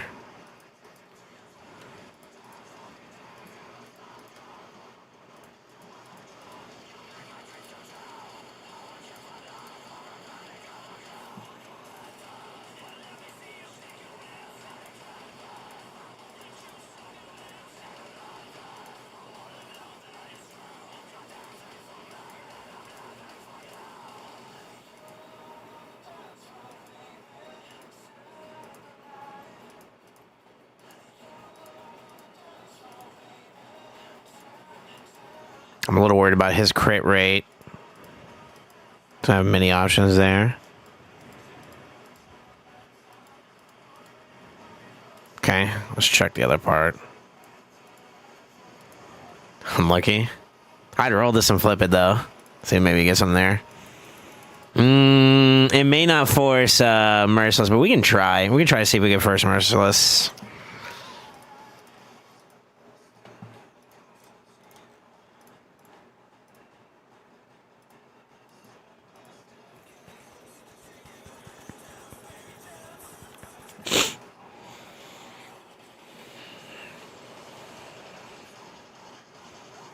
Should you take gear from Necma? I shouldn't. He should have been updated. Oh, fuck. Hold on. Good call. Thank you. Thank you. I didn't see that. It's because it doesn't, like, sometimes it doesn't auto-refresh on its own for the optimizer. So what I need to do here is rerun it and make sure that that's restricted. Yeah, it's restricted. So yeah, it didn't auto update. Damn. Thank you. I didn't see that actually. Okay. While that's redoing it, it's probably gonna pull something very comparable. Yeah, it is. Let me keep scrounging around for Calamitous. I don't know if there's a way we can pull more stats out for him, but I'm not gonna lie, that build's gonna look a little rough if we don't find an answer. So let's start with banners. We need either attack or accuracy, ideally. Accuracy with speed and attack percent, ideally. So here, I'll just wish you can see what he's got.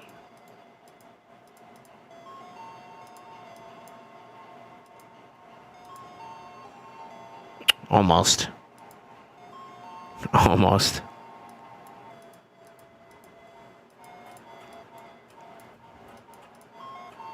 Nope.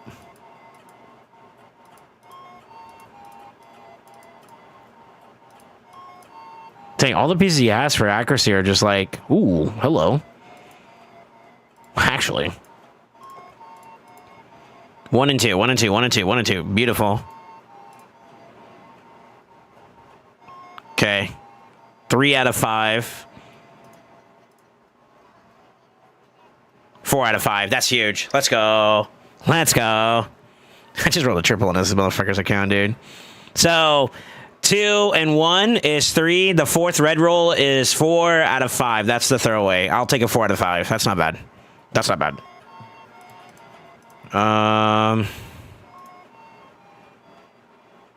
No attack, but set bonus maybe. I want to go accuracy more than anything. Okay. Bitch. No attack percent there, so we're starting to compromise other stats. We might get value out of that banner, though.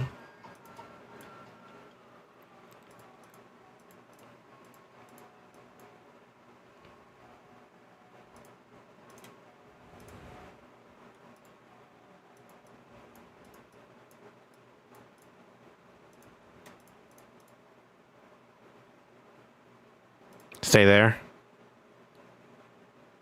Stay there. Oh my god, what am I doing? But right. Not bad at all, dude. Alright.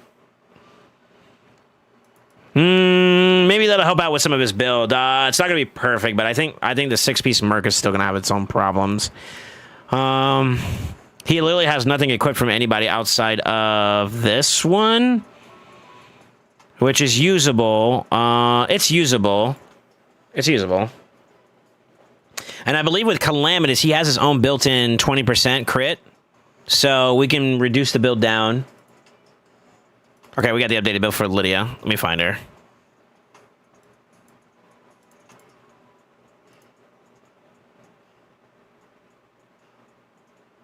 Yep, we need to polish it up a little bit, though. I might update that amulet, too. Let me come back to that, though. God, it's kind of unlucky. Do, do, do, do, do.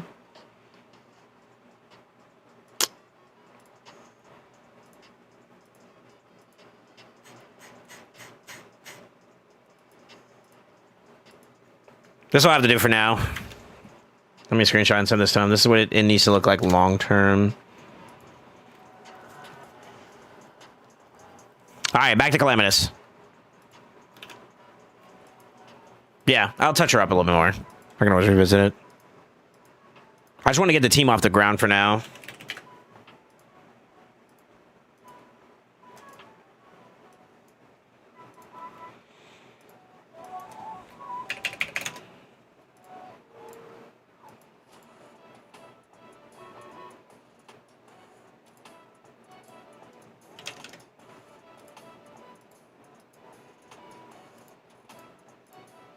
We can go a little bit faster than that too. That's fine. Let's just see it. We'll start off with a baseline at 200. I think it's gonna naturally find its speed somewhere. Do do do do. I'm back. Sorry, family. Sorry, talking to me. Yeah, you're good, man. Yeah, you're good. I'm just parsing around for your gear to see what we have. I can tell. So some constructive criticism here. Okay, this is probably like one of the best sets you could use for Merciless for your damage dealers. Because it gives you a lot, you know, cooldown reduction, extra turns, crit damage, speed, attack, ignore defense. You know, it's a really good set, right? This is literally every single piece you have in that set. So it's a little rough. It's a little rough. Is it impossible to get value? No, we still have some options. Yeah, we still have some options. So it's possible that we could still get you at least in a 6-piece set. And that's what I'm trying to do right now. I'm trying to force 6-piece Merciless. It may be a problem, though. I did roll up this recently for you. So I got you a triple speed with attack percent and an attack banner. The defense flat is a throwaway. So 4 out of 5 rolls. Not too bad. I also got you a ring that is attack percent on attack. Yeah, I know. I'm blessed. I get it. But I don't know if that's enough to put you over. So I got to see if there's any conflict here, and I'm letting it roll. The fact that we're not seeing anything is a little concerning, though, which means that we may not have a build in Merciless, unfortunately. What that means is that you need to put more effort in farming here. If you can get some answers here, like you can make some progression. These stages that have like the chest boxes, that's the ones you want to go for Merciless and Supersonic. So you start targeting those and just start clearing those as much as you can to start getting some better gear in that set. I don't know. I don't know if we can get you over the finish line though with that. So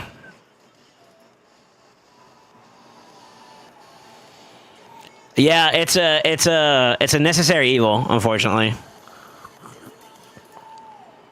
I'd say the first area should be at a minimum easy for you. I guess you start having a little bit of complication on like Dead Rise and Plague Home. I expect you to have high difficulty at the top end, so that's okay. That's Soul Cross up there though. So purple equals hard. That's fine. Blues and yellows are like slightly moderate difficulty, and green should be free for your account. So you just got to go in there, slam, and I feel like you have enough to do it, so you can get a decent amount of progress. Yeah, I'm not getting anything. That's kind of unfortunate.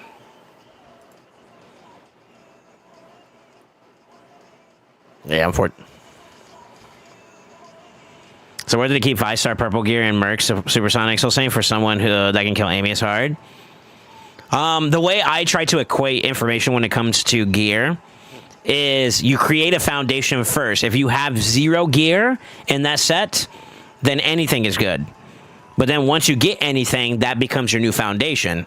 If you have 5-star attack percent chests, you want 5-star, if it's purple, you want 5-star gold or higher, right? 6-star, purple, gold, mythical, right?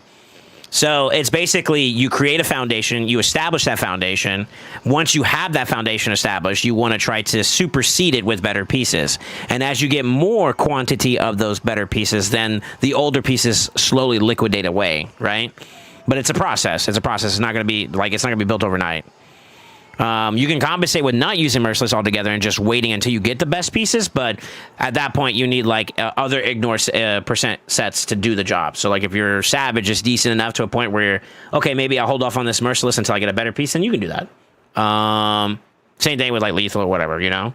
But at the end of the day, whatever build you do, you want it to suit the need of the fight that you're going against. So the more ignore percent you have, the better it is for damage, obviously, long term. But if you're going to try to force like a Merciless set that just isn't doing it, you know, because you barely have good pieces, then you might as well just remove this and try to do it without it, you know? Which it went up more, so maybe it's doing extra parses. Just checking it on over here. I'm looking at it. So the extractor tells you if it founds builds or not, and I'm not seeing any, so that's kind of bad. Which means that he may not have enough combination of pieces to do what we need to do. I'm not including glyphs either, so I could probably do that too.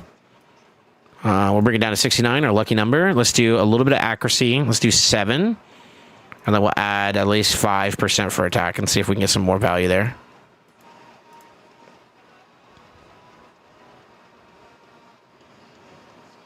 Because right now our stat demand is pretty heavy on the accuracy side, which I thought was going to be a concern. But it may just be you don't have a good combination of Merciless altogether, so we may have to let that go. Which is unfortunate. There's gear in the mail.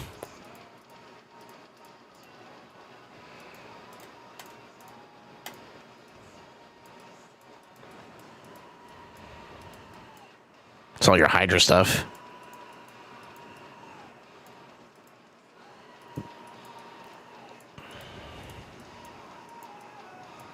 Yeah, no, this is relevant to the build that I'm trying to do right now, unfortunately. And right now I need that space so I can move it around.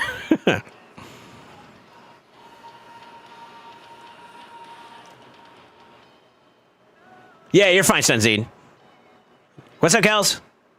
Well, I know I need to farm now. Yeah. Well, yeah. Okay, so that's not going to work.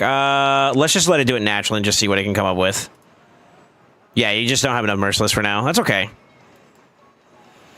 I'm not here to... Today is not the day where I bitch at you guys for not doing shit. It's the day to where I'm trying to help, okay? So tomorrow, I'm going to laugh at you about not having Merciless, Suba. But today, you get my help.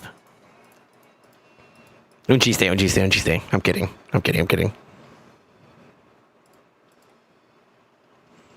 That's not bad. That could be a little bit higher. That's good. You give me the AK, I'm happy. Come on, baby. 755 is not bad either. Here's the concern, though. Is it in ignore percent? No. Oof.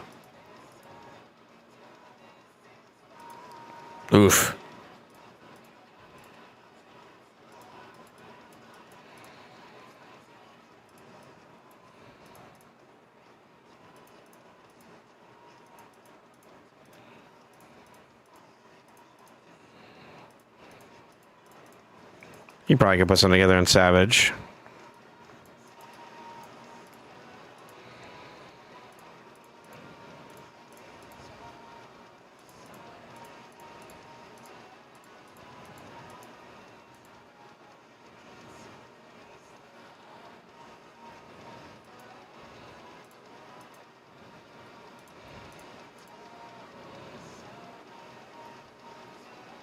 Usable.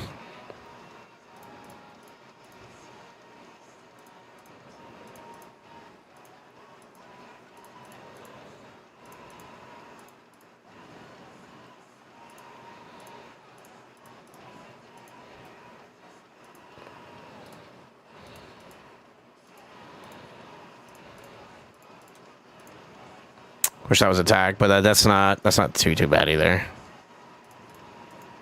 Okay.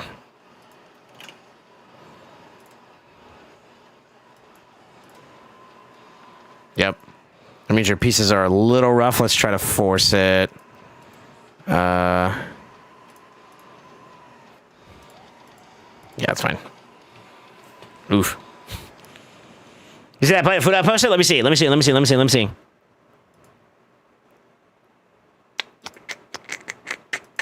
Foodies? Sheesh. Let me see if I got this right. I see stuffing. I see mac and cheese.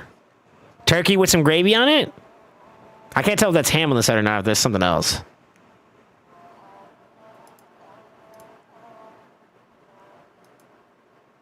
Okay.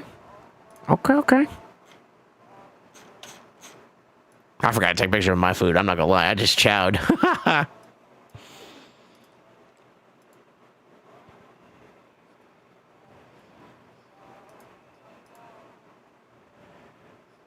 Okay, so we got a lot of crit damage to gain there. Could oil for some crit damage, and we got a lot of oiling to do up there.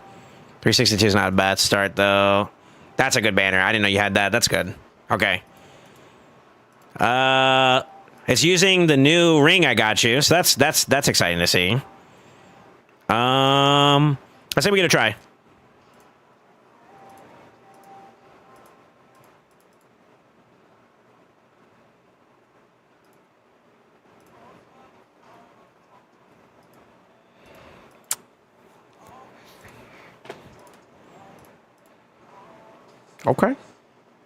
Okay.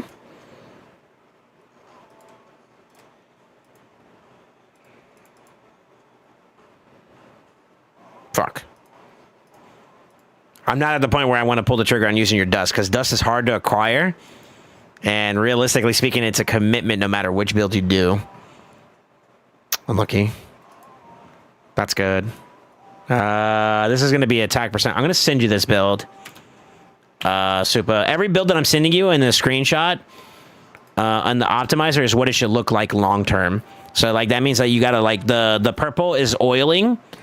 That's how you get it with these and level it up. To change the purple though, you need the dust over here, and it gives you a selection of options that you'll have to like RNG wrap around, and that's the expensive part about dusting. Like if I wanted to change this from HP to attack, which is what we want for him, I'd have to dust, and it goes up in cost all the way up until it hits 9 per click. But it could go any of these 3. So it'll go from HP to attack or defense, and then from defense, attack or HP. So the RNG side of it, of like dusting is garbage, in my opinion. I don't like it about this game. But you can do that for both accessories and that's how you really pull up your builds and do some stonkies. You also can get some extra stats here, but like none of these relics, I think, long-term deserve to be on your account.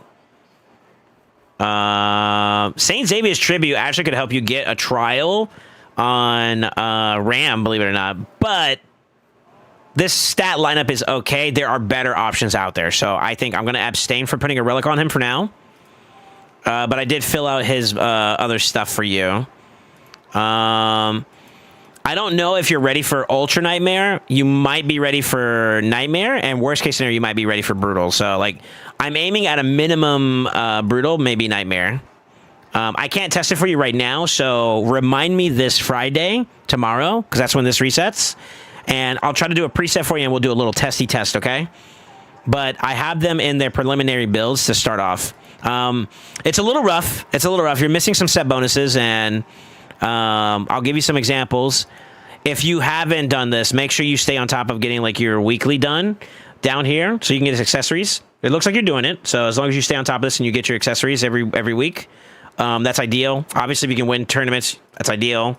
Do these weekly. That's ideal for Stone Skin and Savage. Or sorry, Stone Skin and Protection. Protection is the big one that we were missing out on for some of the support builds. And then Sin City for Merciless gear would be idea there. If you can win some additional tournaments for Relentless long term, I think that's pretty decent. You know, you can get some Merc on some of the champions. I did it on Necmo, and I think I did it on Pytheon. Pytheon feels the most complete out of everybody, and even then, we still got to do some glyphing. So I would say hold off on doing any extra glyphs or anything like that until we go into test mode tomorrow.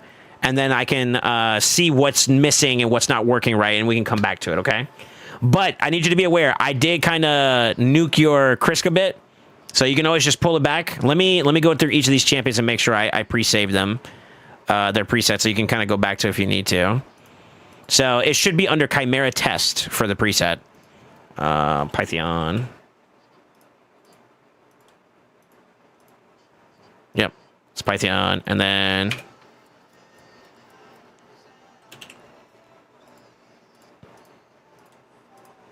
Yep, Chimera. Let's check Lydia. Lydia is probably like the roughest one because you're missing. Let's delete that. That's wrong.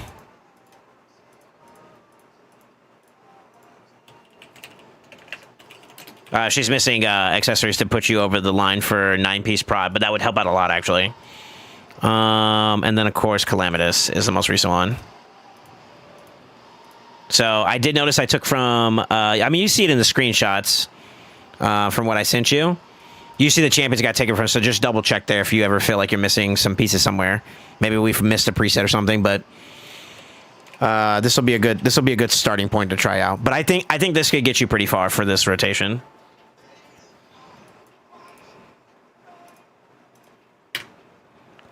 Use your energy. Go farm some shit. Like silver. Actually, I recommend you farm some silver if you can. I'm gonna need a little bit more in case we have to do some adjustments, but I'm pretty sure that'll get you at least Brutal Nightmare because I know you weren't doing anything so far up to this point. I'm on TK for now. Do what you gotta do. Thank you, brother.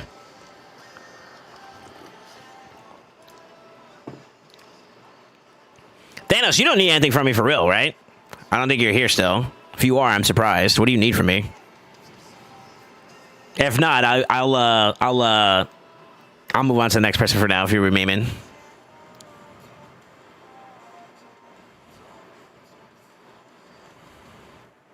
Thanks, man. I appreciate you. Yeah, for sure. I appreciate you.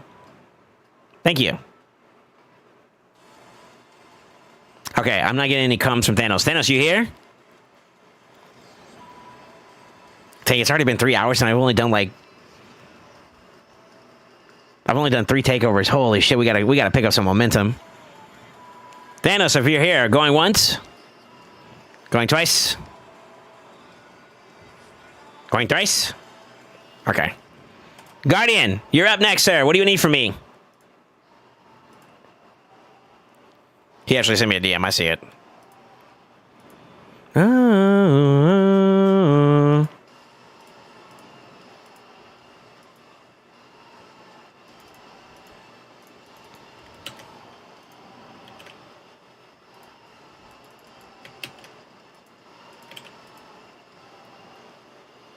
Am I good to log in, Guardian?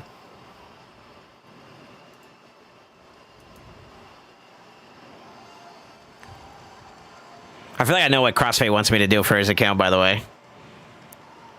What he was talking about earlier alluded to it, you know what I mean? Okay, I'm jumping on. Doom Tower, Bommel, and or coaching. Pick one, sir. Pick one, pick one, pick one, pick one, pick one, pick one. I need you to pick which one you value the most right now. Do you want a Doom Tower build, or do you want a coaching session? One or the other. You don't get both.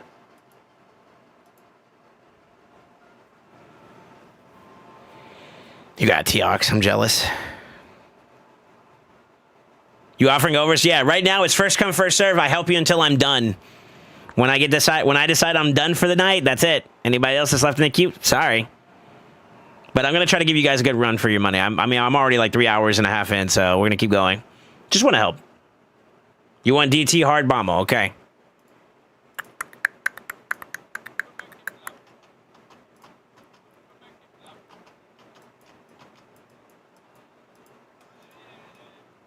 That's Bommel, right? Dreadhorn?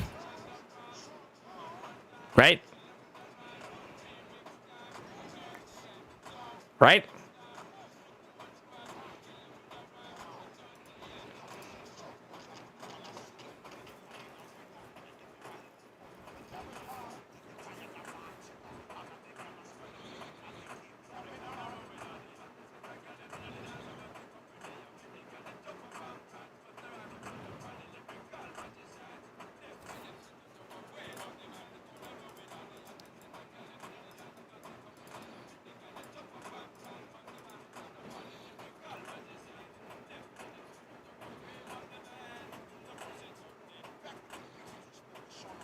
Can't you, like, brute force bomb his ass with Nishak?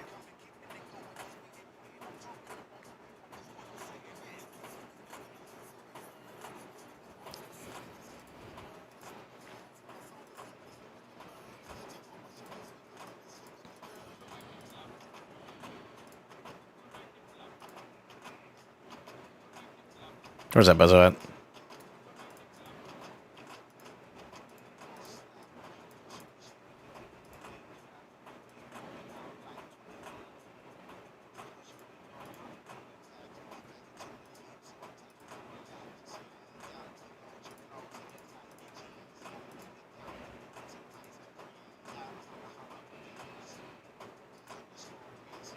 I guess the ally ticket doesn't really matter in this regard. We have overlap on increased attack and crit damage.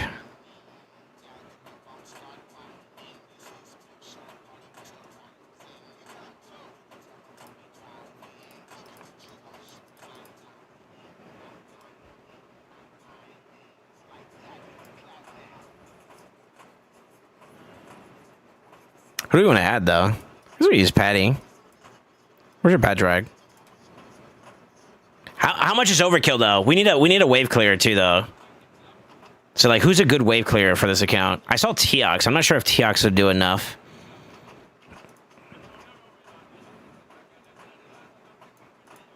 What do you think? Something like that?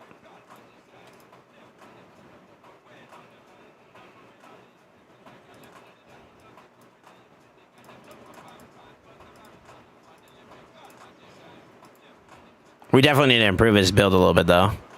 Crank up some more attack. I don't know. I don't remember exactly the number of attack that we need, but I think just in general, if we try to like double it, I think that's more than enough now.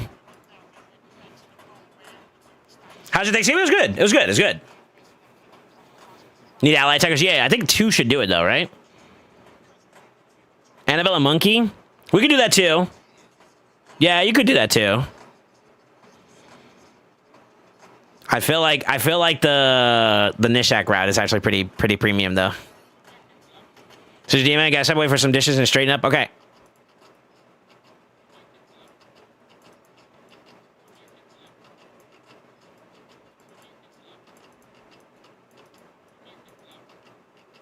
Yeah, I can do that for you, Crossword. I don't know where you're at in the queue, so. Is that okay? Is that good enough though? Like, how do we feel? I feel like maybe we can get away with that. And then if there's anything left over, Gina can cover the difference, right? I think 2 ally techers is enough. So, you're not there yet for the next stage. So I would need you to, like, what's the next stage that it happens at? Do you know? Where you at? You're at 60 right now, right? No, 70. Okay.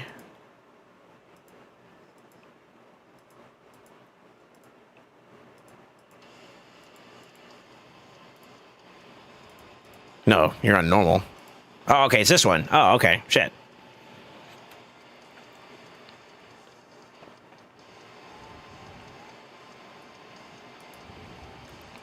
I mean, it honestly depends on if we can get your gear there. That's the biggest thing. Yeah, sorry. I saw it. I saw. My bad.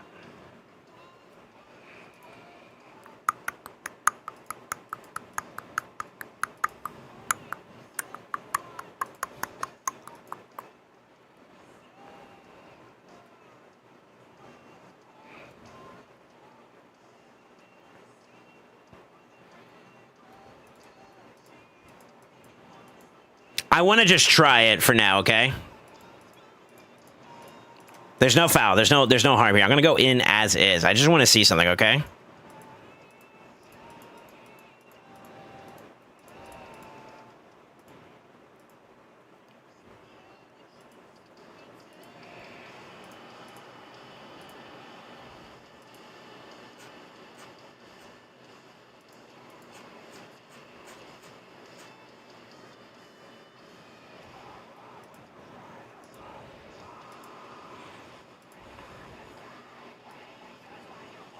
How much silver you got? 12? Okay. How's your T-Ox build? It's okay. He's a bit slow.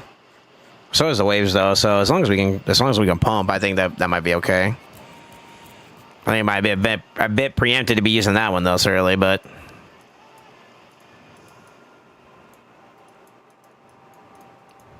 I don't know.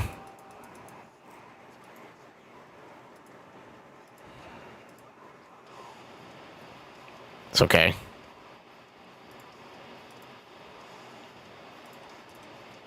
Is Pride Drag built? It's got something. Okay. We can give it a try. Fuck it. Let's try.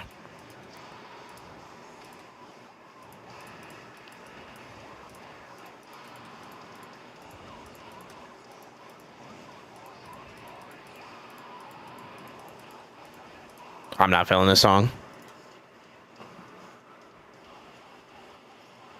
Yeah, I'm not feeling this song.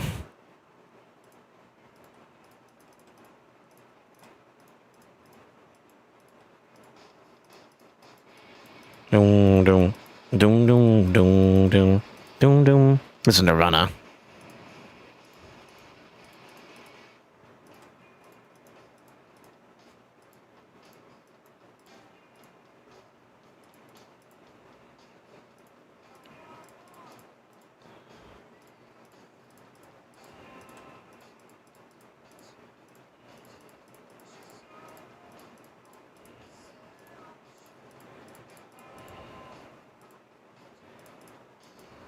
Hello, hello, hello, hello.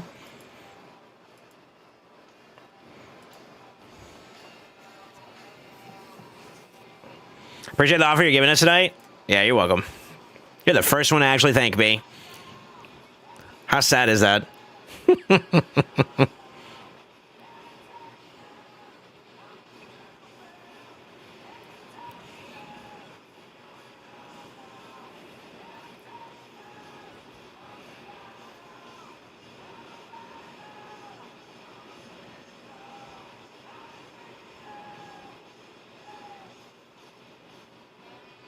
Okay.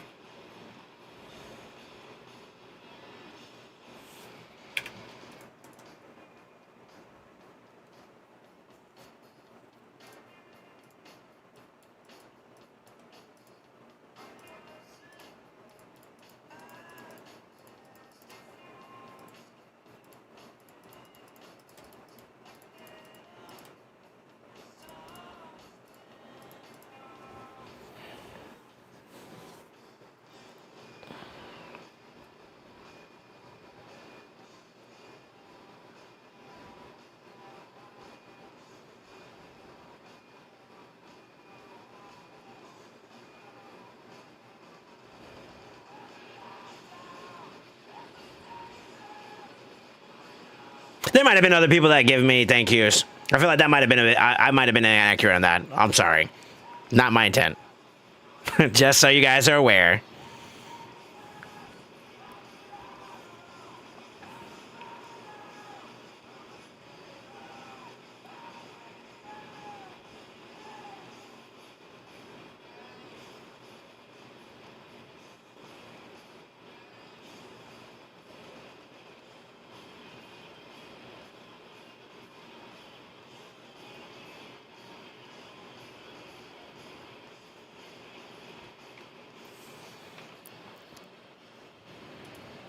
Are you happy with your takeover, sir?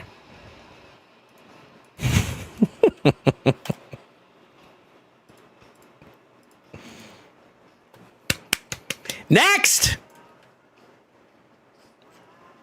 If you are having any other difficulties, Guardian, do me a favor. Add some more attack. You have plenty of accuracy to succeed at landing the bombs, I think, all the way up until... Because you still got like 2 more versions of this you have to beat, I believe, right? Or maybe at least 1 more. Let's just try 90. Look at that, I'm on the money. So 355 is what you need to hit. And you're over 400, I believe. So like that's not an issue there, right? But if you don't do enough output initially with that, I would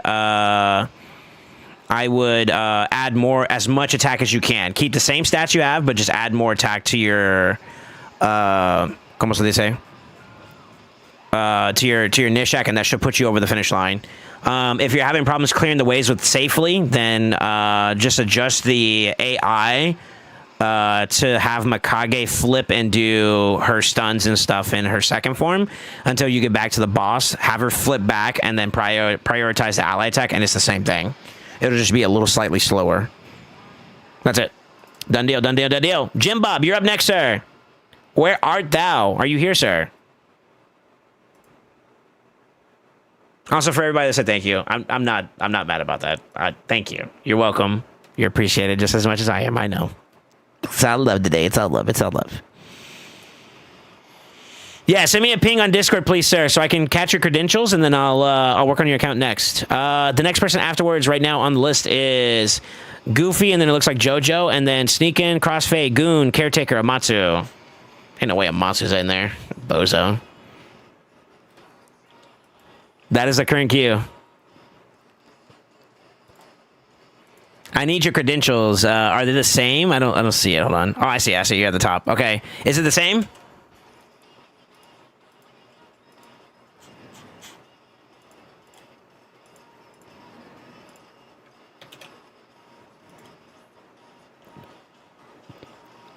Okay. I'm gonna try logging in real quick.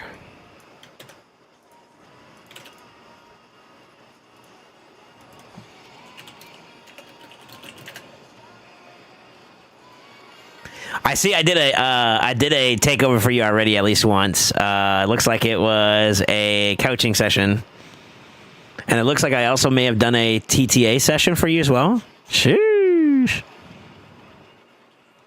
Yeah, auth code incoming. I need you to send the auth code when you got a second. Amato only wants to show you he pulled primals. Yeah, he'd be a dumbass if he pulled primals before 2x, which is like literally a day and a half away. Actually, 3 days. It's about 3 days away. Whatever. He's got a weekend away. You motherfucker. Amatsu, Amatsu, Goon's making me mad at you.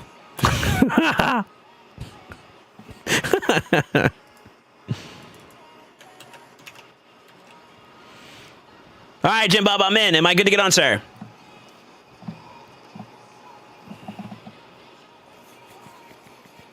Amatsu's like, what the fuck I do? I didn't even do anything, dog. It's not even Friday yet.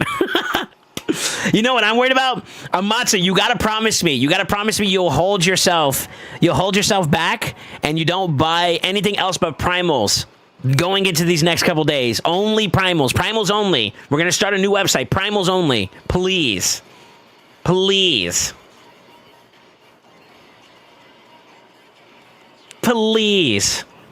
That's my request. Primals will go hard on your account right now. All right, I'm getting on.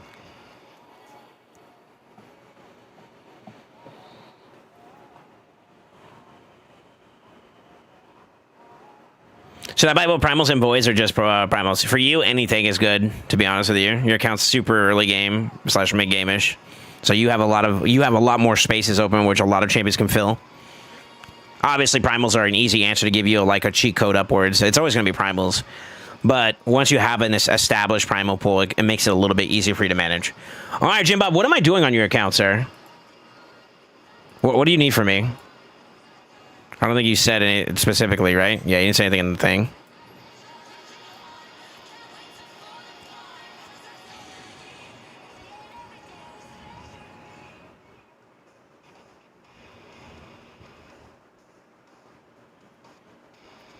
I would like some help with PvP and how many shards to pull tomorrow. Okay, it's entirely up to you. The answer for shards is always up to you. It's always up to you. Are you a spender? I kind of want to say yes because you already have like a mythical. You're either super fucking lucky or you already started spending a little bit. It looks to me like you're kind of a spender. How old is your account?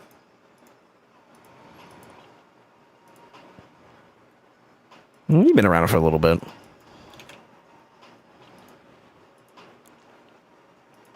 Little spender from 19. Okay. So you've been around a little bit. All right. You want PvP guidance. Can you be a little bit more specific? What in particular are you looking to achieve? What is your goal in PvP right now?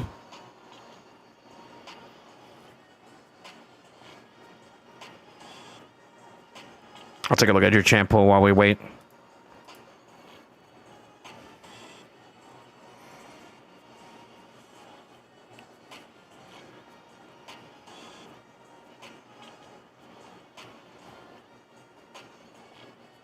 This is for my fall, guys.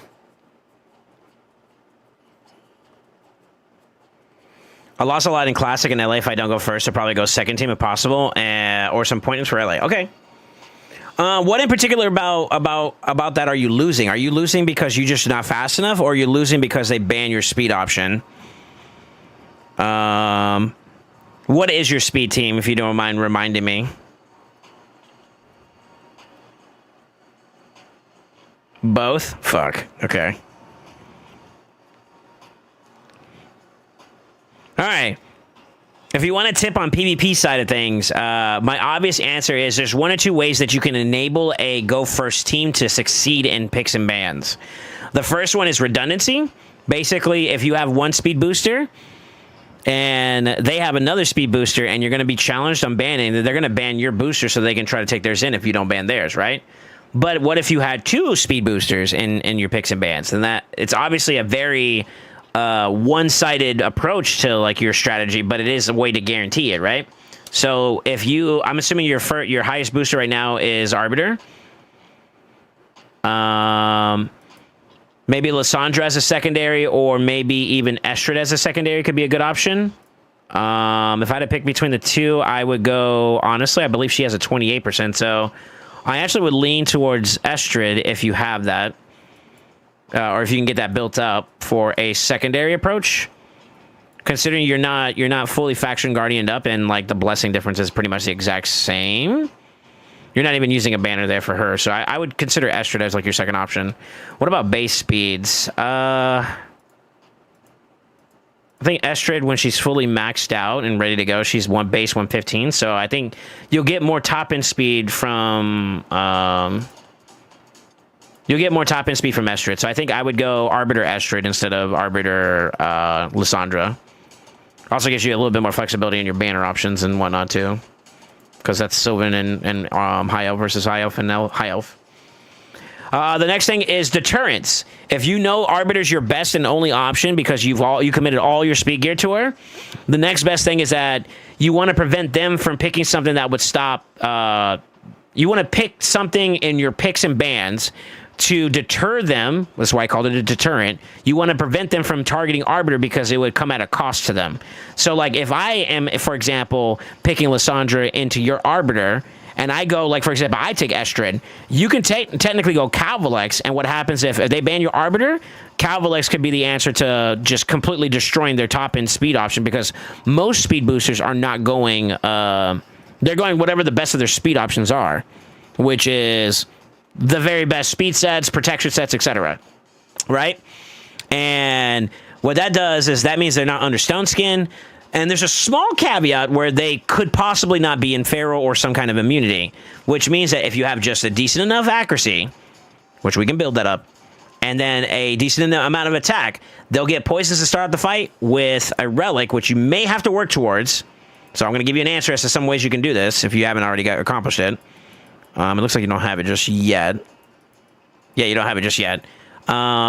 And that way you can actually force them in there. And basically, Calvolex plus this relic. Let me find it real quick. Arachnelixir basically amplifies the damage of poisons, and it scales it up. So like it's this with this on top of that. So it gets really, really strong, right? And you can basically kill somebody instantly. It's like a Hegemon through debuffs in a sense. The problem is you don't have a blessing and you don't have the relic, so it's kind of hard, and I feel like a lot of people won't take this as a threat, unfortunately. But to fix that, I would work towards this blessing and I would work towards that relic. So that's how you would do it. Another alternative, let's see if you have any other alternatives. Your champion is kind of low, brother. I'm not gonna lie. These are like literally all your mythicals and legendaries. Doom, doom, doom, doom, doom. Doo-doo-doo. No Torment, right? I don't see a Torment. And that kind of is where this stops at from now. But that is something to work towards if you want to try it. You don't have a Hegemon, so that's another way you can do it too. And then the really, really top inside of stuff, you got like Neld, you got Volcanos, which you obviously don't have. So yeah, it's a little tough. If we're going to introduce a go second strategy, what are our options? I see Mithrala, maybe Elva / Glycat could be an option there. We have Freya, and I see Gottfried and UDK.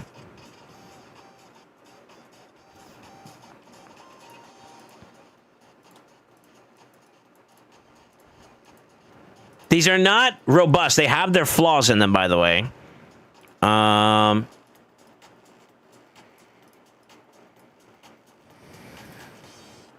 That could be a good start for a go second team.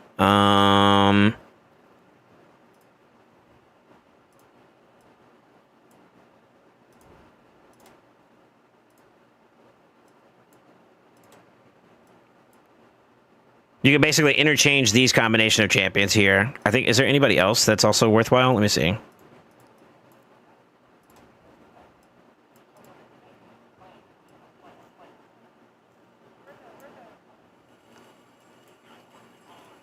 Yeah, so for the tip behind go second strategies is to play through the passives.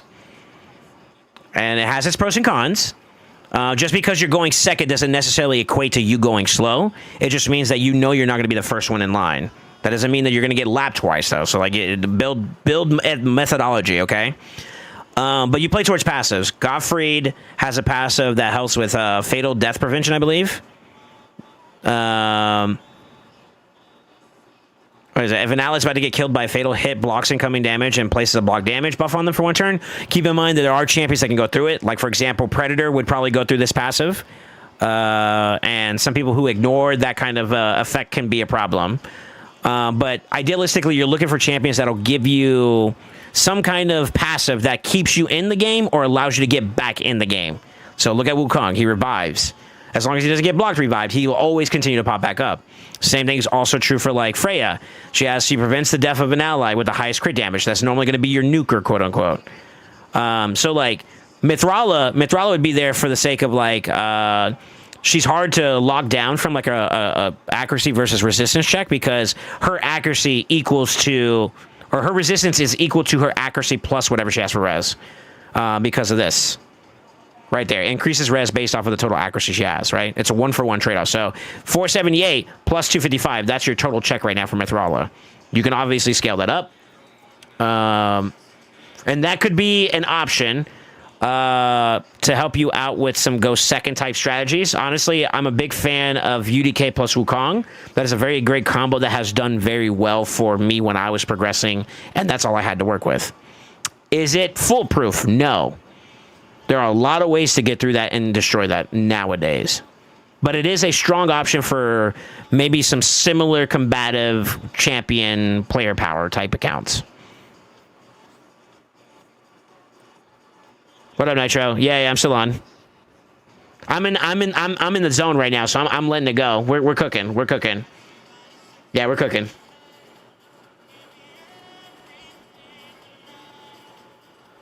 Almost a month. I know you're on your way. You're on your way. All right, Jim Bob. What do you think so far on this?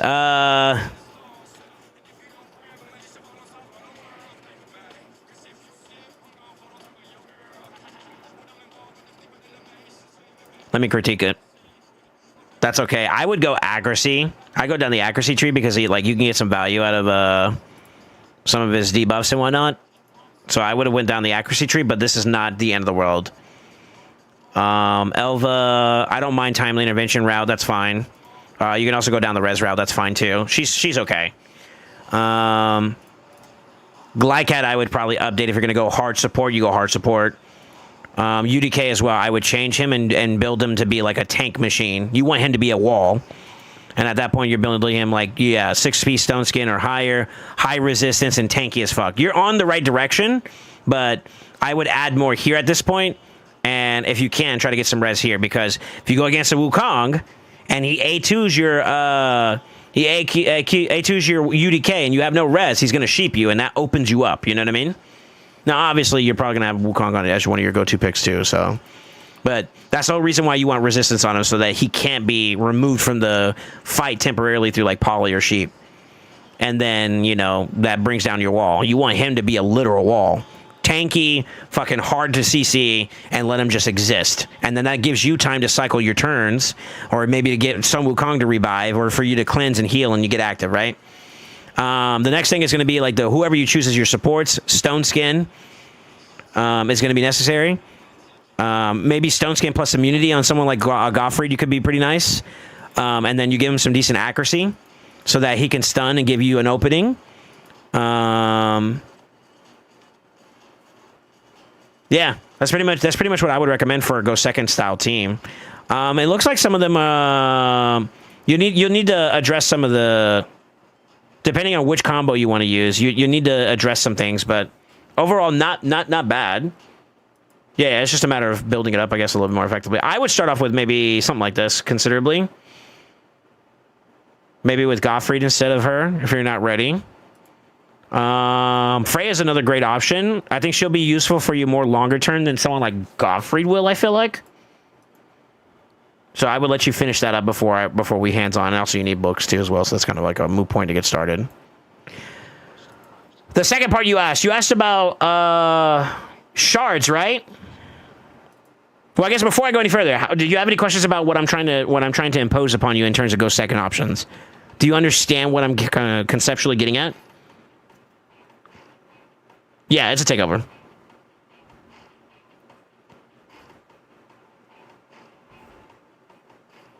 Okay.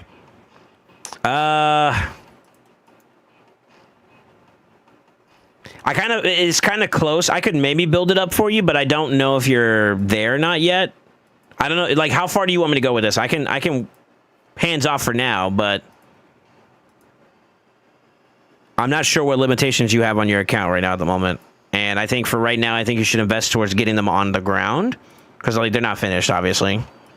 I think you get them. I think you get them up and running first. Can you show how you would build them? Yeah, I can do that. All right, Jim Bob, Arena, Sun Wukong.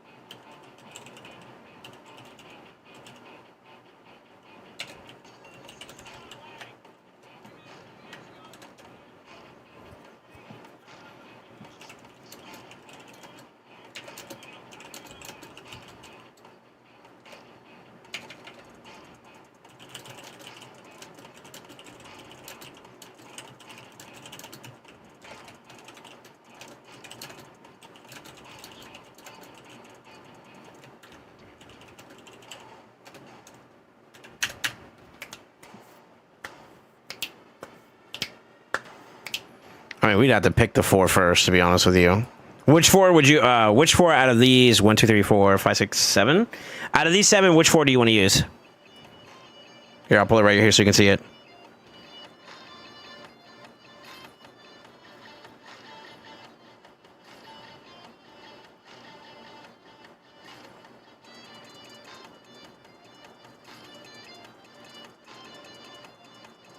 Out of these 4 champions, which one do you, or which set of 4 do you want to use? Pick 4 from this list of Team 9 and Team 10.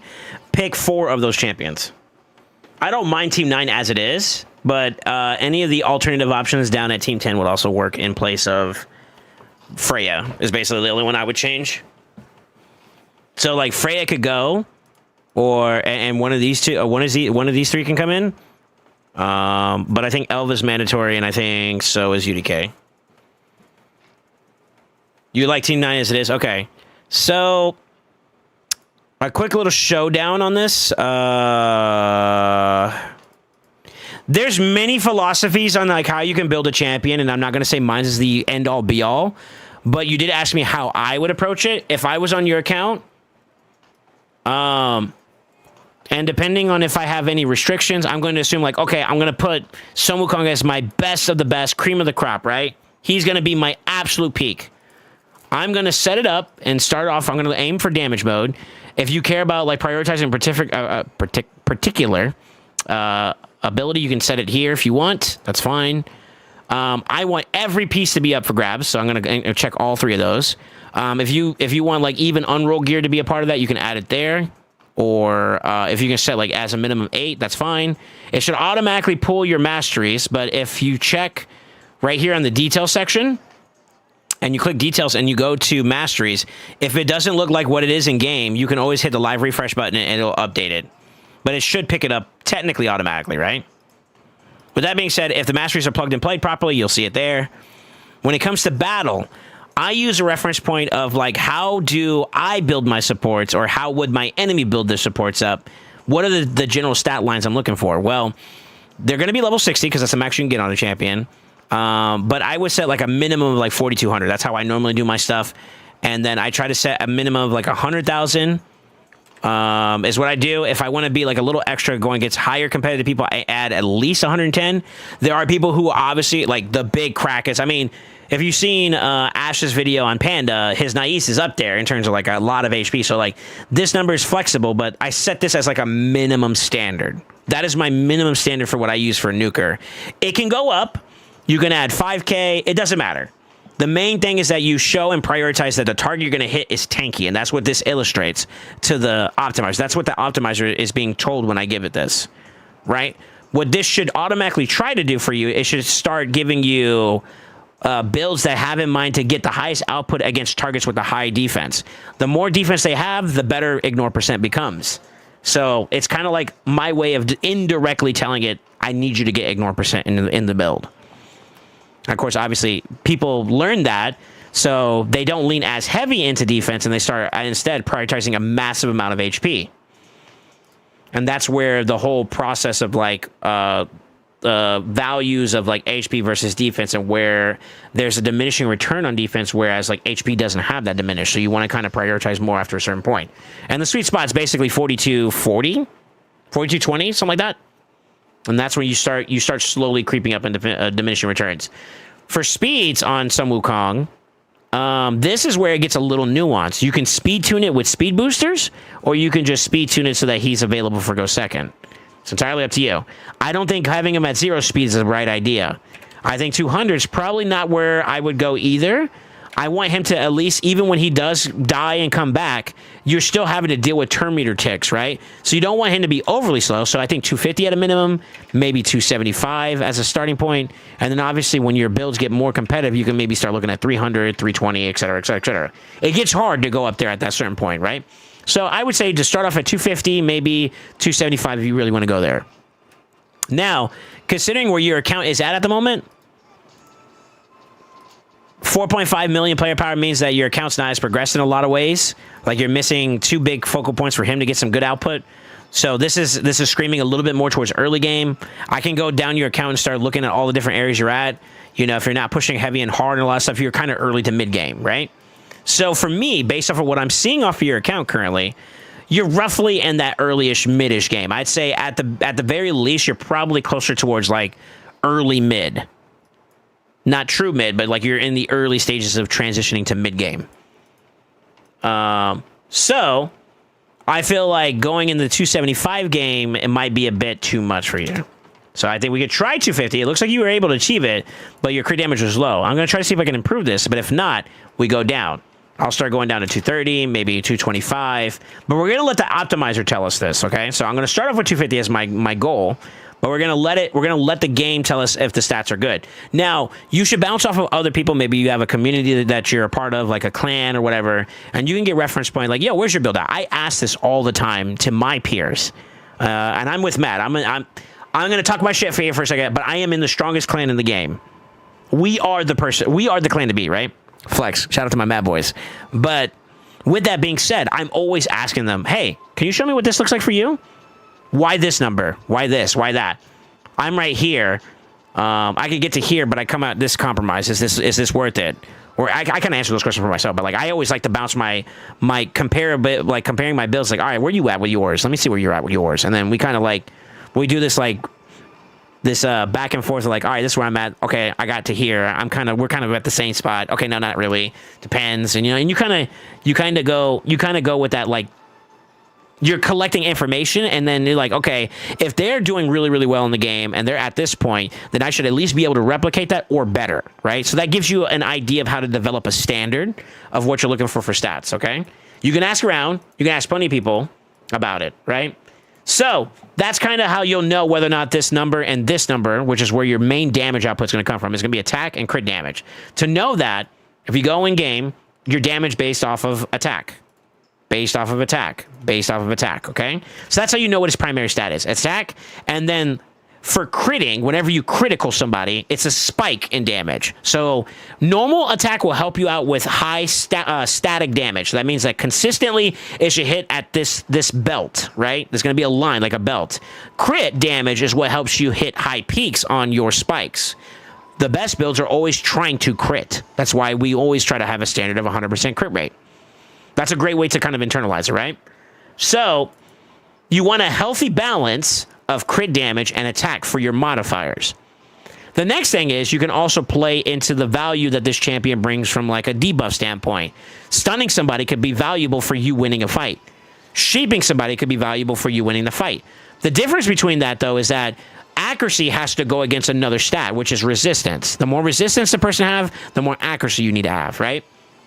So in this particular regard, looking at your build in general, you have the baseline of what we look for in a crit build, a damage build, right? An on-hit damage build, right? 5K is okay for where you're at. It's not bad, considering you have like no Grey Hall development and your gear is incomplete, right? You can easily see it. We have stuff that's unleveled. We have stuff that's not oiled. So it's obviously in development, right? Not bad. Not bad. The speed's pretty good for where you're at. The crit damage is abysmal, so that means that you're attack heavy and your crit damage is roughly off. I don't remember exactly how much crit rate to attack you want to have. For the optimizer, it'll practically take care of that for you if you're running it in damage mode, typically. So I don't try to like force a minimum on these. The only time I do it if it's inherent to the fight, if it has to do with the fight, like for example, Chimera.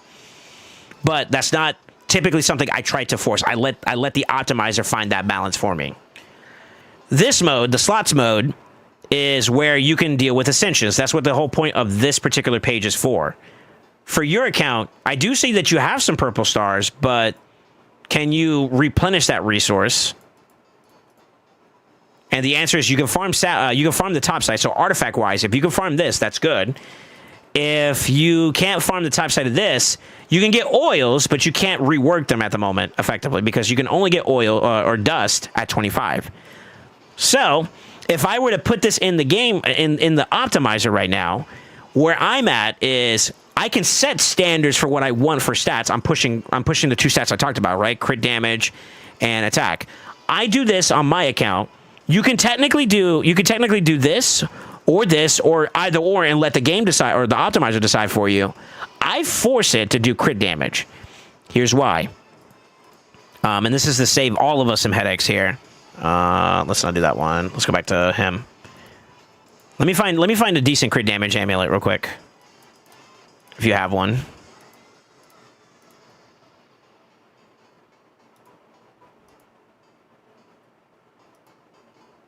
This might be a good example.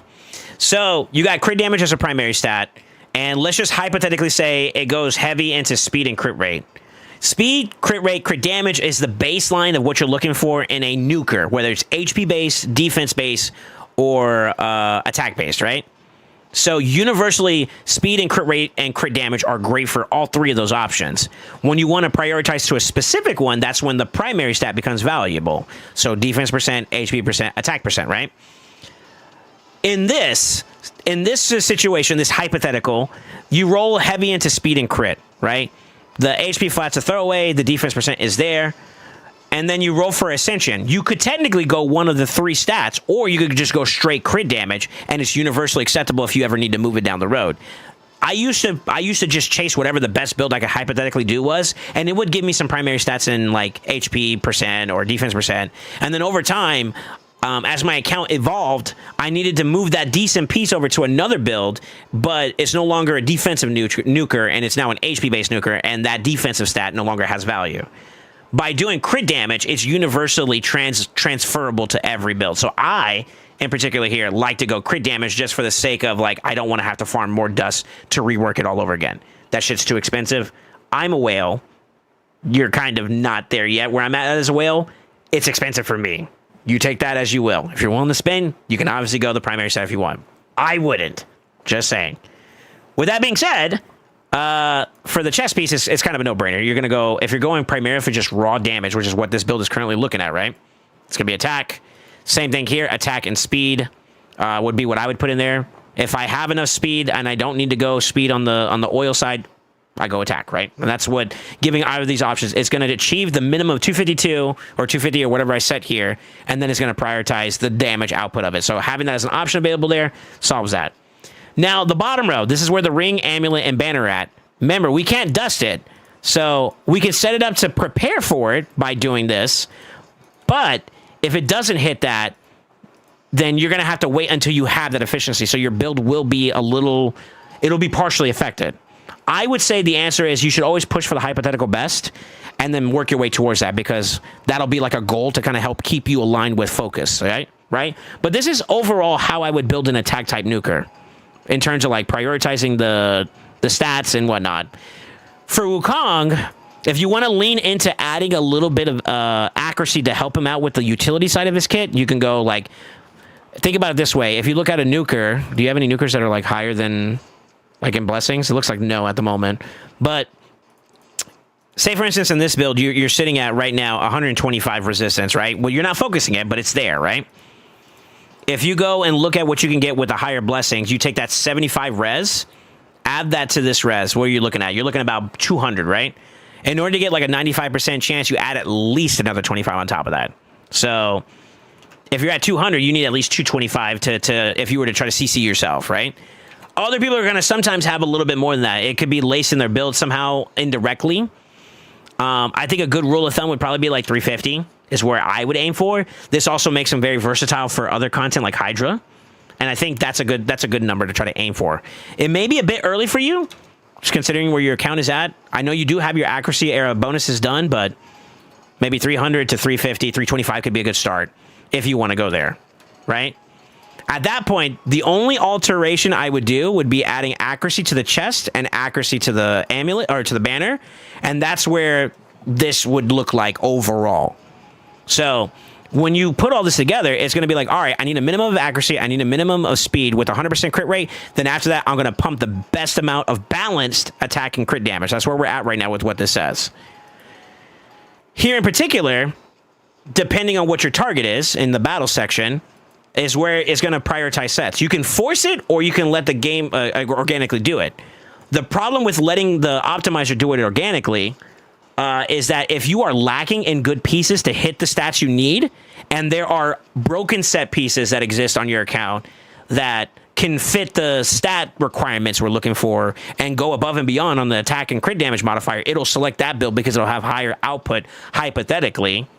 And that's something that I have a little bit of like a qualm with when it comes to the optimizer, is that it'll just prioritize the stat values because it will perceive that you'll get higher output on stats, but it doesn't take in consideration a lot of other variables like blessings and mitigation effects, which you can kind of get down in the nitty gritty with enemy buffs and debuffs and all that, but it's not 100% robust. So first shot at it, I would just do a quick optimize. If it looks like it's not giving me those set bonuses, you could try to force it. And if you're still getting, like, it can't be delivered or you're not getting a good build out of it, then that means that the stat demand is too high. Maybe you need to lower your attack or lower your speed, lower your accuracy requirements a little bit, or maybe add, you know, glyphs to the build to kind of help you kind of build a little bit better. So, those are ways that I would say that's how I would approach building a nuker in general. You can do the exact same premise for the nuker and change this to HP, and that's perfect for an HP-based nuker. Change all the attacks to defense, and that's perfect for a defensive nuker. It's the same concept overall, maybe with the exception of accuracy, unless they do debuffs. If they do debuffs, then you can technically add that. You know, caveats. But just to say, like, let's just see how this looks, right? I'm trying to give you higher accuracy. I'm trying to give you higher crit damage while maintaining speed and all that. So let's just see with what would a hypothetical build look like, right? Also a bomber. So bombers are not the same. There's a difference between on-hit damage dealer and debuff damage. Sun Wukong is what is known as a on-hit damage dealer. You're trying to hit someone to do output. Bombers are where they're trying to do damage via the debuff, right? You want the bomb to activate, and that's the output, right? So it's a different build. It's not with crit damage in mind. Their stuff scales off of one particular stat, and more often it's attack or HP, and then making sure you have accuracy to land it. The only variable would be speed. You want them to be fast enough to be with your team to boost into, or whatever have you, right? So it's not exactly the same. You have a better build, by the way. Yeah, you have a better build. It's not crazy by much, but you have a better build. Now let's see if it's going to be an ignore percent or if it's going to be broken sets. Yeah, so like poisons, burns, like HP burn, bombs, those are debuff damage. Debuff damage is about the application and activation of them. To apply them, you need to have accuracy to do it, or unless there's exceptions where, like Gizmak, for example, is a mythical. His criteria is that it'll put HP burns as long as he has 100% crit rate. That's his condition to that, but he doesn't need accuracy to land it, though, right? But those are exceptions to the rule. Generally, to apply a debuff, it's accuracy.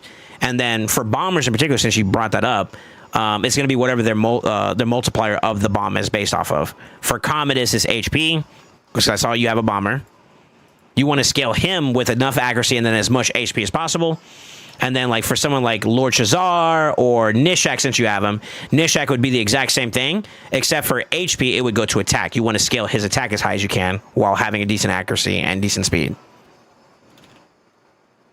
Yeah, this is like a raid 101 class, huh?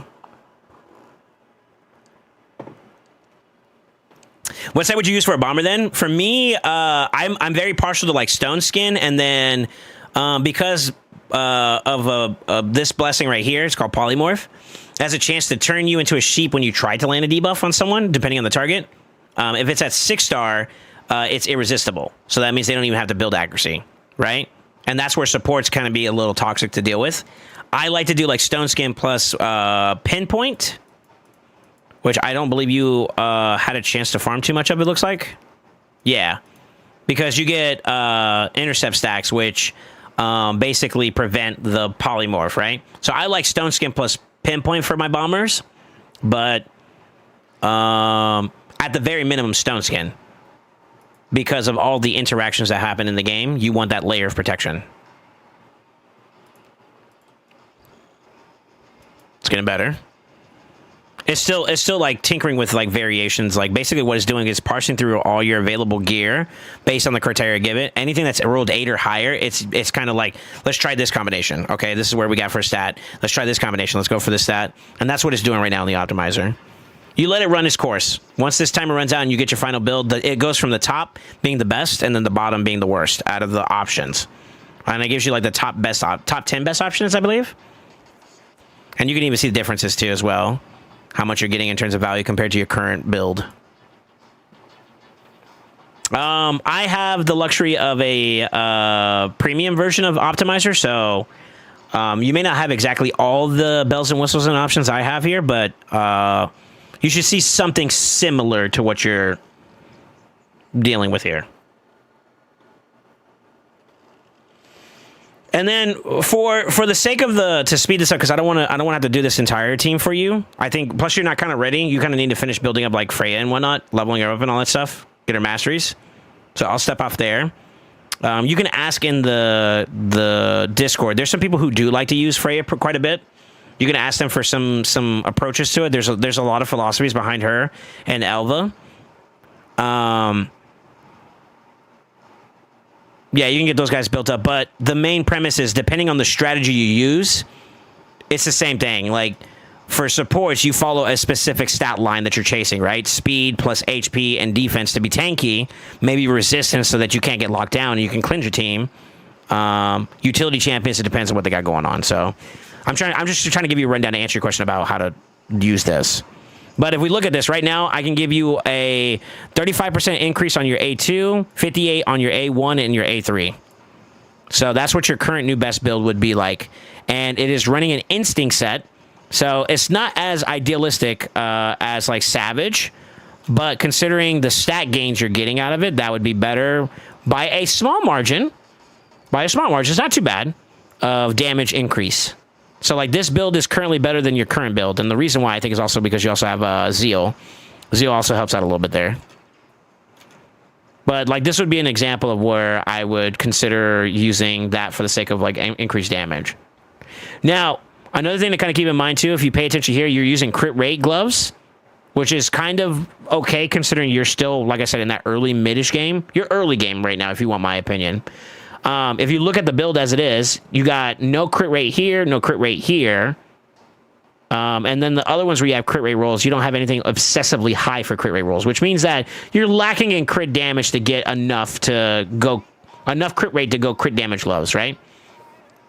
And the way you would fix that is you would find something of those sets in that same set and try to get like crit rate equivalency, you know, like speed, crit rate, crit damage, attack, and then probably accuracy, right? In these two pieces to flip it, and that'll help you alleviate needing crit rate gloves, and you go crit damage gloves, and you get more output. But this is where your gear is a little bit restrictive. Also, I didn't add glyphs, so maybe, you know, we could go different pieces because we don't need to go accuracy here. We can maybe go attack percent somewhere. You know, it could adjust that. So, like, you can build on top of it, or you can build with the glyphs in mind. I normally build with the glyphs in mind if I have a good amount to work with. But that's dealer's choice. You know, it's preference. You can also drop your requirements too. Maybe this is too fast for you. You can go down a little bit in speed. You can go down a little bit in accuracy if you feel like this is not good. This is an upgrade, so I think this is okay to go with. If you like your build on them now, then this build is an upgrade for that build. So still good.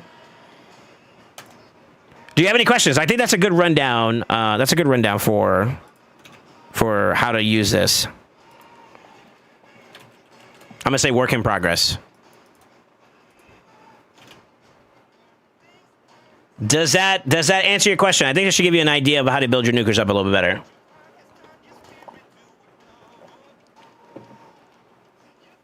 You're welcome, sir. But that'll be the direction I would suggest you start working towards. Get their masteries done. Yeah, get their masteries done. Get them finished leveled. I'll give you the little TLDR right there. I said SS slightly damaged. It's optional if you want to go with SS on them. But you want at least one of these sets in there. I think 250 is okay for now. It looks like you're able to hit it somewhat decently for where you're at. Elva, SS, and high speed, and tanky. So HP / defense. Here, I'm going to full screen this. Flashbang. And if possible, I think it's unlikely right now where you're at.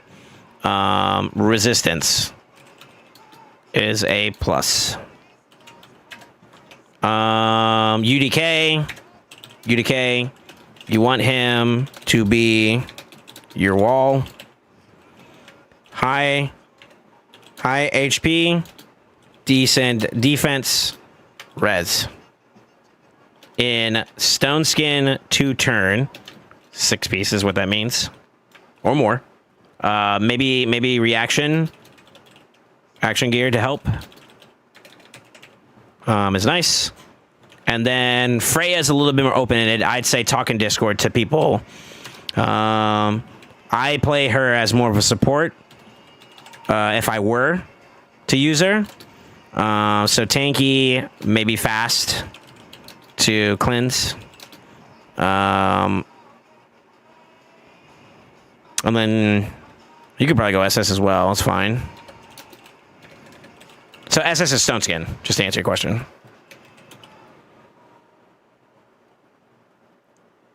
HP defense res speed is just as much as possible. Yeah, so like you could at least set the standard of like, you know how like I gave you like a general reference point for what to aim for in terms of like your Wukong damage and the optimizer? You could set that as like in the stats section for like your supports, you could set that as like your minimum to go for. And then you try to pump as much speed or as much res as possible. And that's how you can kind of give it some value. I think that's a good starting point for right now. Long term, it's not going to be the end all be all answer, but it's a good starting point for where you're at right now to be respectful. But yeah, you can get some other opinions from other people if you want to about how to build up Freya. It's just different philosophies. Apply the one that works for you. You can do protection too as well. Yeah, protection's fine, but that's only if you can go fast. If you don't go fast, then she's kind of open in the open for grabs, right? And that's kind of a bit of a dangerous game to play. Considering how early game he is at the moment, I don't think that it's worthwhile for him to try to do. See what I'm saying? If you leave him open like that, unless you could build a really, really strong build, and considering how much his account has progressed at the moment, I don't think that's realistic. So I wouldn't encourage that. I think for right now, give him a layer of protection with the SS if he can get it. And then if not, work towards that for now. All right. I'm off your account for now, sir. I'm going to send you the notes here on how I would approach the builds. I think that gave you a little TLDR, a little class on how to build inside the optimizer a little bit. Obviously, there's other ways you can also add more and do some more tinkering in the optimizer. The optimizer will do what you ask of it. So there are limitations if you set those restrictions and different philosophies if you care about it. You do what you want with that, but that's how I approach it. Deacon!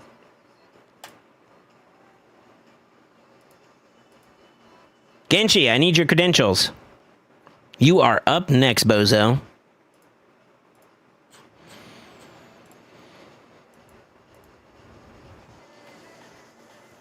You can skip me, I'm busy? Okay. Build Deacon for him. Goofy, you're next.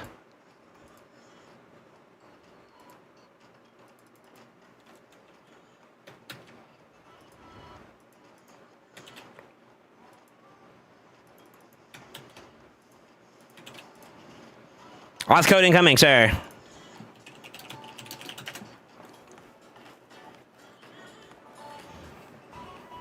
Yeah, I know.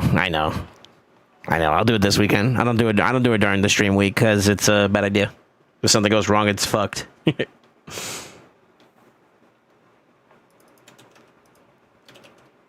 right, I'm in. Can I get in, sir? Can I log in?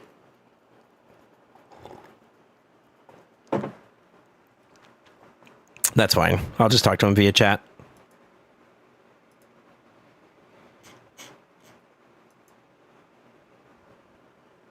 What was your dessert today? I haven't had it yet, but when I do get off a stream, I'm probably going to have some eggnog again. I'm already down halfway of the thing, though, so, like, that sucker's not lasting long. People who bought in LA are cringe? What do you mean? Position? Here's where we're at for anybody that's interested. Jojo, Sneak In, Crossfade, Caretaker, Amatsu. That's the order.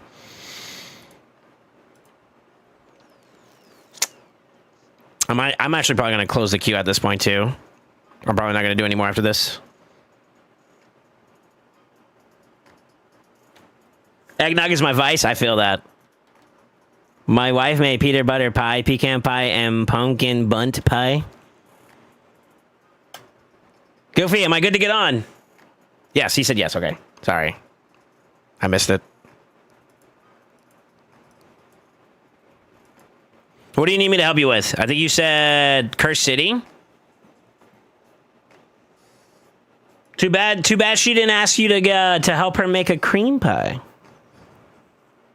Okay, I'm done. I'm sorry. I'm sorry.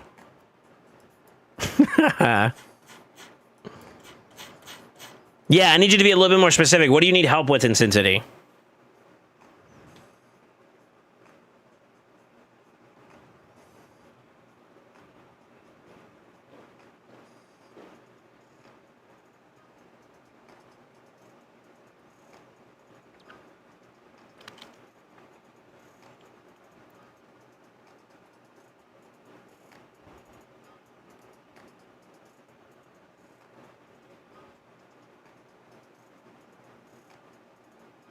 So really saw that T-ball and swung for the fences? Baby. The Friday night one? Okay. Which one? Double boss or just single boss? You can pick one, not both. I'm not doing more than one. I'll do one.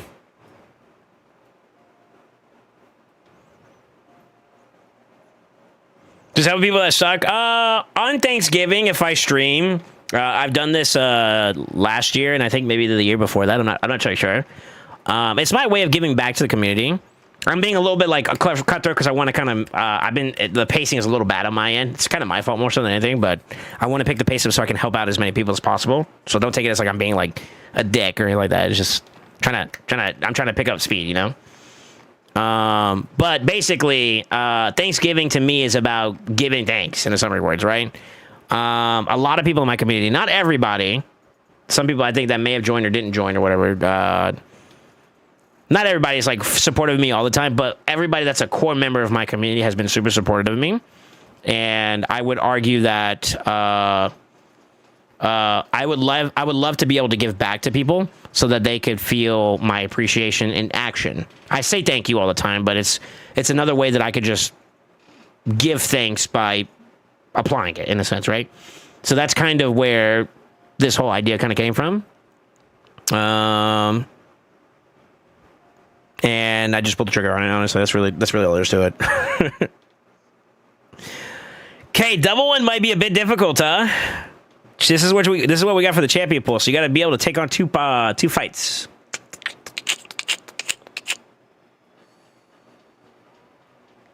Multi-hitters is going to be your key.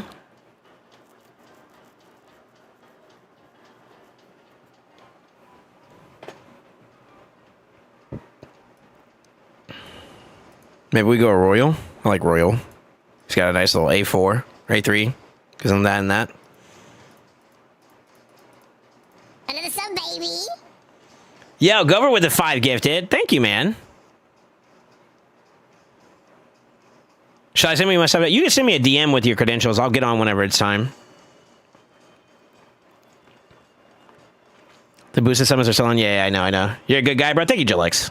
I'm not perfect, obviously.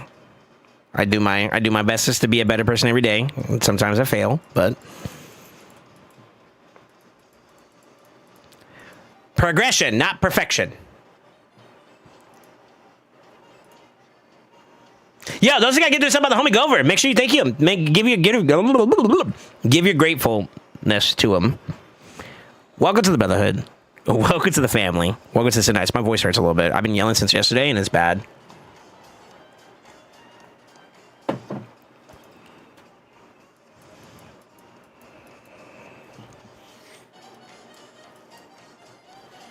Should I do it?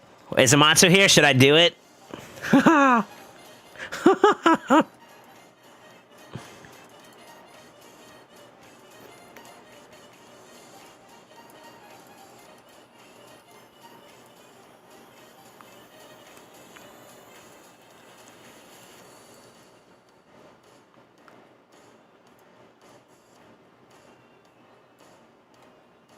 Damn, dude. He's not a multi-hitter. That kind of sucks a little bit.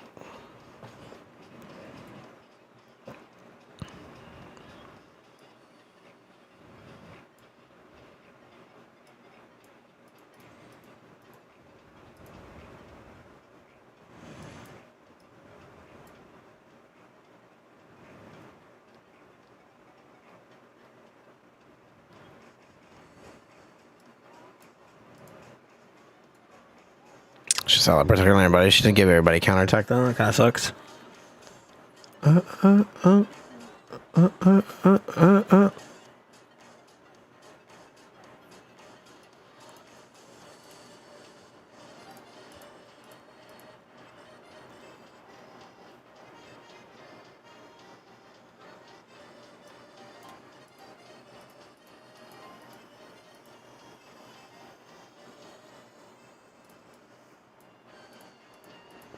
Damn, none of them were booked. I'm for it. Okay. Yeah, it's 80%, so it's not going to be guaranteed, unfortunately. I'm thinking something around the lines of those, though. Speed booster. Multi-hitter. He's an enemy match HP hitter, which is not bad. Which is at least a 2 multi-hitter. You could probably run him in Relentless, maybe, and we could probably get you something there.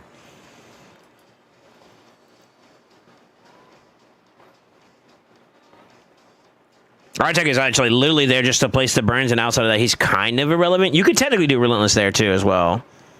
I don't remember. If memory serves me correctly, the hits on stacks for Resilient, or his Redoubt, I don't believe that that lowers his shield targeting, right? Correct me if I'm wrong. Memory serves me correctly. If it does, then I would take him out and put him in instead. But I don't believe it does if memory serves me correctly. So your best option is either this one or this one. Maybe Herndig. I mean, you do have him booked. But he's also an attack type champion, right? So he's a little bit more squishier. So in this one, the biggest issue you're going to face is the survivability of the team while you're trying to get rid of these mobs, right?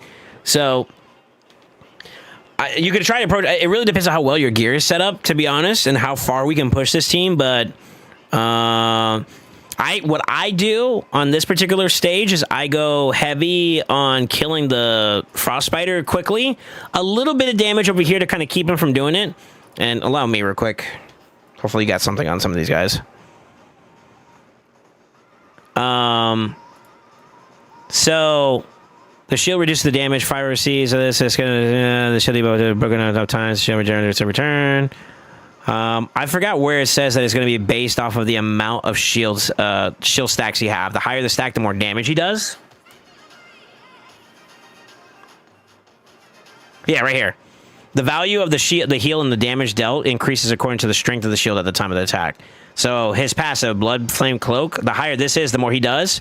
And he does have some effects that destroy max HP and whatnot. So it's a battle of attrition over time, right? Which can be very dangerous. So ideally, what you do is you get rid of the first one on the far right. You boost the fuck out of your team and try to keep them alive with this one while smacking and getting these guys down. Maybe set up to get the ball going. You do a little bit of passive damage, but you want to get rid of the far right as quickly as possible, right? That's what you're aiming for there first. While you're taking all these damages, you can maybe do, like, you see how you took a lot of health hits there? To avoid having to heal him right off the rip, you could technically go, like, bolster maybe on this guy, or something along those lines. Something to give him, like, an extra layer of protection. And then get this guy out of here quickly, and then prioritize everything into getting him down. Or else you face that, where he's just dead. And even then, you're still kind of at the mercy of, like, how fast you can go. So I would just pimp him, Apothecary out as fast as possible. Maybe Relentless on the Thorion and Artak. Put him in a high amount of damage. Maybe bolster on Artak. You can also do bolster on Kreela. Is she HP based or no? No, she's attack based. So I'd probably put it on Artak. Maybe you could cycle her with like Reef with the 5 gifted. Armand. Not during takeovers. Come on.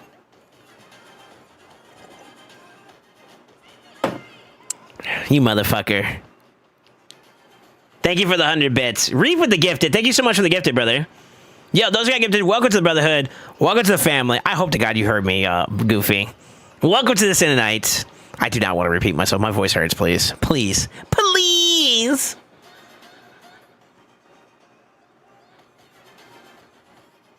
Please. Yo, thank you so much for the gift of subs, man. Yeah, I know. I'm just saying in general. I'm giving you the strategy. How much time do I have? I don't want to be on here all night. To get to the other boys, I'm gonna give you the concept on paper, and you gotta apply it yourself, if that's okay with you. Cause my voice is gonna give out soon-ish, and I want to get through the rest of these guys and give them at least something to work with.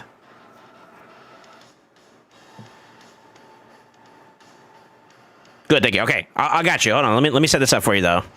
Let's do it like this. This is my recommendation. Recommended approach to S15. Apothecary. Fast as possible with okay-ish tankiness. Yeah, you just make him slightly tanky. Like, try to prioritize prio speed.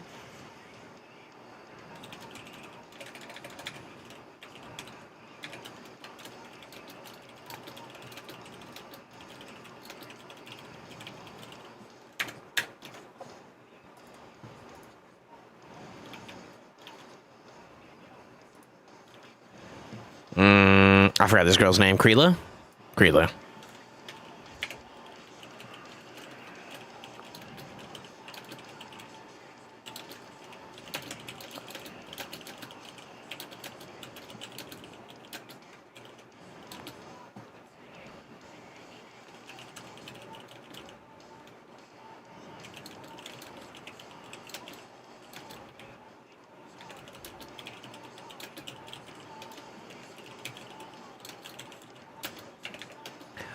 What's the one that you get from LA? Impulse.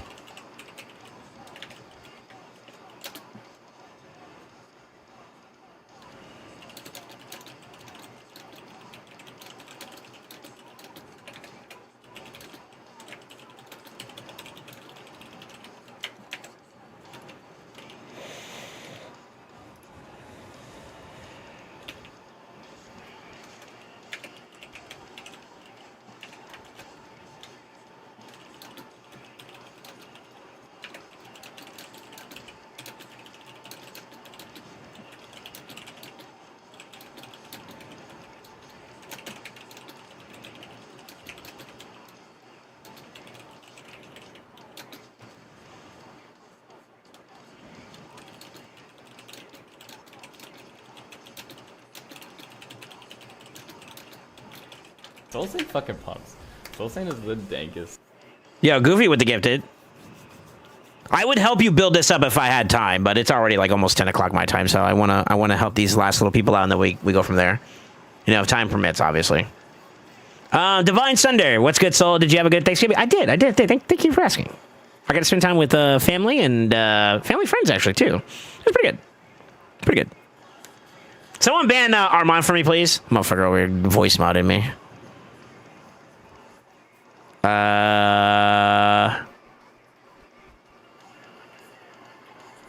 Goon, I saw it because I was looking at chat. Thank you for the takeover. Have a good stream. Yeah, you choose what, man.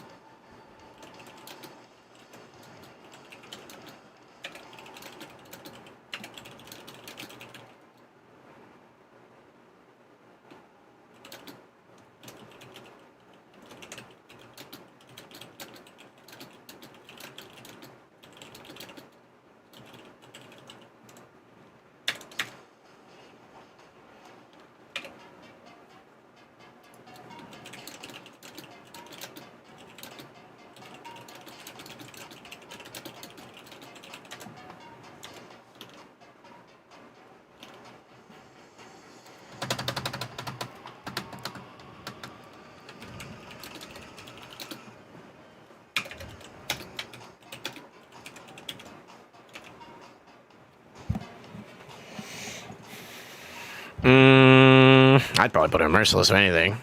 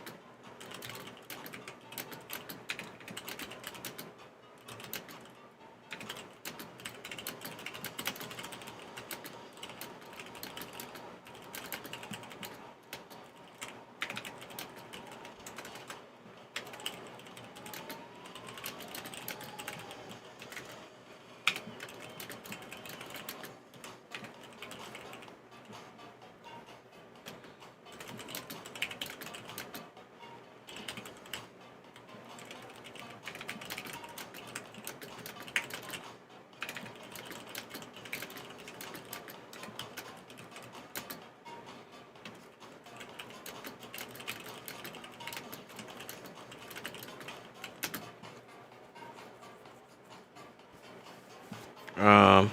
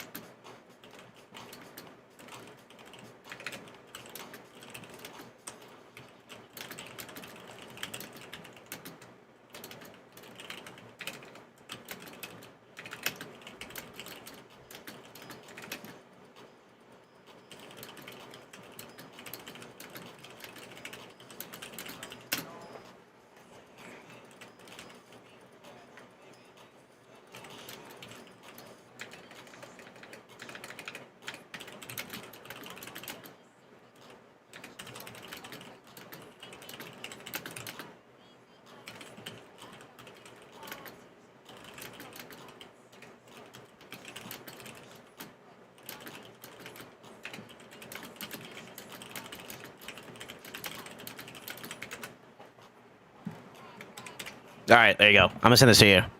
I know I'm like word vomiting over here. There you go. If you want a general range of speeds, I think I kind of said it as fast as possible with Apothecary, Kreela. I mean, if you can get them all over like 300, you got a 1-to-3 ratio on the boss. It's not exactly that translation, but that's a good reference point to start. If you can go faster, obviously go faster. I think you got some gear. All in on the builds. Give you the best amount that you have, and then just go from there. Yapping in text form, got to say voice. True. It's the same thing with other stats. I forgot exactly. Sorath. What is Sorath? Does Sorath double in resistance for if he's not under debuffs? I forgot. But I mean, using your current artifact, he landed it last time. Let's see if he lands it again. Give me a second. Whatever accuracy you have on him right now is enough. Yeah, go away. So, like, where you're at right now is actually decent enough. So, like, 370 seems to be pretty decent. Yeah. I don't remember exactly how much more he gets because of the fact that you're not under a debuff right off the rip. But that could give you a good, like, reference point of where you're at for stat checks. You just want to make him fast now. And then give him some kind of value via utility for the rest of the team. That or use Brogni. Brogni works too. Same concept. He can give shields and all that stuff like that, and you can play towards that. So make him high HP, super fast, and a shield set or something like that, and he'll complement it, you know? If you got questions, feel free to ping me. I know I'm kind of giving you a little bit of a dismissal, Goofy, so I apologize, but that should be what I think is a safe team to start with. It doesn't look like you got Crackhead, do you? No Crackhead. Crackhead could be a good one too. I'm not gonna lie, this is a cheat code. This made that stupidly easy. If you want to see some other global options or why you may be missing some things, you see that like Royals in there, Creedless in there. They're kind of getting him down like super aggressive. That's Wallace, bro. They're getting him down super fast because there's like 2 ally attackers right there, and then they're just butt fucking it with like absolute damage, you know. And unfortunately, you don't have a Trunda, as far as I see. You could maybe do that with some high output on Royal, maybe, but they're all plus forward and fully awakened, so like there's obviously some differences there. You kind of see some comparableness, though. I mean, they're abusing the Fina benefit there, but you see some of the staples I talked about, like that one. Some people use double. Who's actually not like mandatory here? He's not mandatory, so you could try double this, and that could help you out too as well. You could do that too as well as a variation. It doesn't have to be a Thorion. I used the Thorion, I think, when I did mine, if I remember correctly. I'm not sure. And it was pretty easy for me there. But yeah, like Creela staple, Royal Guard staple, Apothecary here and there staple. You don't have a Frolini. I think I used Frolini too at least once. I don't remember. But yeah, you get the idea. You get the idea. I think it's doable. I think it's doable depending on your gear. Ping me if you don't have any successes, but try to build your champions up decently well before you go there. All right, Jojo, what do you need from me? Do I still have your account saved? I do not. Okay.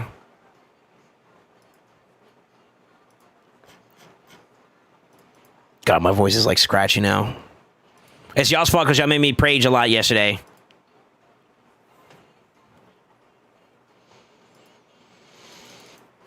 The eye of the tiger, ring, ring, bing, bing, bing, bing, bing, bing. The champion, and you're gonna hear me moan. Sorry, I'm sorry. All right, Jojo, I'm getting on. You said Ambrius for Arena. I got you. If it's just one build, I can do that for you real quick. Well, building like 4 or 5 champions, that might be a bit too much time consumption. Yeah, I can do that. Am I good to log in?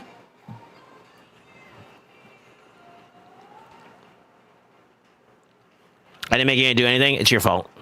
It's specifically your fault, sheep. I blame you. Man, I'm still full. Beat the meat. Go to sleep. No, I'm just kidding. I need you to give me a list of champions you don't want me to touch. If you can. I'll pull up your champion pool real quick. If you don't want me to touch it, just say so, because I'm gonna lock them out behind the optimizer, and then I'm gonna build from there. You said Ambrius, right?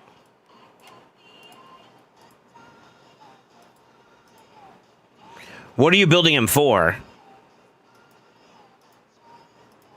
And you're gonna hear me.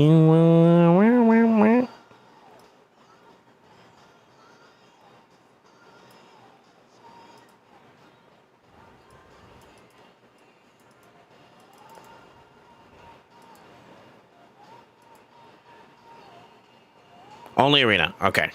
All right, we're gonna have to do some rebuilding then, because those masteries aren't it.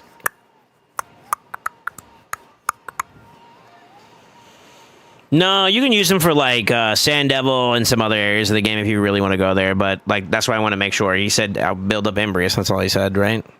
I could be wrong. No, he did say Ambrius for Arena. My bad. I'm sorry. I'm sorry. I'm getting pings from people, so I'm kind of like distracted a little bit. It's not your fault. We can use this. It's fine. Here, hold this for me. Champions, and you're gonna hear me. Wow, wow, wow, wow. Now, if you have no silver, I'm gonna spank you.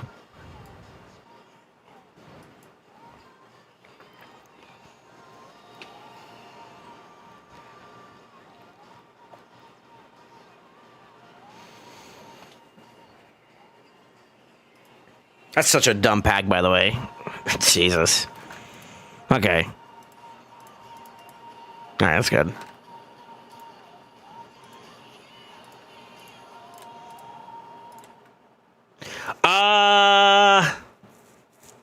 You don't mind if I reset your masteries? I'm gonna copy and paste mine over. Slightly different. It's a little slightly different.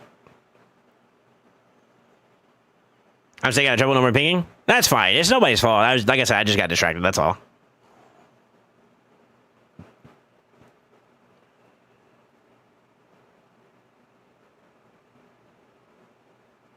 Saying that kind of reminded me of the new video, which makes you think they're going to be putting out a new boss or at least a new event dungeon. What video?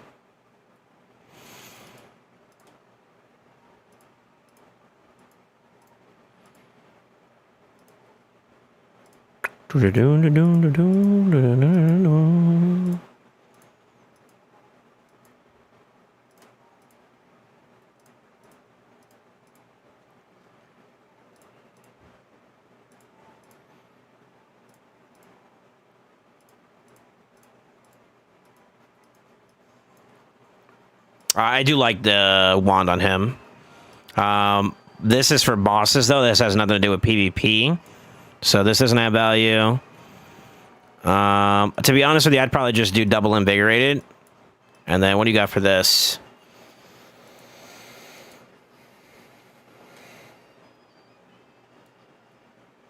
That's okay. Energy expansion is not bad either, I feel like. Unburdened's not bad either. That's not the end of the world if you kept that too. So the only two I would change would probably, like for sure I would change is this epic one has got to go, and I would put in invigorated instead, and maybe another invigorated, honestly. Unerring focus is okay. We're not overly prioritizing it. One of the big values of doing this is more so for like the lore steal value for variable set values. And then also, as people die, he also picks up some speed. So those are the ones I cared about. He does have some scaling in accuracy. So it's a little bonus, but it's nothing like extra astronomical. It's not something that we're going to lean too heavy in towards. So.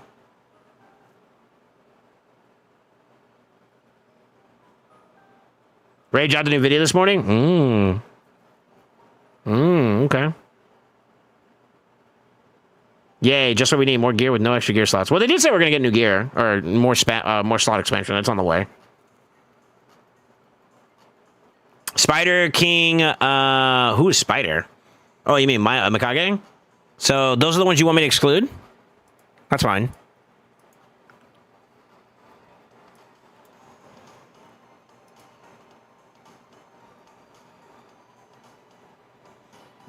Sorry, just making sure I don't have any other clients open up by accident.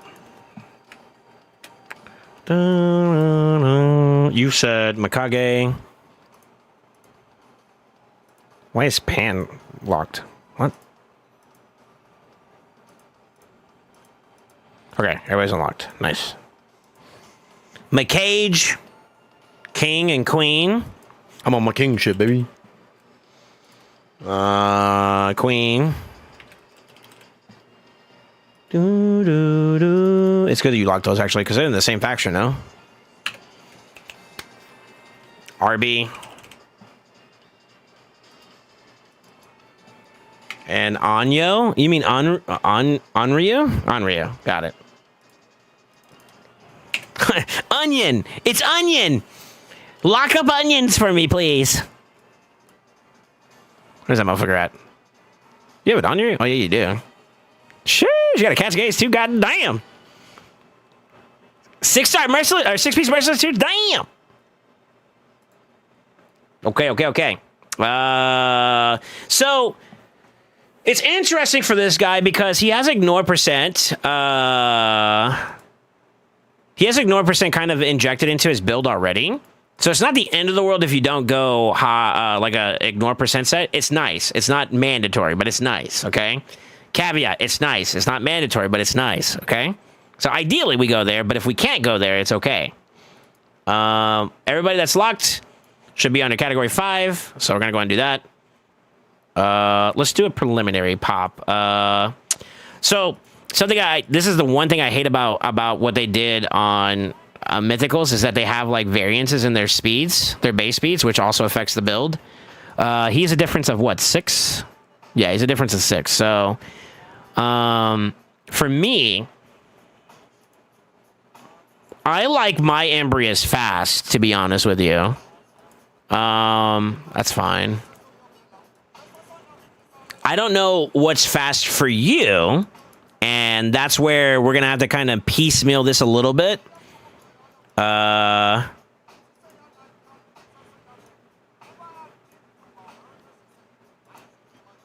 don't know when's the last time you tried to do like rebuilds on your teams and whatnot. So let's just start with like a difference of what was it, 5 or 6? It was 6, right?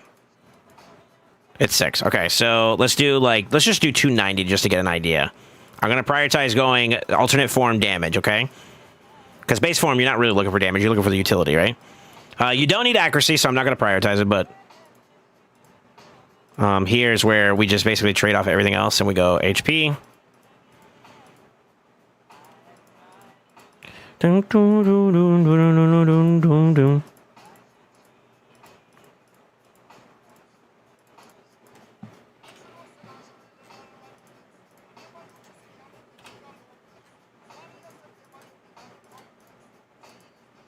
We'll leave that off for now. If you can add on top of that, great. If not, shit.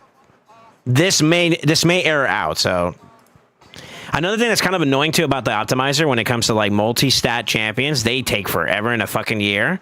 So I may ban some, I may not ban, but I may do some optimizations remotely so it'll speed it up. But let's just see. It wasn't me.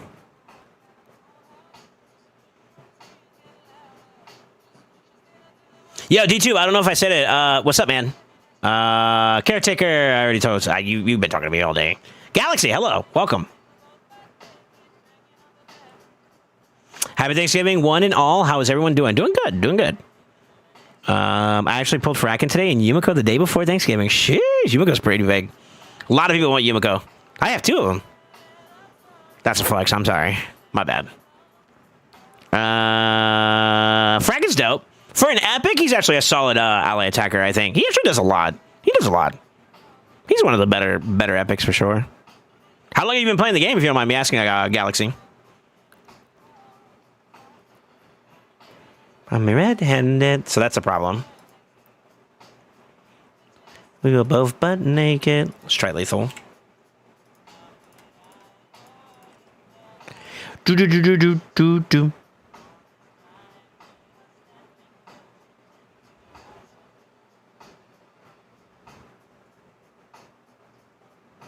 You know, another set bonus that I actually would not be too upset about Embrius having would be Feral and Savage. Like I said, since not Savage, Feral and Stone Skin. But you need like really good modifier stats. Like, you know, like the HP and crit damage should be kind of zooted to justify it. And even then, it depends on your target too. All right, let's try dropping it down by 10s for now. So let's go 280. Let's see if we get anything for lethal. It might be just the speed check right now, you know? We'll try to find a sweet spot and then see if maybe we can open up some more of the stats. I want at least a build, though. If it's not giving me any build, that means the stat demand's too much. If I start seeing the builds and they have, like, already, like, glyphed up effects, then maybe we add something. Like, what do you have for glyphs, actually? Let me see.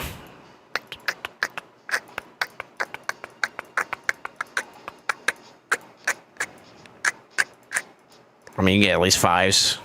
I say at a minimum of 4s, so we would do 4s here just to play it safe, but... that was lethal. Let's try Savage again.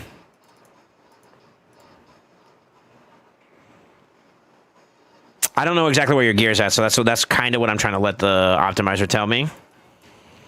I mean, I can click around. Let me see.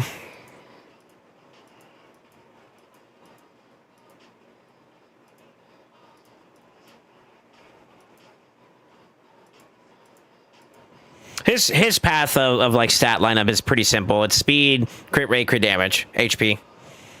You know, HP percent obviously, but like HP after that. That's basically like an easy, like if you need like a direct answer to where to go, that's where you go with him. So it's pretty straightforward.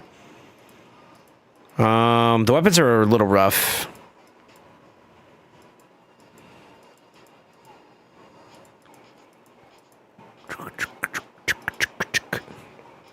Sort of okay, but it's a 5-star.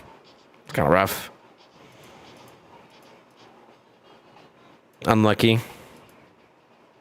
Better, but no speed. And this is, I am trying to push high speeds on it at the moment.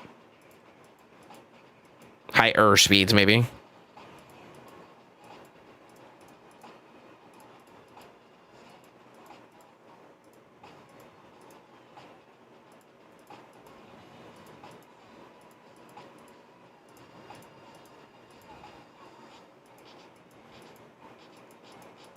Yeah, that combo is kind of rough for you, huh? Trying to find like the speed, crit rate, and crit damage inside there. It's a little difficult.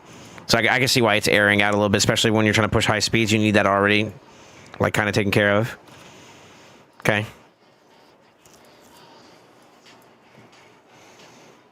I think if I take this off, it'll work. But let's just see. Let's just see. I want to see what we get.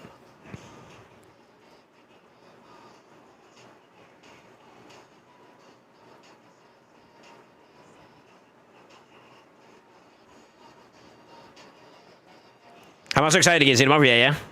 Yeah, what's up, soul food? Yeah, so you have something. It's just those two particular sets are kind of rough right now. We're gonna look at yours, the lethal. You kind of don't have the stat line that you're looking for Savage, so that could be a problem there. It could also be Stone Skin too, but it looks to me like the actual like Savage pieces are kind of rough.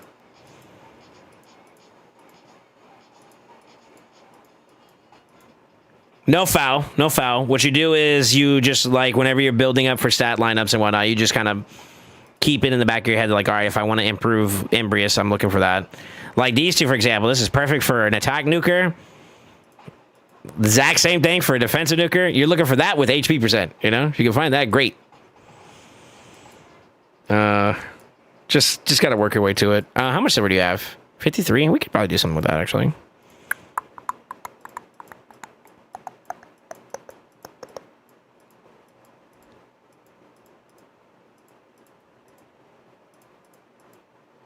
Yeah, you got some potential that you can roll up. So lethal might be your answer. Might be.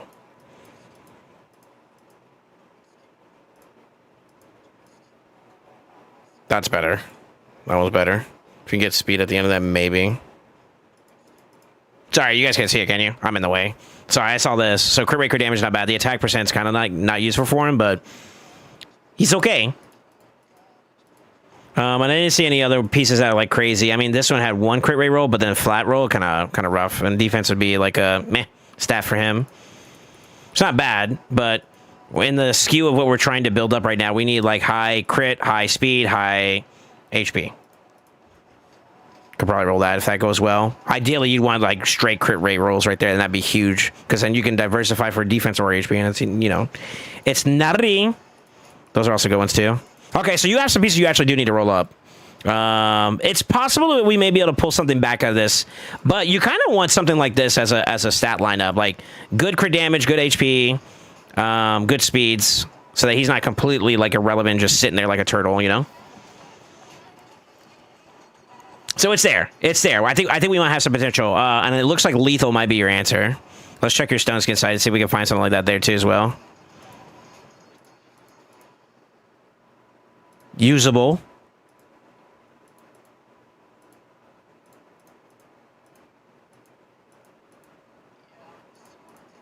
Got a lot of speed gear you need to roll up, sir. Speed gear in stone skin, chase that bitch. It's worth it. It's worth it. If you can get that quad penta, it's like nutting. Okay, that might sound a little kinky, but whatever.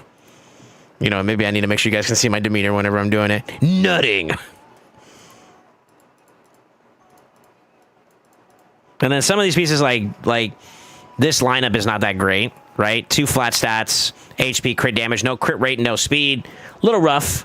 If it's HP percent, no speed, defense percent, or res, so it doesn't follow the other philosophy.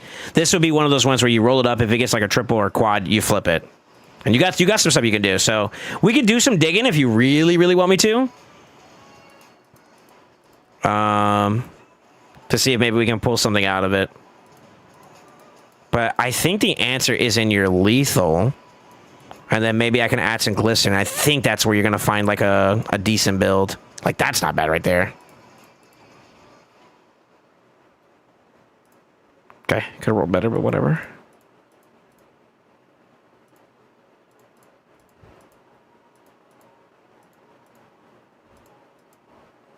I need you to find for me. 5-star. We could roll this up, but I don't want to long term. I mean, I'll throw an 8 on it for now, but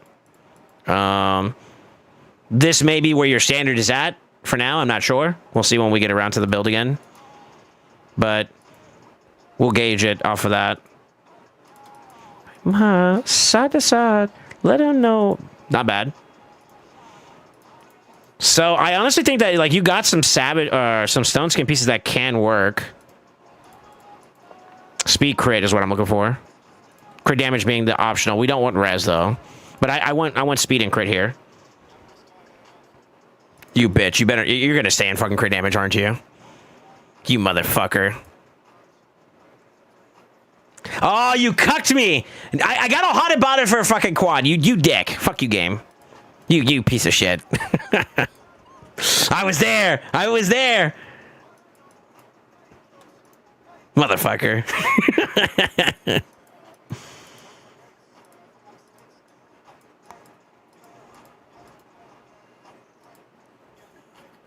Yeah, wait, that's 16. 16, that bitch. But I don't know what I believe. I could go crit damage too, though.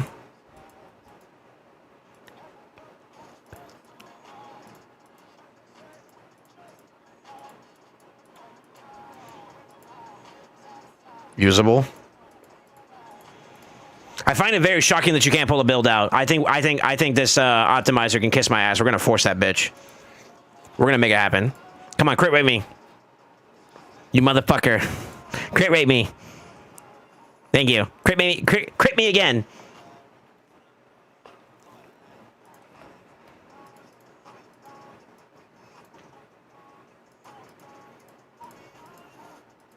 Wasn't in my right mind.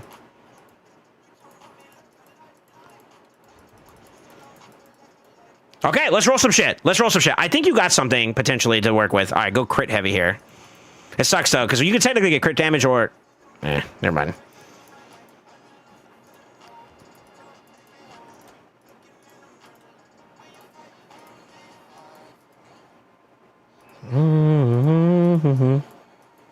Why does everybody leave? Show me what speed, crit rate, HP. Okay. Maybe not for Marius now, or Embrius. It could be for Marius. If it stays speed, defense, crit rate, it's fine. I need you to fight for me. With therapy, that's fine. Oh, you had me for a second, you motherfucker. Speed crit.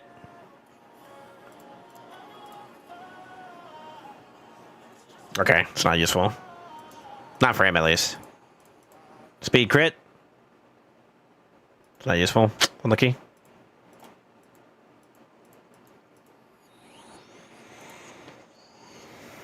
It's blue, but I mean, you got good stat lineup, so like, there's not really much else here that I would argue against. We do need to take this away. Let's go boots. I saw some boots that were pretty good. This one. I want crit rate, HP percent. Ideally, crit rate.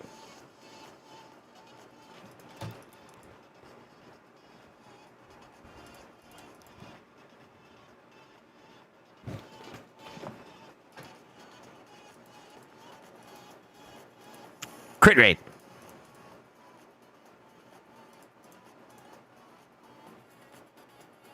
Oh! Fuck! Crit rate. Or crit. Just say crit. Fuck it.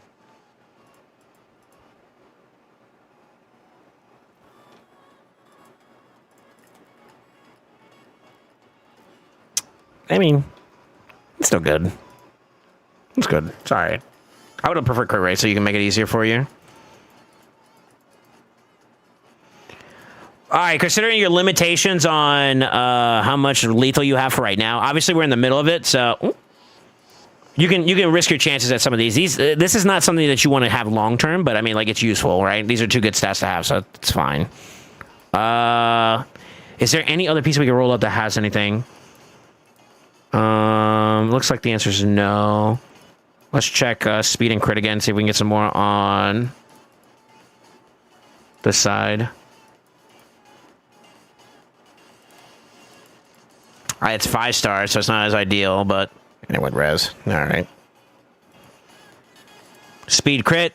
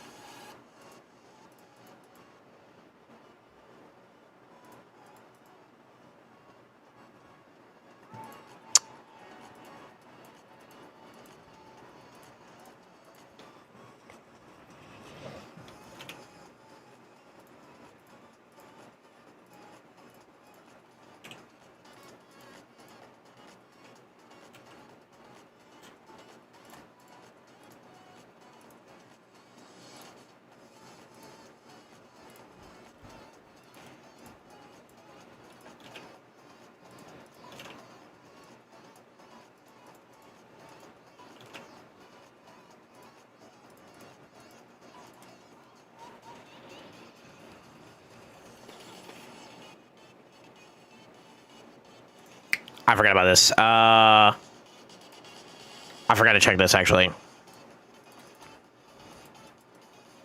Yeah, no wonder we're not picking up shit.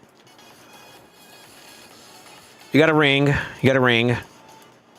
You don't have an amulet, though. You need at least 2.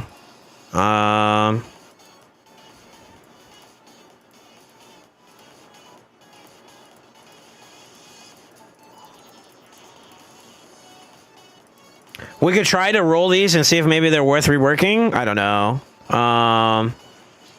They both have res on them, which could be good for Crixia down the road if you ever want to do that. Is there any other champions that are like worthwhile for PvP that's in Knights Rev? You have what? Queen of Hearts, Georgid. I mean, if you're gonna go Georgia, you want crit damage. I don't know. Let's roll this up though. No wonder it's failing. I forgot all about that. I thought your shit was rolled up over here. Bitch, go HP %. What are you doing? Thank you. Stay there. You gotta talk dirty to your gear. Bitch, go back to...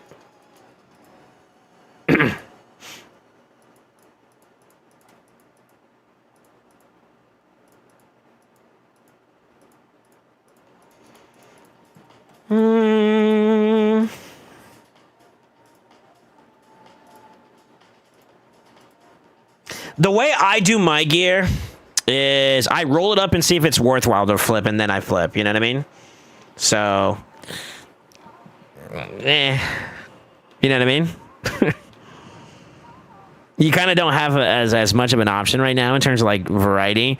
Now we could take from your king. I know that sucks a bit, but he's not in stone skin anyways. To be honest with you, I would just take from your Narcisse. If he's not going to be in stone skin, I would take from your Narcisse, put him in another like crit damage amulet for right now, like this one, and then give this one to Embrius. To be honest with you. Let me do this for real quick. I think that's actually what's causing you the problem right now. So all I need was equipment. I think you reset, right? Yeah, 8. There you go. Okay. That's fine. All I need was just change that from that, you know what I mean? But I think those other ones are fine though. So let me make sure this refresh report. I'd probably get prior to Embrius now over like King. I was trying to say King's bad though, but you don't have a Vanessa, so it's not an issue. Yes, you can do it. Okay. It's a bit rough on the sets. That's better. That's a lot better, actually. There you go. That's not bad. Actually, that's not bad. Now, granted, something that maybe some of you guys don't know about this too as well. These stats that we're getting right here do not include relic stats. So, like, for example, this is not complete, so it's not going to be directly translatable. But look at what it looks like when it's going to... this is what it looks like right now. If I would just take every piece, right?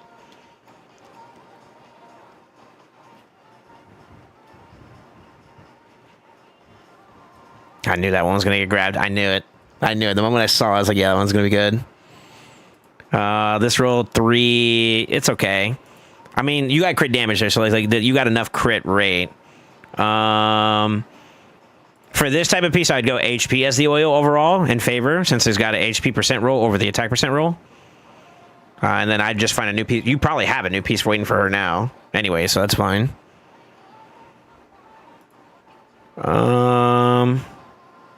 Same thing, HP this. Although, this is okay too if you ever go for Marius, so, I mean, that's fine if you keep it, but I would probably flip it for HP for Embrius here. I like that too. Crit damage that's fine. HP that's fine. And look at that. Look at that little kitty. I knew it. All right, let's see if we're lucky. Speed me, baby. Ooh! HP percent me, baby. Fuck. And then we roll... Okay, that could be something we can improve upon. Let's take a look here. It's a flat banner, so nothing crazy. It could be anything. There's no set attachments. The only thing is we have to get... Fuck, we gotta get a triple roll HP. Shit.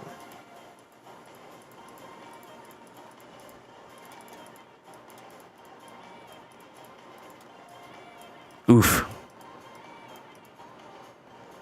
Oof. Oof. Well, I mean, those are 5s. That's so unlucky. Imagine. Honestly, I would roll this to 16 to see if you get a triple there, and I'd flip this bitch. I'm not trying to burn all your silver, though, so... Come on, at least give me HP one more time. Please. Shit piece. For it. It'll do for now, though. Oh, you get the roll, though. Literally the only flaw of this one is that you got HP flat here. But, I mean, speed with HP percent, it's not bad. I mean, if you got a defense percent right here, this banner is solid. Because then it'd be better for a defensive nuker, honestly, but... you don't really have any HPs, though. Let's do it this way. Make it easier for us to see.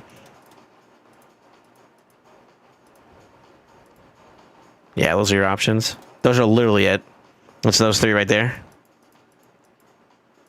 Fuck it. I'm gonna try one. If not, we roll with this build that you see right now. On for it.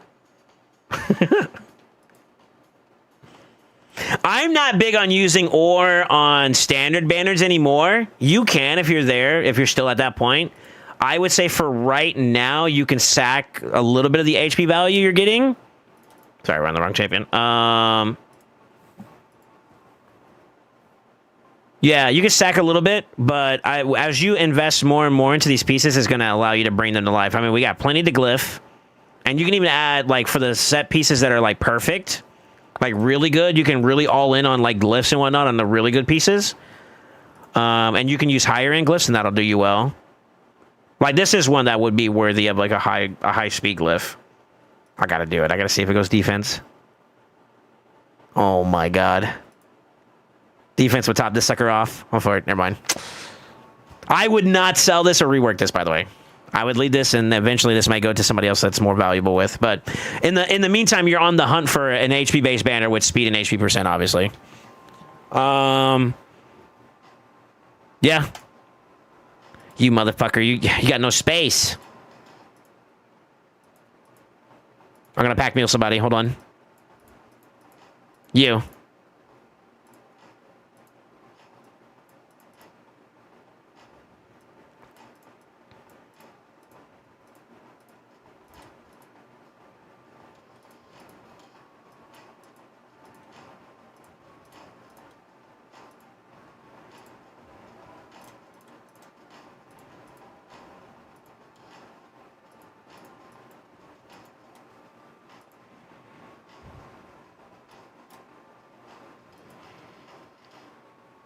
All right, I'm going to screenshot this and I'm going to send this to you for your reference. This is what it should look like when it's all said and done. Good start. I don't know if you want to make those changes to the... I mean, you got the resources to do it, but I would change out at least these two. At least this one. For probably, like, maybe that. You could keep Unburdened. You can also go Energy Expansion. Expeditious Exploitation is if you're going to have someone that does, like, a lot of fearing or, like, CC, which he, in his second form, is kind of not prioritizing that. But if you do so happen to get, like, involved and you can do the A2 before you flip, then technically you get value there. But, meh. I think this is fine. The Wear Speed, Increase Reach, Deadeye is fine. Although, I try not to play with the mindset that you're going to have a failure instead of more succession. So, here's the great thing about this build. Let's just add some hypotheticals on top of this. So, you have more HP to get as you glyph, for sure. I think you can add some higher glyphs on some of the pieces. Your crit damage at 279, considering that he does not have empowerment, or not empowerment, but blessing, means that you got like a whole 38 to gain? 45 to gain. So you add 45 on top of that once you get it, when you get it. That's in the upper 300, or what, like 300 some change? That's not bad. Add another, what, 10 to 11k? 12, almost 12k on top of that. That puts you over 100,000. That's not bad either. At a decent speed range, and this range right here is what it's going to be like when you're in your second form. So you'll be a little bit slightly faster in your base form by 6, just so you're aware. Right now you're a little bit off because obviously we haven't glyphed and whatnot, but I sent you a screenshot. It's hypothetically with it being at certain glyphs, and you'll see it inside the actual pieces themselves. You can obviously go higher if you want, or if you don't want to go higher, your prerogative. I will say this, 280 is not a bad start for where you're at. Especially considering he has, like, no blessing. So, I like it. I like it. I like it. I like it. It's not bad. It's not exactly translatable, but, like, let's say, for instance, what's a champion pool that likes to have, like, a lot of stone skin? I don't know. Maybe use this as an example. Who's your, like, biggest nuker besides Embrius right now? Because, like, you can use him as an opener to open up Stone Skin, and then he can come back, follow up for finisher damage. But, like... Onryu? Really? Okay. I know your whatchamacallit's still kind of built, too. We'll see if this helps out a little bit. Depends on how fast they are, but... We'll see if they're under Stone Skin or not. Perfect. Boost. And because he's on the higher end side of the turn... Immediately opens everybody up, right?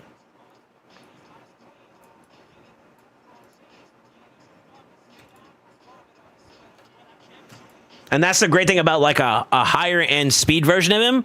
And then if you rotate around, there's something left over, or maybe like the enemy revived, because you know that happens from time to time. They revive their team, and like it's cycling again. You got to think that a lot of times by the time you get back to like the top end of your next champion, like if you do it 4, you're the fastest on your side, right? You do 4, you practically killed everybody, but then they have a reviver that brings them back up. It's going to be 4 again in terms of turn meter boosting, unless you're that slow, which I doubt. And you can think about, at this point, you could probably do like an A4 to push your team up again one more time into play. A2 with him, flip him, and then he hits, and then you got pretty much that fight is in your hands. You know what I mean? Obviously, this is not the only way to approach it. You can go second. Against like a speed team per se. Let's see, an example of that could be like something around those lines in a go second strategy. I don't know if she's built, so we'll just use like Harma, for example. Tanky, high HP targets, you're trying to survive, right? He's the only one that's kind of dead in the water, I guess maybe besides her. I can't believe that fucking slow, but all right.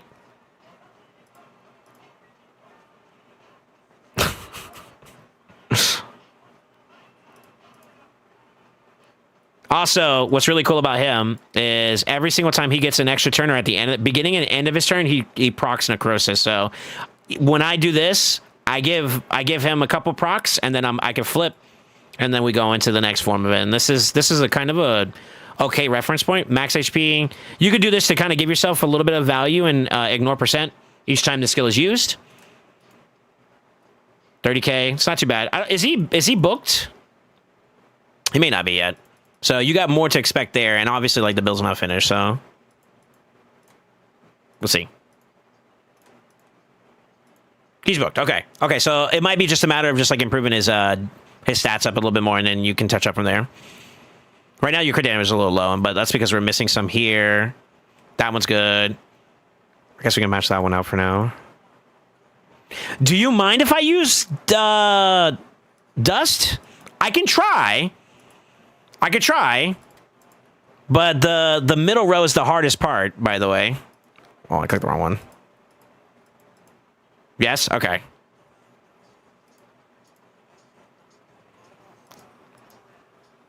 I'll do the gloves. Gloves are really good. We want crit damage.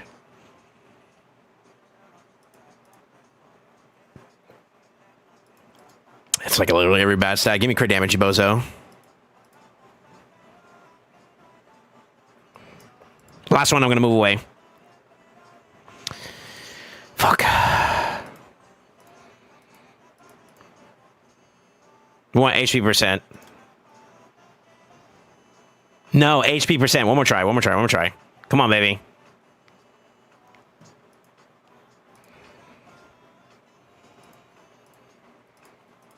HP, please. Thank you. That's the shitty part about dusting. You got to flip these two as well. But I would work those out as much as you can and get those finished out. That's going to be the biggest part for dusting. Right here. This is an easy one to kind of get done really quickly because like there's only like 3 options, so it'll eventually go there. But farm up and get that upgraded and you're good to go. Speed's already good there. You can add glyphs if you want, but test it. Test it to get back to me before you go too far into investment, but I think that's not bad. That's not a bad start. There you go, brother. If you have any questions, let me know. Nice build, actually. Very nice. I think that build can probably go as fast as like honestly 300, and that's not bad considering like you don't have any blessings done yet. So imagine you got like a 6-star blessing for Ambrius, that could be 320 pretty easily, and then some. Yeah, you got a lot of good growth on top of that.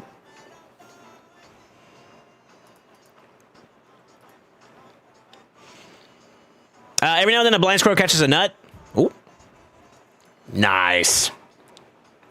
Nice. Thank you, JoJo. All right, sneak in. Sneak in with the beacon. What we doing?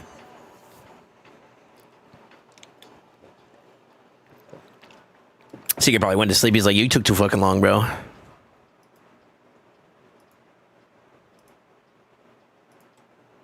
I DM'd? Okay. I don't see you. Where did you sit? Oh, I see it. Okay, I'm sorry. What do you want me to do? Tell me, and I'll put it in your butt. I'm kidding. Unless you're serious about it. Maybe. Partially. I don't know.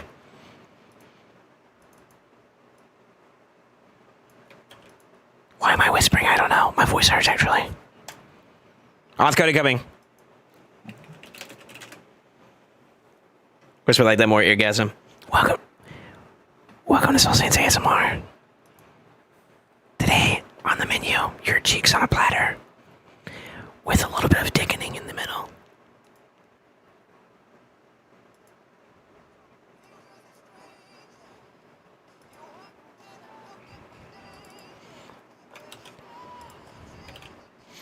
Alright, I'm mistaken. Am I good to log in, sir?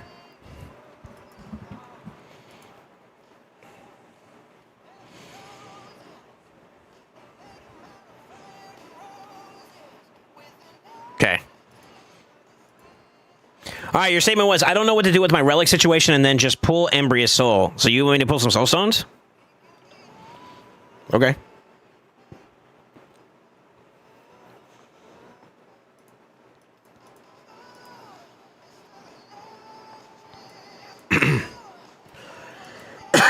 I don't know why I went straight to your blessings, by the way.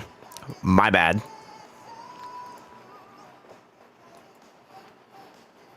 Oh. I'm over here like... Okay, I don't know what to do about my relic situation. Let's start there. So you're not talking about crafting. Are you talking about what you currently have access to?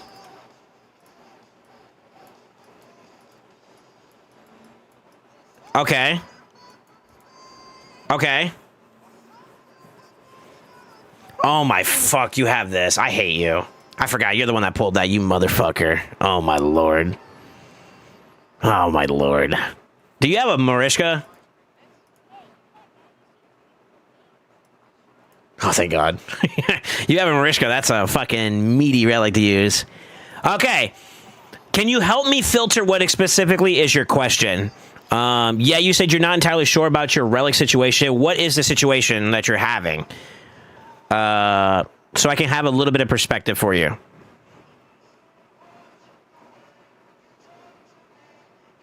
No Starstone. Yeah, because he fucking saw that he got this and he just started nutting. Looks like he just recently upgraded his other one, but then he pulled it in. He's like, I'm immediately leveling that up. And he was like, oh shit, I can't.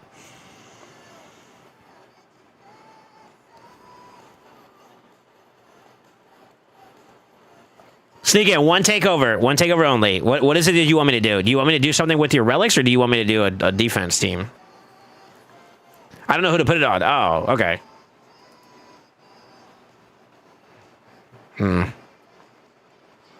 I mean, I would do a Marishka if you had one, but...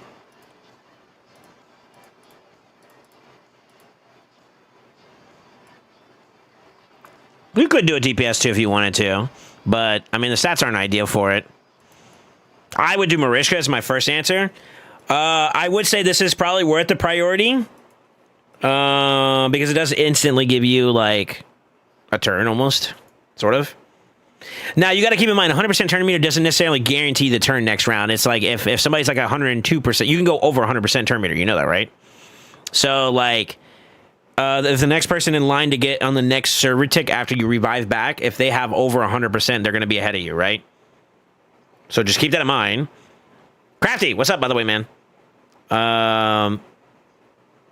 As for options, that's a great question. That is a great question. Who do we want to use?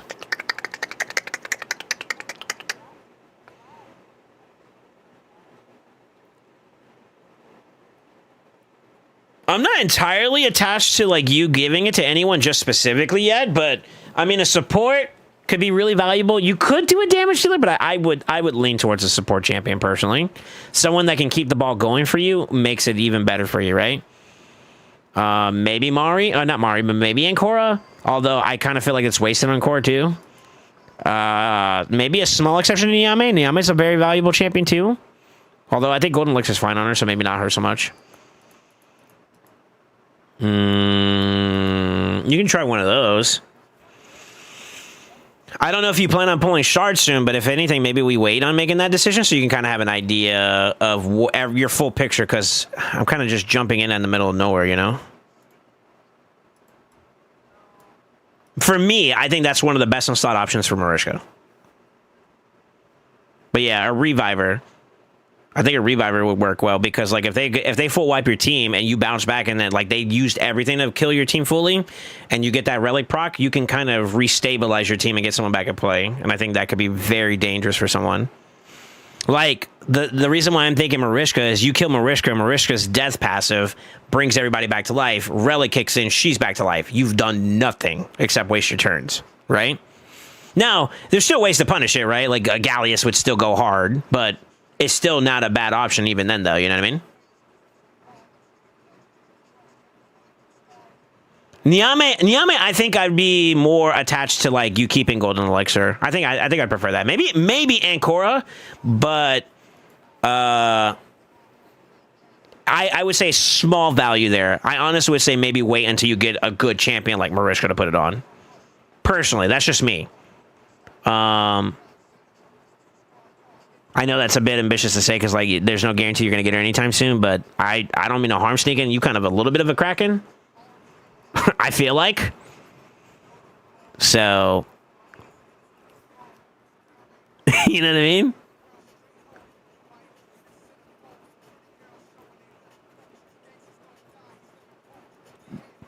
I don't know how Embrace's Reflect death thing would work though. Would it be as passive that procs first, or would it be as relic that pops first? I don't know.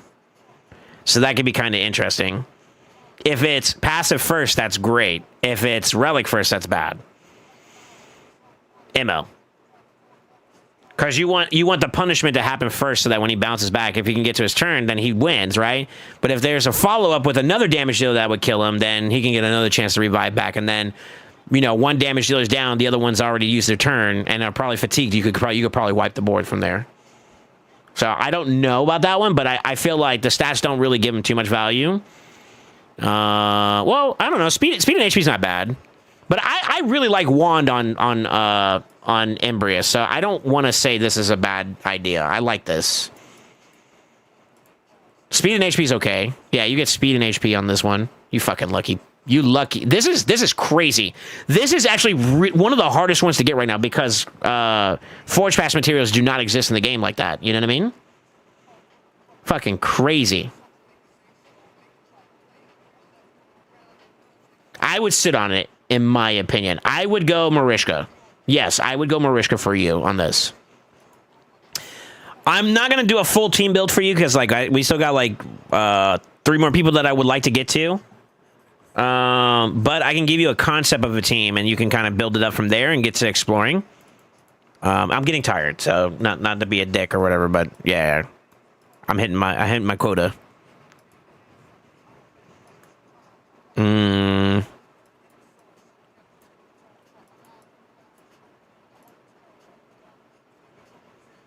Do you want something like a Ghost Sekka strategy? Because this is a little bit of a contradiction here. I mean, you could still get value out of this, but a defense concept. Okay, yeah, that's fine. Let's see. Speed's not going to be your asset here. You're going to look towards playing towards your passes like we talked about before. So let's just pull out some champions that have good value for you in that regard.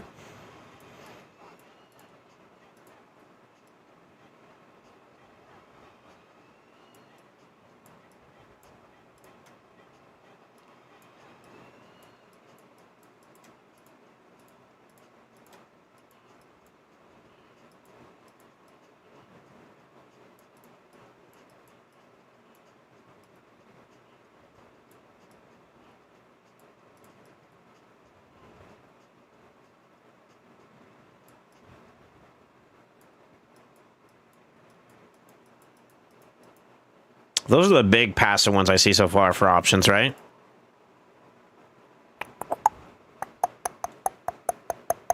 I think top prio would be her. Oh, shit. I'm misclicking, sorry.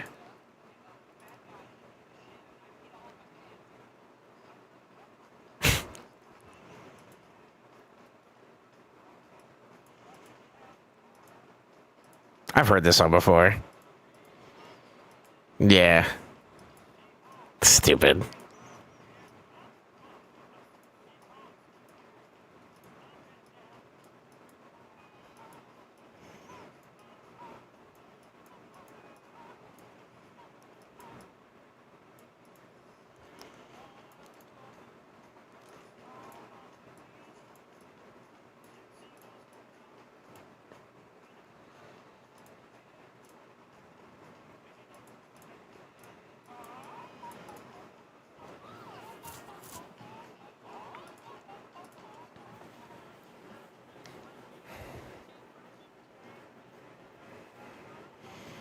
This is not foolproof, but I think this could be a pretty decent concept. I'm playing towards like tankiness passives and then Fatal Prevention to kind of give your harm a time to stay in play.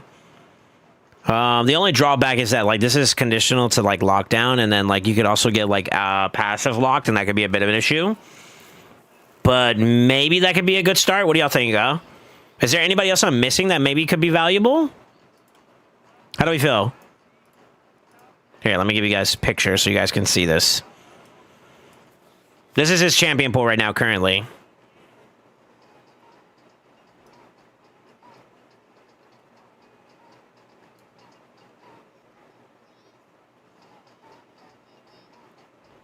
Yeah, I'm not seeing anybody else. I mean, maybe Ancora could be another alternative option.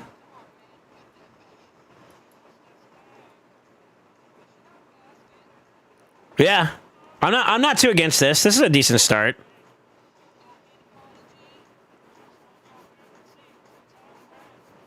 Does he have any other speed relic? If not, I would just use it as a stack stick for a speed booster right now. That you do understand that moving mythical relics are like really expensive, like alarmingly expensive, right? Just got the Jing relic recently. Mythical offensive good, just defensive cost. Lamasu. Lamasu's okay. Hey man, I'm a pretty new player and I pulled a Vanilicia. She's pretty cool. She has some good ratings. Is it worth putting my books into her? Also, what gear is good for her? She's definitely worth, I think. Grats, man. Solid new champ. Yeah, she's good. She's good. As for like how you would build her, it depends on what you're trying to do with her. If you're trying to use general purpose, then you obviously want her to be tanky. So anything then that can help to her survive. Stone skin. I'm waiting for Sneaker to answer my question, by the way, if he likes the way that looks. She's like right here, right? Yeah, Dami Mommy.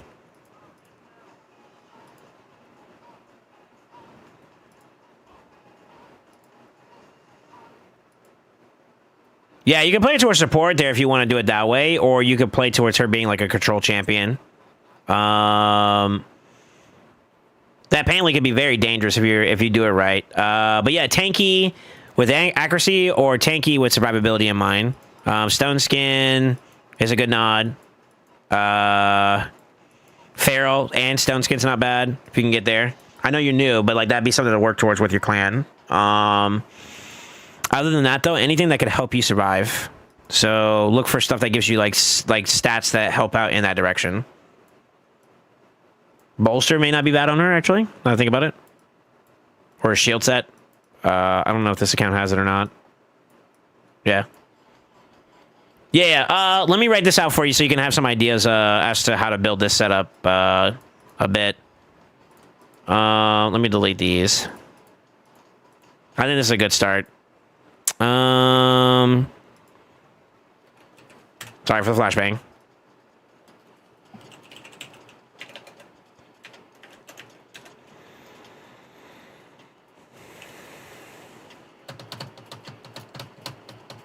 I forgot her name, Niame.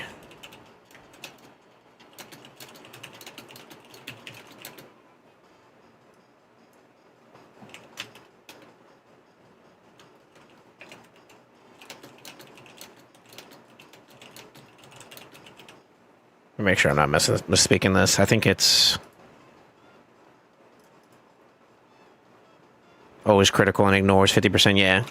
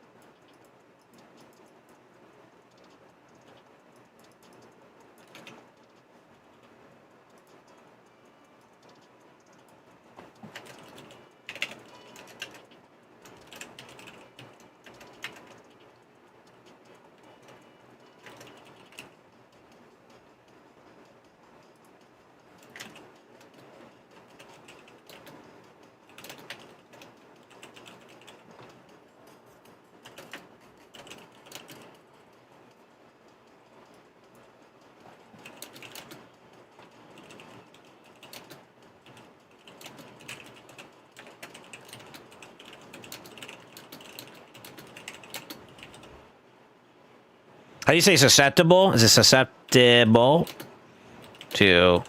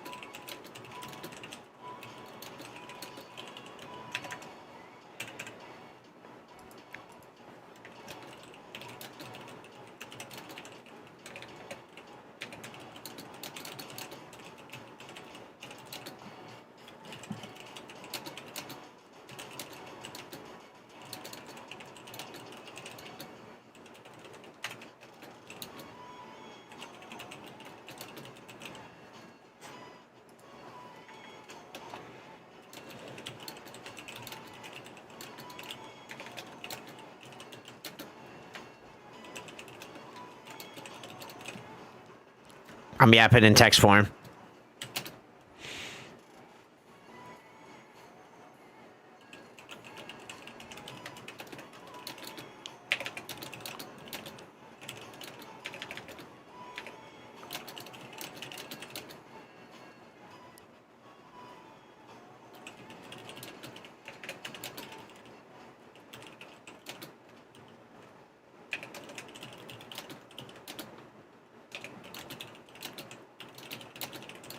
Still going.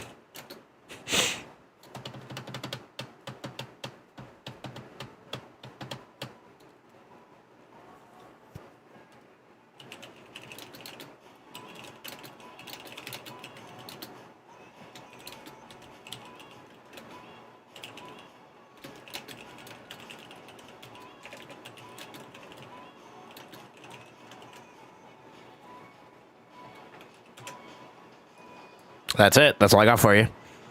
I'll send the splurge to you in DMs. Yeah, general consensus is just basically your hunker down comp, where you could kind of play a little bit to the asset of like Freya being played interchangeably. But the biggest thing out of all this whole thing is that you want to understand how people attack. If you're in block damage, then they need a way to get through block damage or remove block damage, right? 9-piece protected block damage makes it harder for people to get around, so they have to go through it. There are comps that go through it. You got Gizmak, you got Gallius, to name a few, right? So the only way that they'd be able to get through is they have to get rid of the stone skin. That should be your first layer of protection. You can't really. It's an RNG fest against champions like Embrius, who could strip. Lightning Cage is a good deterrent against that. But for the burn comps, if you go in with Feral and Stone Skin, that's a great way that they can get prevented from having it. Now, I won't lie, you're already kind of dedicating a 9-piece set to your Niame, so you have 3 options where you can get Feral. I think you want, at a minimum, if you're trying to do the Feral comp, you go, like, Feral builds, you want 3. If you have 2 that are burned, there's a possibility that your Stone Skin can still get burned through, like, a stock comp. So it's a bit of a tough situation where you kind of can open up your Harma if you go like Savage or Lethal plus Feral. You could try that. You could just go straight Stone Skin and set, damage there. You could do that, but you're still kind of open a little bit, right? No matter how you look at it, you're going to have to pick your poison, because these answers don't have, like, these are not the most robust answers to get you through the finish line. If you had someone like Ashnar, I would probably put Ashnar in place of your Harma, and that covers all the stock comps, right? Because then they have to get through block damage, and they have to get through Stone Skin, which gives you a strong chance to get in. Now, they may try doing, like, Fabian to strip your Stone Skin cooldown, opening you up, and then they take the RNG against, trying to crack you through that way. So it's hard to get through all those options, but the more optimal each of those builds get, the better it goes. That's the hardest part about Arena, is defenses. So, yeah, if you could do it, I would. But the other fail-safe is that you have passives from, like, Freya that can keep your team alive with, like, her passive. Harma and Duchess automatically makes the team a little bit more tankier, so you can really play to, like, the bulky hunker down, make it difficult for them to crack through you initially, giving you some chances to have some uptime despite not being the fastest. I don't know how long you've been playing the game and how far you can go with your builds, but considering you're at 9.5... pretty much the entire right side's done, so you're already at the halfway point of your farm. I'd say you're about roughly mid-game. Maybe we can take a look at some builds to see where you're at. 270s range is not bad. So I'd say you're easily mid-game to, like, maybe you're on your way to late game. I can't really tell without going further in depth with this account. Your blessings are a little bit on the lower side for some of these options. I do think Niyame is going to have good longevity on your account because she's a meta champion for defenses. Freya is not. She's niche. Harima is also niche. She's also not. She's kind of fallen a little bit off the meta. Same thing with Duchess. So, like, those are kind of replaceable. But Niame would be an easy answer if you're looking for, of the 4 who to invest towards, like, for longevity, it would definitely be Niame. I have Niame in the front because when it all falls off, and if you're familiar with the way the mechanics of this game work, AoE damage applies in order of priority. So it'll hit Niame first, then Duchess, then Harima, then Freya. You can actually move these two and put her in the back if you want. That's fine. But by putting her in the first priority position, if it is going to bring her down below 50% and it would kill these other targets, it'll proc block damage at this point, saving these three in the back. And that's why you want her in the front for your defenses. The only exception is if you want to rely on an aura that gives you another outlet of survivability. But for this case, considering what your account can do, I think Niame in the priority position would be good. Lightning Cage would probably help out a lot here so that you can also deter this bozo from being the answer to strip you. If there's no Lightning Cage on the team, Embrius is a solid option into the fight because he'll guarantee the strip. But if you pay attention as you go along more and more, you'll start noticing that some champions have it laced in between. And as people get more and more experience, you're going to see more and more of that kind of show relevancy. And I will do... Here's what our last week's placement for top 20 in Arena looks like.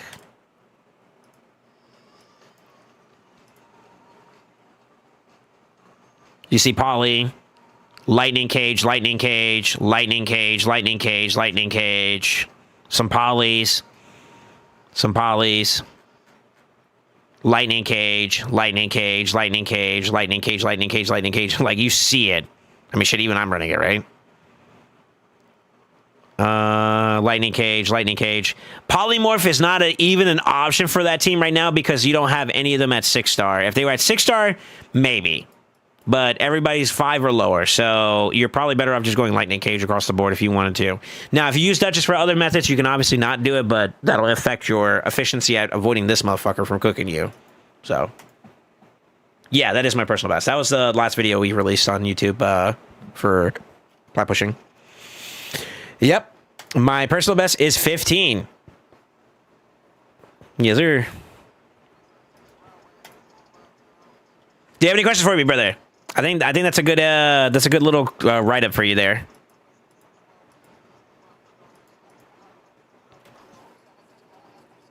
Good. All right. Faye, what do you want me to do? What do you want from me? What do you want from me? Why you bother me? Crossfire probably don't want AFK. He's tired of hearing my yapping and shit, you know? How do you get stone escape? Bilbo, I sorry I didn't answer that. Hydra. Hydra's where you get that. That's what you did earlier?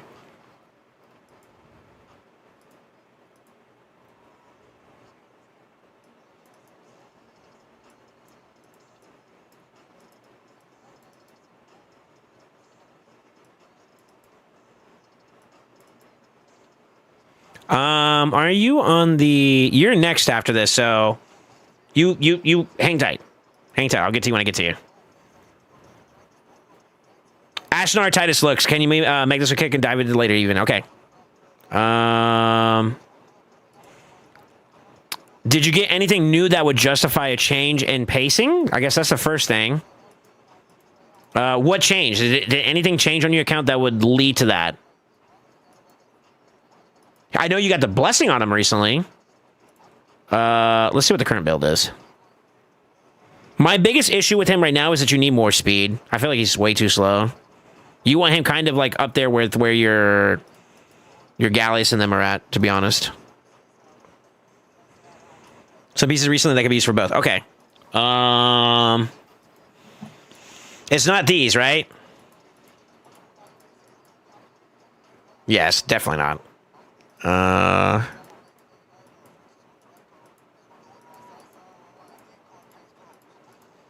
What pieces are we referring to? Like Savage?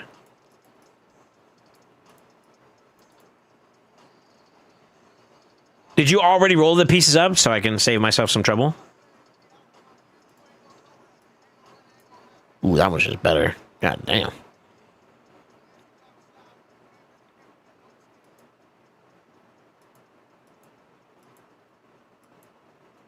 Yeah, I got you. I do see it. I do see it. Yeah, yeah. You're next, though. You're next, though. So, give me a little bit.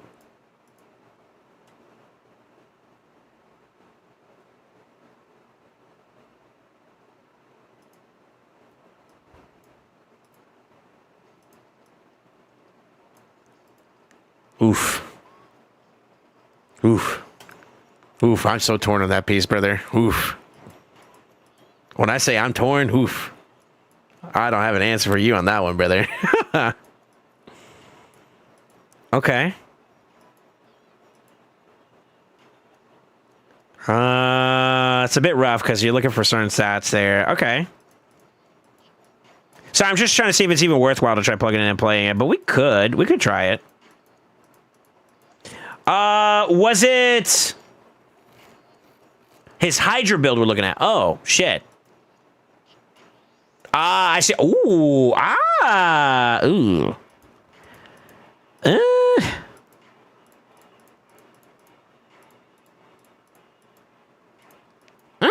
Okay, I'm sorry. I'm sorry. I was off on the wrong deep end there. My bad. All right, let's see it then. Fuck it. I gotcha. My problem is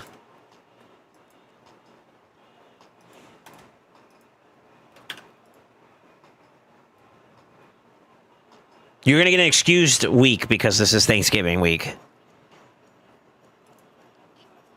But we need some loving in that department to get there, which I know it's not your current focus, but well, maybe it will become after this, but yeah. This kind of needs to get some development to really see some of those builds a little bit more effectively.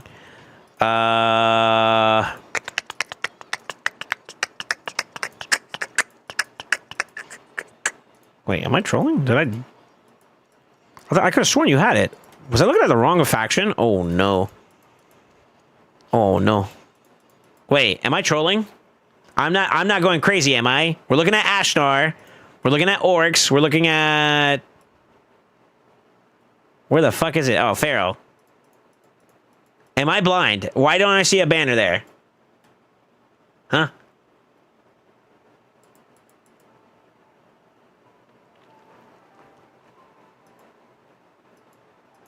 I'm not crazy, you're crazy.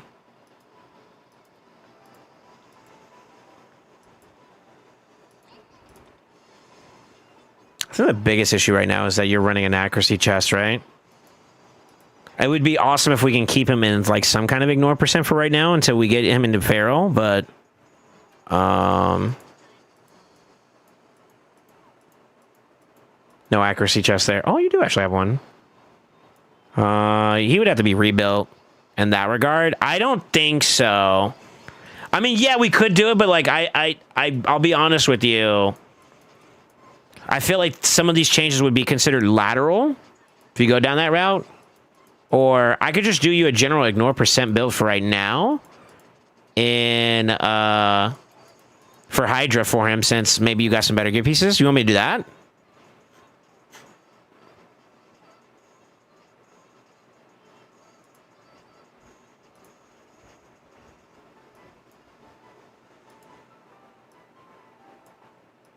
Nah, this one's okay? Okay. All right. Tits. And you wanted... What was your question? Let me see this again.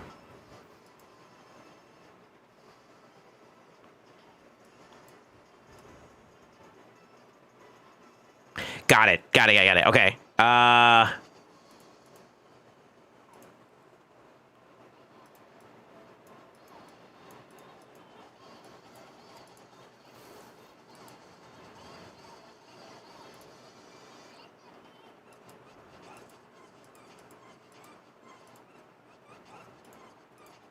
Let's put his old build on.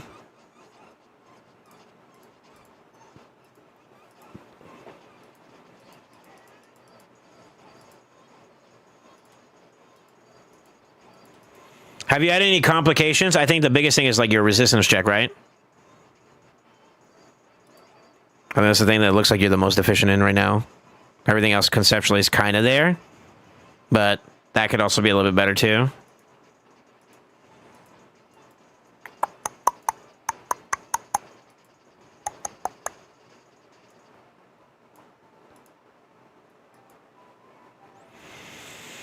Did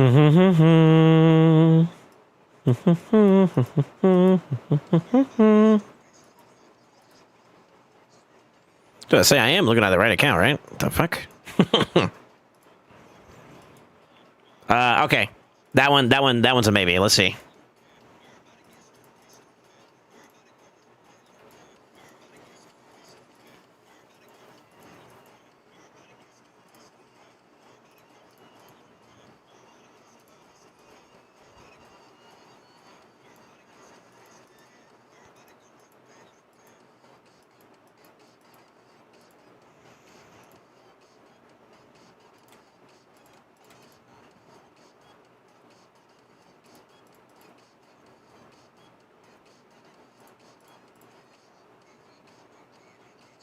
Unlucky.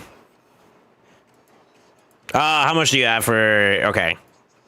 Okay. I think that's enough for me to do a little bit of tinkering, but... I think maybe. Yeah, I think maybe.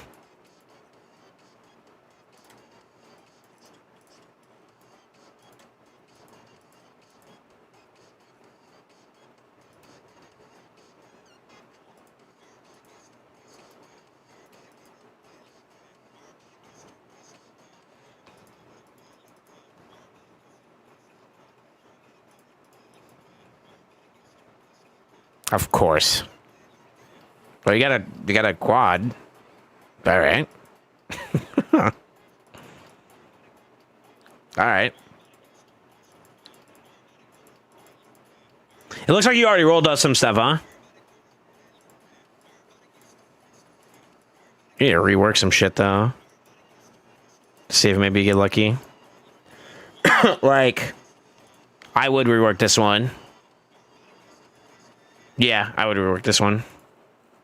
May I rework this one? Fuck it.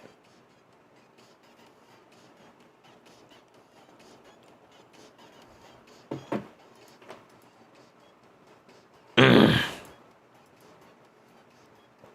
you get speed there, maybe not for him, for somebody else in the future.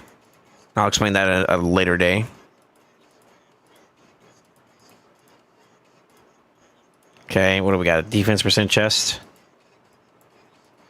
Which is like really replaceable. Boots are 5-star.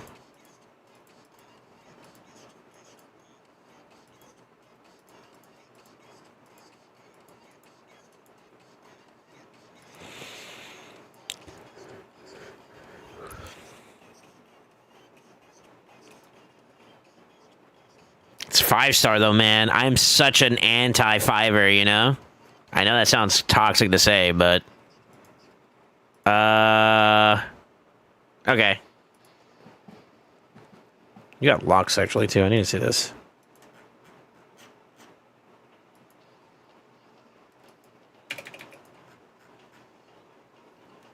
Okay, that's your Hydra team. Looks like general PvE. PvP. Okay. Nothing. There it is. 4.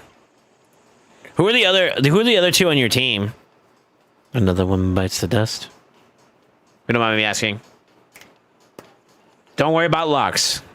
Alright. So everybody, everything up for grabs.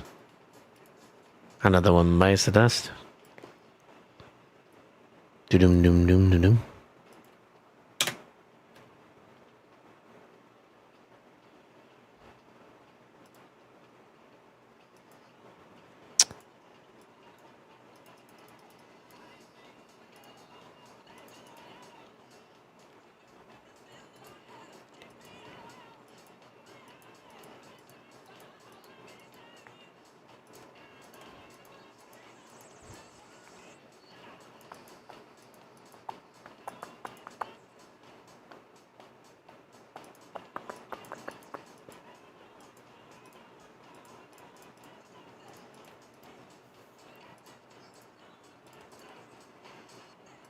Let me do one more thing.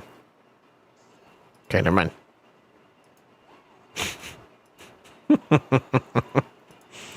Okay. Give me a second.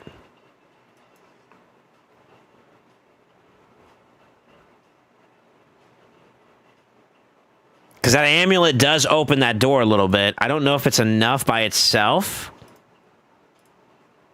And there's a reason why I'm peeking at Zeal, because if you get one more accessory, this is good, by the way. Yes, it's gonna make it, I think, on there. But you need one more. If you can find a banner or a ring that's ideal for Titus in a build, that opens up the Zeal slot. Like, you're right there. You know what I mean?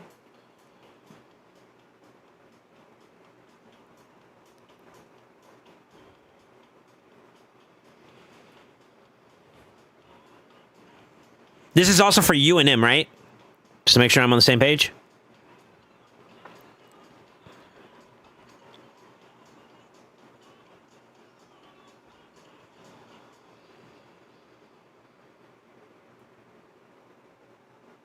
He does run it, okay.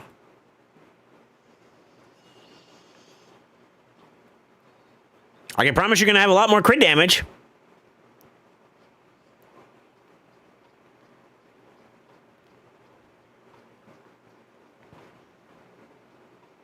Oh, yeah. Oh, yeah, you got crit damage on the way. Am I forcing glyphs? I am a little bit on the res side. That's okay. That's okay. You got upgrades right in there, too. Shit. Would like to add more defense for you, though.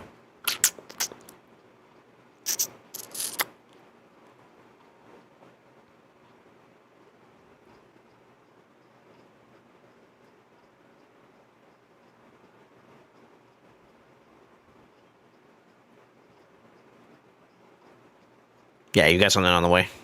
It's an upgrade.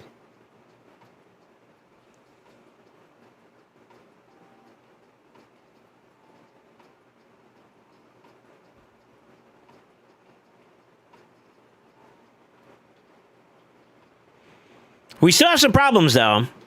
I am going to be that guy a little bit, but what's probably going to end up happening is you may have some comparable pieces, and it's going to remove those gloves and give you better crit damage gloves. Because you could have a set piece bonus and you still get the 6-piece merciless in the amulet there. So that's probably why you're gonna shoot up so much in crit damage. The defense looks a little bit rough though. Where are you at right now? You're like what, 4.4? Yeah. I mean, it's going up in that regard too. You're looking at 4.6 right now is what I'm seeing in these builds. It's kind of hovering it at least. Which I see some that have higher crit damage values. It fluctuates a little. I'll show you in a minute here once it finishes. It's got like a couple minutes. Makes sense. It makes sense. So I think what we may end up doing is I'll pick a higher crit damage one, which may not be the best one for the team from the list off the rip. But as you add the defense there, I think it balances out, and that's how you get the better version of that build. We'll see. I almost clicked it. Wait, it's going to reset on this next reward. I'll click that one. I won't click that one, though.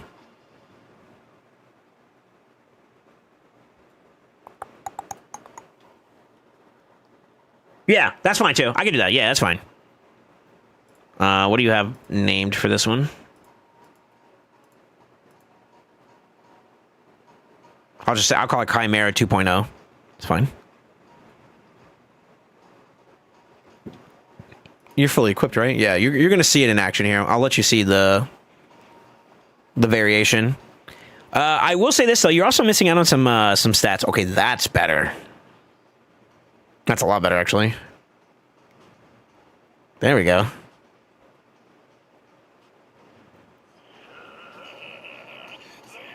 I'm not sure how to say that name. Sime? Keme? I don't know how to pronounce it, actually. Is it Chime? Timmy! I'm sorry if I'm butchering your name. I don't know how to pronounce it, but welcome. Thank you for the follow.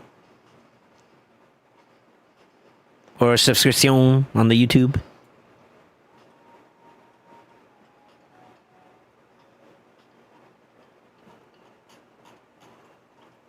Yeah. Your build's about to go up a notch. That's good. That's good. That's good. That's good. You're going to get some good damage. Not that you were having problems hitting high damage on this team anyways, right?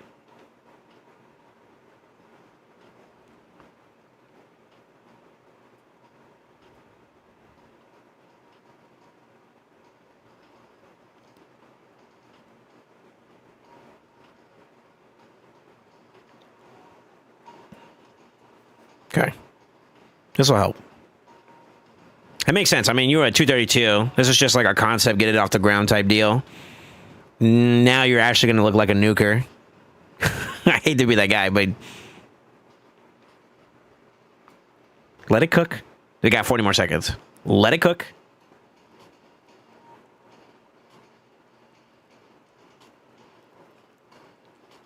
What was the reason why you had to reset it? Was it because of someone dying or because of Titus not doing enough output? Could you give me some perspective? Like what was the situation that you were seeing? Oh my god, that's good. That's better.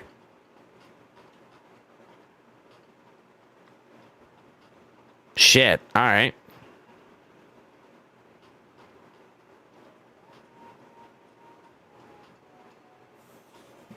Am I reading that right?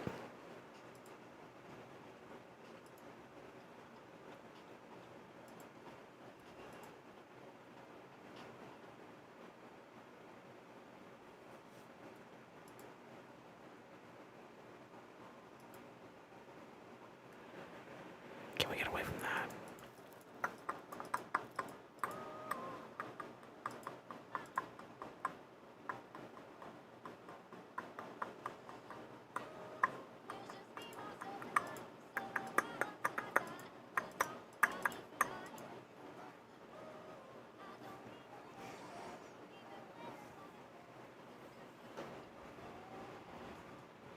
It'd be slower, that's why. We want to avoid the HP on Titus as much as possible. So my first thought was this HP one is kind of rough, but I'm not sure if 220 is an issue if he goes a little bit slightly slower. I don't think that's too much of a problem, but we don't need to... Yeah, it's going to use a new one too, you motherfucker. Here's the projection of this build. It is looking at like 5k defense, 303 crit damage. Obviously, it's not taking into consideration your relic, which I believe you have the gaze on it. Yeah, you have cat's gaze on it. Okay, so you obviously still have to beef up some stats here. The crit damage on this weapon or the shield or the glove is already good to go. I don't know how I feel about this one. And I wonder if maybe I throw like a glyph somewhere else in this build. I can maybe do that without having to use this HP there. But I also don't see anything of intrinsic value that's like overly like worth it. Like I'm looking for something that has like res and crit damage and no HP, but I'm not seeing that with the other pieces. Yeah. It's got flat HP there. It's got HP. It's got HP. Maybe.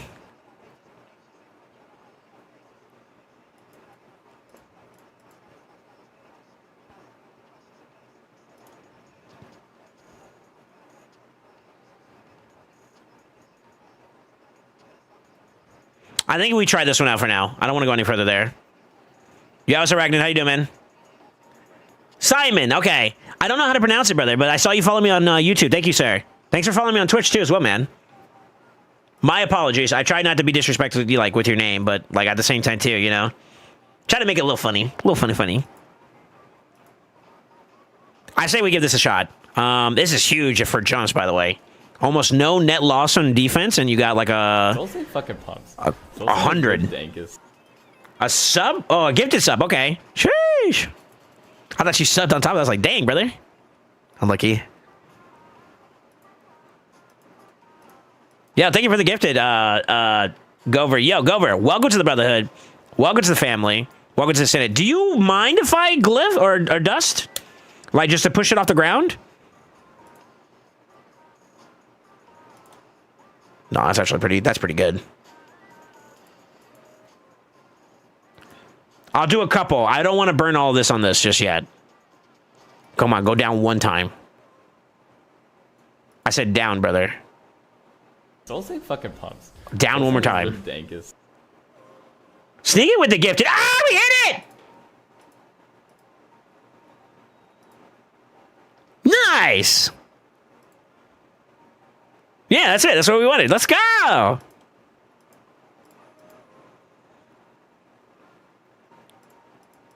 Give me defense.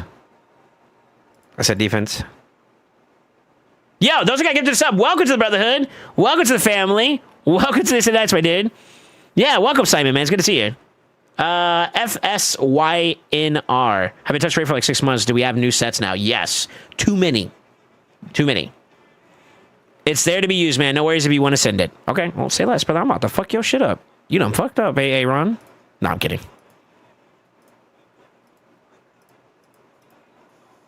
Defense, please. Thank you. SoulSaint fucking pumps. SoulSaint is the dankest. W. Lightning with the prime. Yeah, what's up, Lightning? Happy Thanksgiving, sir. Well, you're Canadian, so never mind. Oh. Just, I'll put it as V2.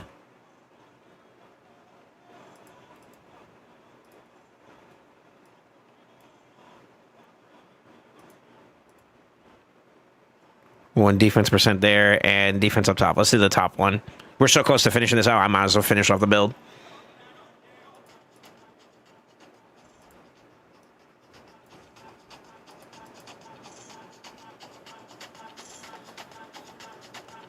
Brother still streaming, finally putting in some hours.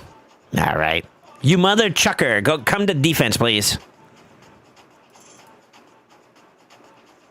Thank you. I'm about to say after 5, it's not even worth it anymore at this point. God, I am not attached to this piece at all, but if we get defense percent, I'd be grateful.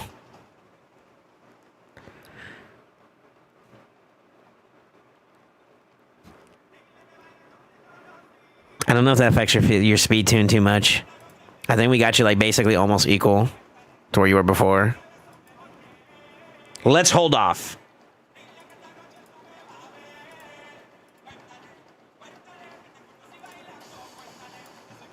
What did I push for on your account? I went for 10s. So we kind of want to hit 10.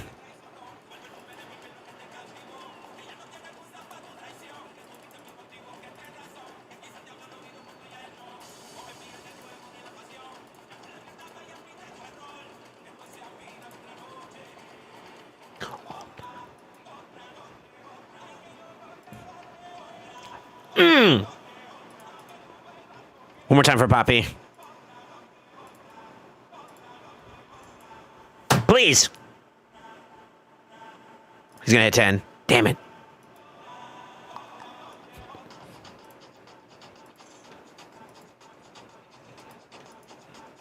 Do not add HP. Do not add HP. Do not add HP to Titus builds, please. Thank you. Gracias, mi amigo. Really? Really? Wow, that's rough.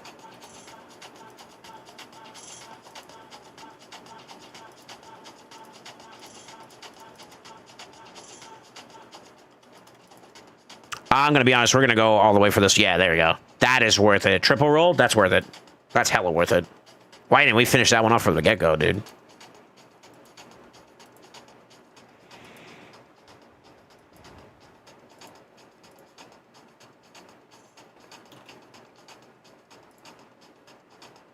You're about equal to where you were. This is supposed to be res on res so that you can get over the 400 hit.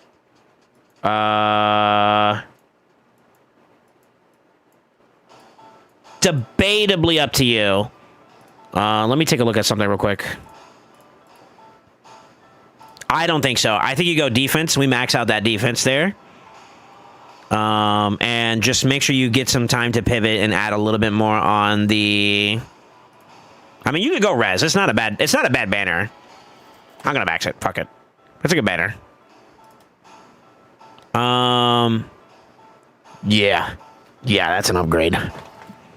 So, you're a little bit over what we were before in your previous build. Let's do a side-by-side comparison. It was whip, right? That's what you were before. The left side is where you're at now. That's good. That's a huge fucking jump. Almost 100 crit damage. You got at least like 300 plus extra defense. And you basically didn't lose any resistance almost.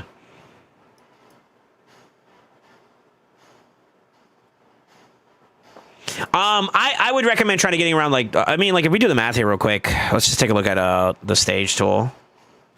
Just to remind ourselves, and you can kind of surmise it from there. I'm pretty sure it's overkill at this point. But where's the highest accuracy modifier? It's at 600.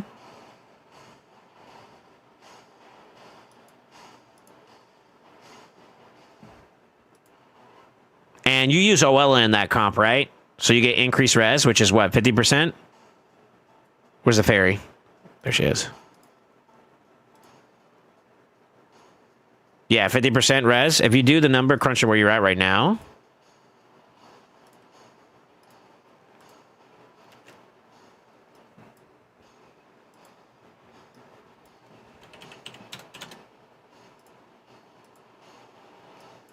We need a little bit more.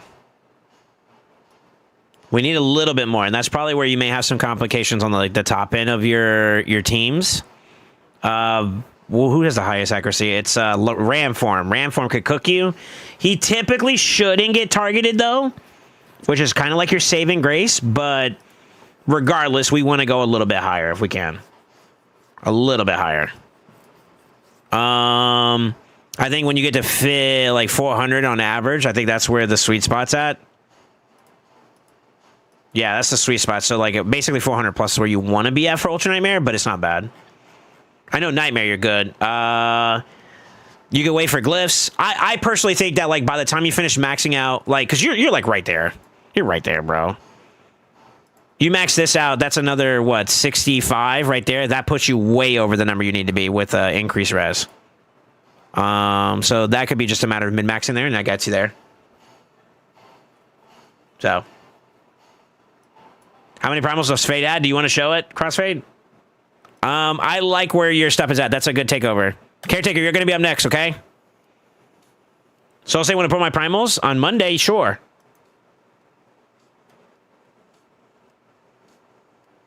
No questions, right, Crossfade? We good? You can check. Okay. Sheesh. And then some. I won't click it because you didn't click it, but I kind of want to click it. I'm getting out of your account. GG's, brother. Very nice upgrades. Very nice upgrades. That's what the one piece of accessories did for your account, man. Now, the goal, Crossfade, you're still not where you need to be at. The goal is to get those exact same stats with Zeal. Zeal and Merciless. So you need one more accessory. That amulet's great. You need one more accessory to put you into ball. And then you're looking at some numbers. So, keep it up. Keep it up. Good work. Good work. Good work. That's progress. That's effort. I see it. I see it. You chase those bosses in Sin City. I believe in you. Okay, let me full screen. I need to see where the hell you're at. This is Caretaker. I need you to pick which one you want me to focus on, by the way, Caretaker. I'm doing one, and that's it.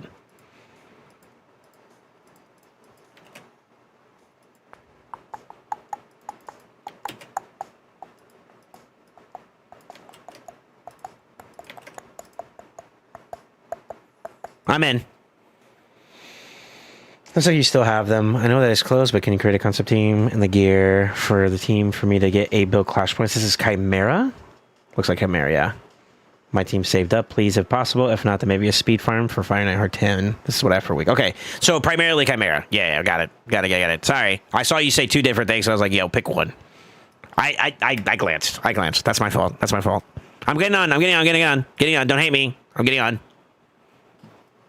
La la la la la la la.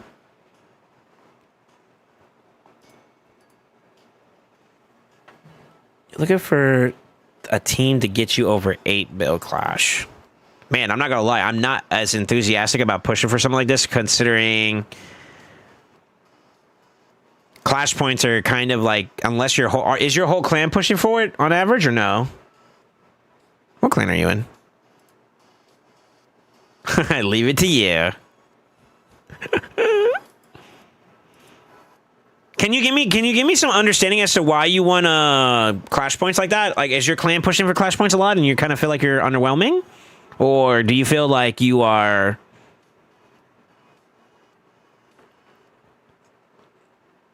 Like, how do you feel about like? Can you give me some perspective as to why you feel the way you do? We do all clash points all the time. Okay. Man, that's tough. Is your clan all in agreement? Are you in agreement with that? And is your clan in agreement with that? Because it kind of feels like missed opportunity for you to get value on your account in other ways.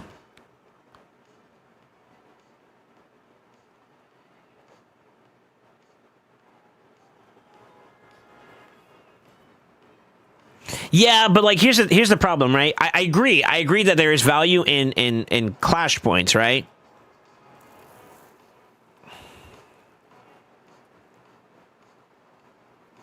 I'm trying to figure out how to say this.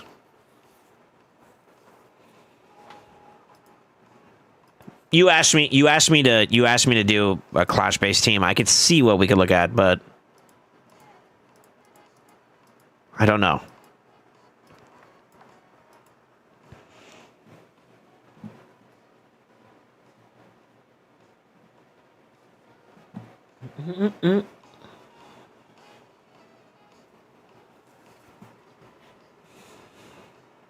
So you don't care about trials. You want damage.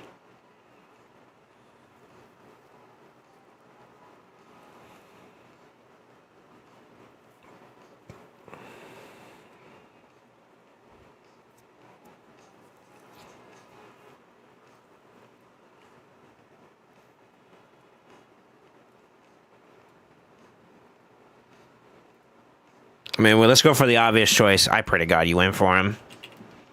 Oh, you did, you motherfucker. Do you have the other part of that combo? Are we unlucky? We are unlucky. On foot. This is a Hail Mary. I haven't tried it yet, but... unlucky. Okay. That's tough.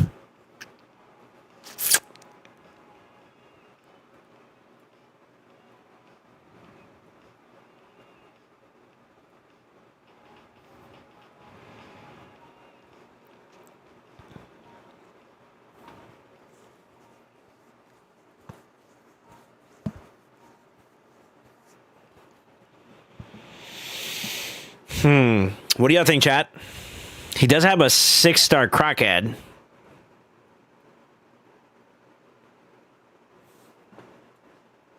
What do you do for your teams currently?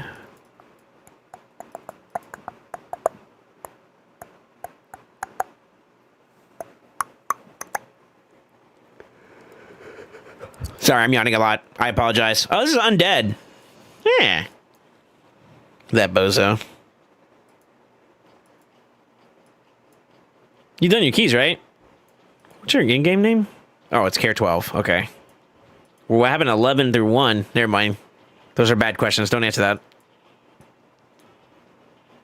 Ah, okay. Okay. All right. Is that roughly on average where you're at? For your account? This motherfucker lazy. Shaking my head. Actually, no, never mind. He doesn't have a... Wixwell. I'm sorry, sir. Not a bad option, though. Yeah. Yeah, it's okay.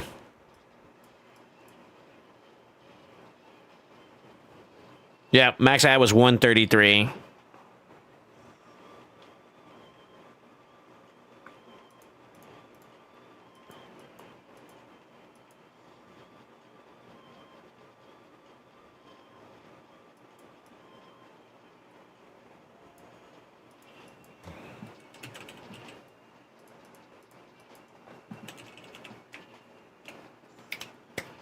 I don't see Androck either. Yeah.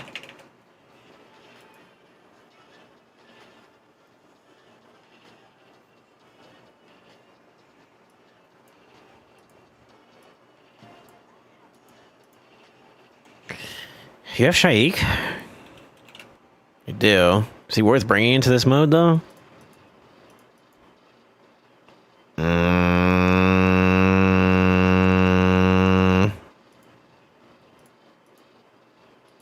Mm.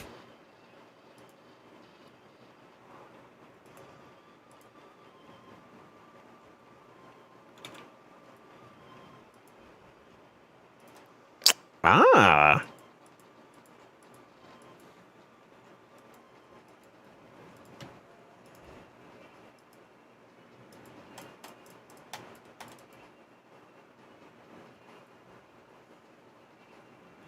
I almost feel like if we can pull off Feral in the comp, I can give you a lot of damage because his passive is kind of bonkers, but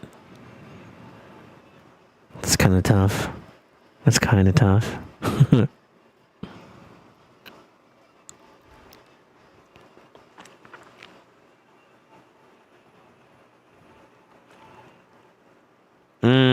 couldn't use him in a Hydra, obviously. Yeah. I was trying to see if maybe there could be a combo that could help you out a little bit, but nah.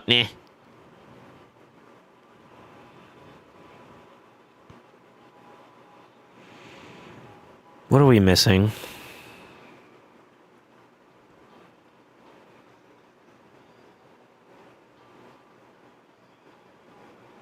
Would Gwendolyn help? Not necessarily. Because you can just get that out of Gertuck at that point. Well, minus the leech. But what I wanted was some kind of... I'm looking for some kind of speed outlet to give you more opportunities, more turns. And I feel like that's kind of an issue.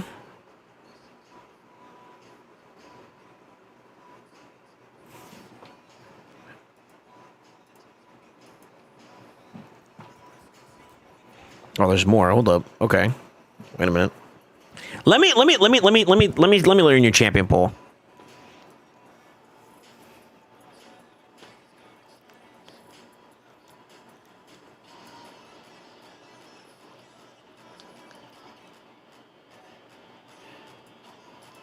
Ain't no way you ain't build this motherfucker out, dude. He's good. He's great for Chimera. Next week, I'm going to show you what I could do with Balar. I just got a 6-star too. Ooh, baby. Ooh, baby. Oh, Amatsu, are you here, sir?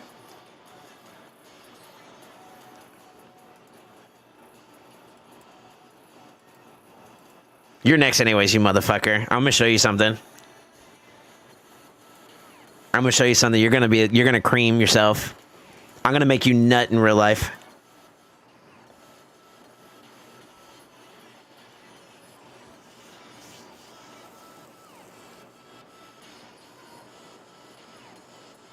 No Mikage, right? Oh, you do have Mikage. Okay, I'm trolling.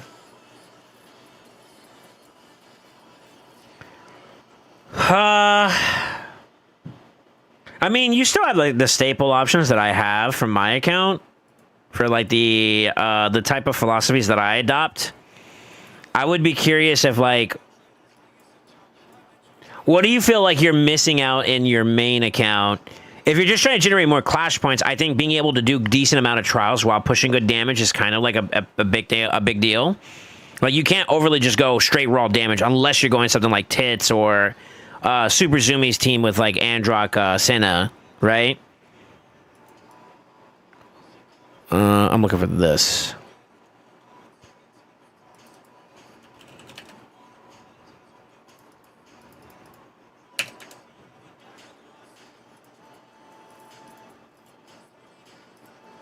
I feel like Arbaeus is niche and only should be pulled out whenever you're focusing on a particular set of trials. Yeah, you got the Terminator boost, but...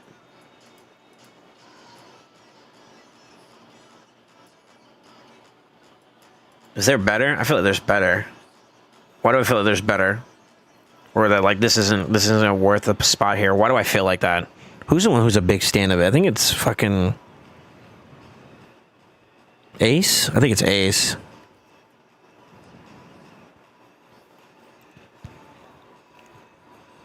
Also an auto team, maybe? Yeah, you better lower your expectations, brother. Let me think. I'm trying to think. Give me a second to get some options out there. The problem is you're missing a piece of the puzzle. Because I feel like with, for example, this, you get a lot of value for trials, but then you got unnecessary overlap with Lydia at that point, right? And it kind of kills the need for her. But then you also don't have that increased attack option, which would be kind of annoying. I know I normally go like primarily one damage dealer, and that's kind of it.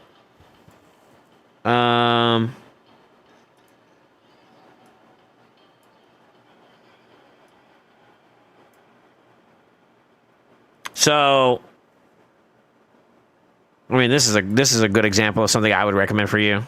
This is kind of where I was leaning. That's why I was looking for Neckmo, but you don't have Neckmo, which means you don't have a decreased attack, and you don't have a booster, per se. There's also your leech, too, and decreased speed. Fight 'em off.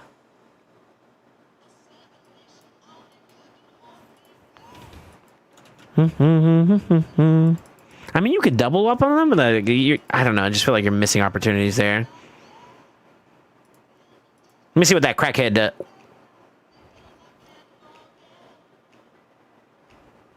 It's a free-to-play version, but like, damn, brother.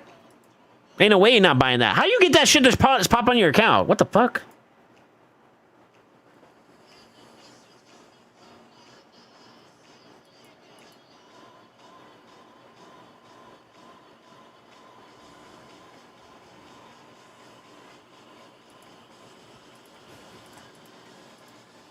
Yeah. You get your leech through him, so that's not bad. He gives something. I don't think he's in this spreadsheet though. Yeah. So he would give you an answer here for an extra trial. But then it's almost like you have to have Shaik in there too as well. He does get turn meter. He does get block buffs. You do get a shield. You do get taunt too as well.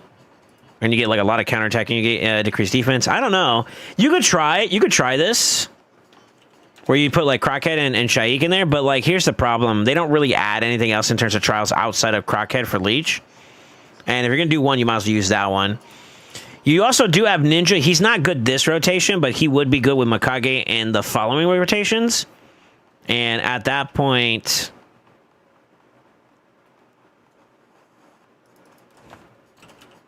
I would kind of do something like replicable to this. So it kind of sounds like you want like something that's like all encompassing, and then like kind of for the most part covers a lot. I mean, we still don't get too much change there. You'd have to burn, but that's kind of shit to do with him with this type of comp, unless you run Lydia and the Nature's Bounty, and even then, that's not auto friendly, for being honest. Yeah, Ram makes auto friendly like fucking difficult. Actually, Viper too. Lion's the only one that's easy. Like you can go straight in, sorta.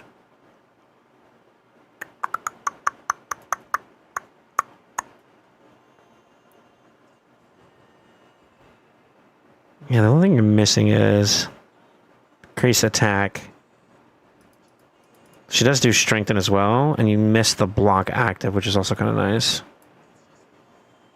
Which will give you value there.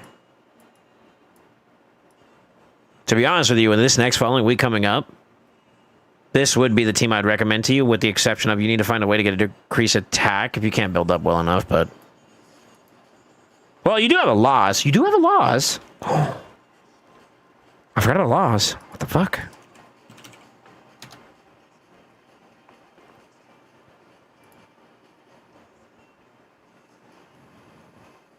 I mean, shit.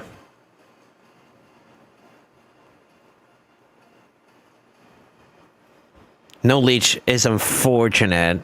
You're heavily reliant on Elva to keep your team alive then.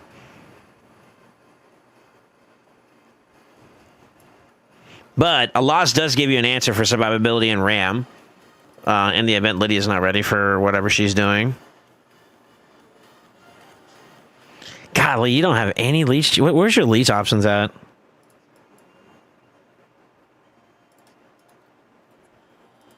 I mean, yeah.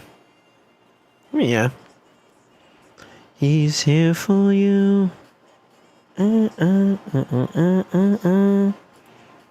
Well, I forgot he leeches too. Shit, okay. Well, you got him too.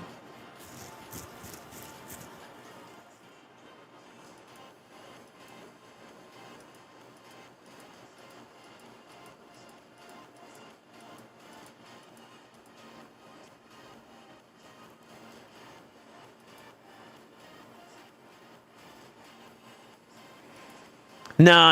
It's okay. I'm not building the team. I'm trying to find a concept for you to work with, though. Because, like, you're not too far away from what you're looking for. Like, Mars is not a bad answer for that, for damage in general. Like, he's not bad. But your primary focus is to gain more in Clash, and I think that's the tough part about this whole conundrum, is that you kind of need a little bit more output in other ways, but like you're missing like one key element to like use something like this, for example, which I would do. This is what I would recommend if you could do it. Overall, like in general, you're looking for combo pieces, right? So like combo pieces would be like Mikage plus Shadowkin option, which that's a Ninja, for example, right? Or Toshiro if you had him. Senna Androx, another combo. Shaik, Grokat. I'm not really big on using those guys, though, so I'm not going to pretend like I am fluent on them. They're good. I mean, they have passive value, but kind of need to invest towards your Ninja a little bit if you're going to go in that direction, though, because you only have a 2-star blessing on them.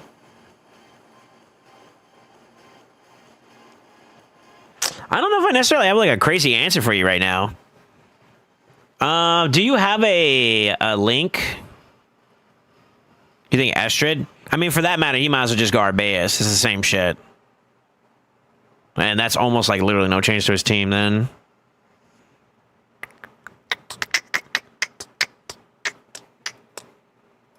Well, hold on. Let me reevaluate. Yeah, no, I think you'd rather go Arbaeus than for that matter. Sit. Just stand.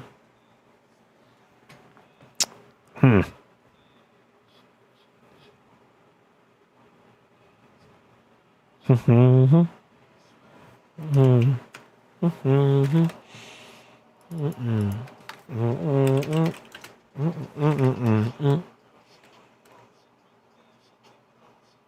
still don't have an increased attack, though. And that makes Lion all the more harder for you. But damn, you cover a lot of shit with that, though.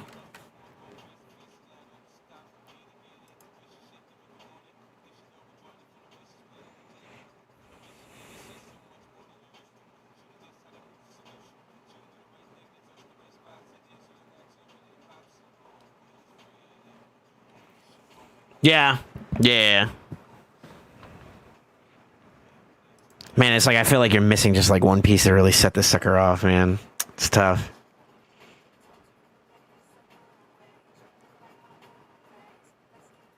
I think if we can add Feral to your team overall in some capacity, I think that adds a lot of value to you being able to do like more damage. This 20% is nothing to scoff at, especially if you can get them in like Feral or Prod builds and stuff like that. It'll do pretty well. Uptime on RAM is what really separates a lot of teams, though, for being honest. And that's kind of what I'm struggling with. You know, there is an OG team, and it would be good for this current rotation. God, what was it? Do you have an Uko?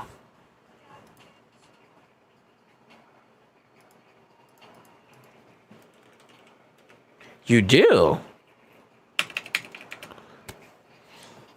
God, I don't remember the rest of the team, though. What is it? I think, Oella? No Oella. Fuck. That's tough, too. I'm assuming you got Rathalos, right? Yeah, you played during that period.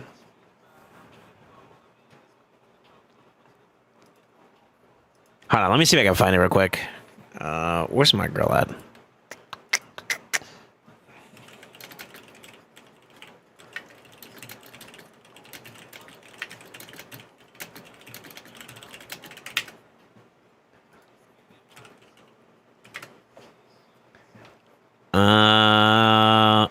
So someone that I like to bounce a lot of ideas off is the homie Nasty. She's a pretty smart cookie, and she when Chimera first came out many moons ago. Hey yo.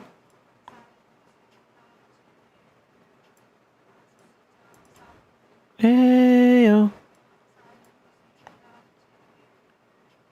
I need you right in front of me.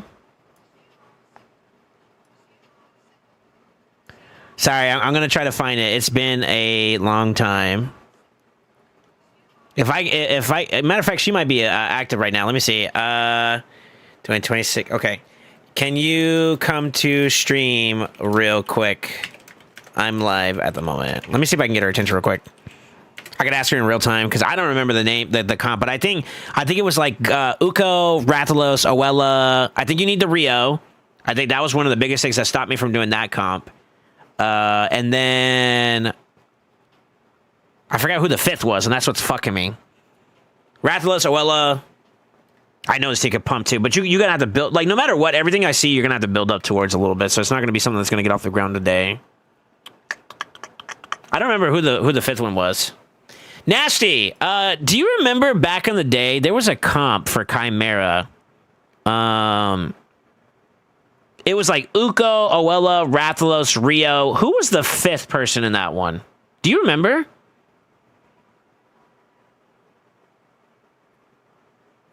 You recommended to me, like, when Chimera first came out, many moons ago. I don't know if you remember. Do you remember that comp I'm talking about? Was it Feral? I don't think it was Feral, was it?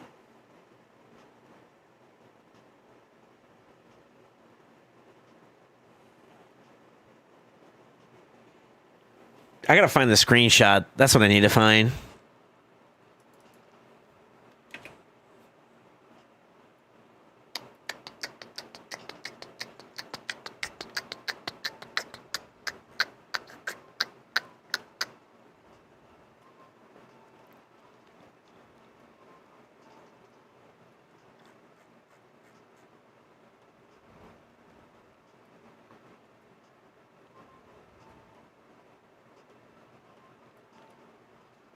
I'm looking for it still.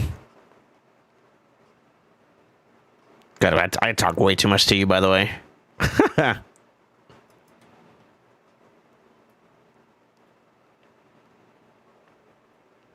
I found it! Pie Drag. Yep. Yo, thank God for DMs.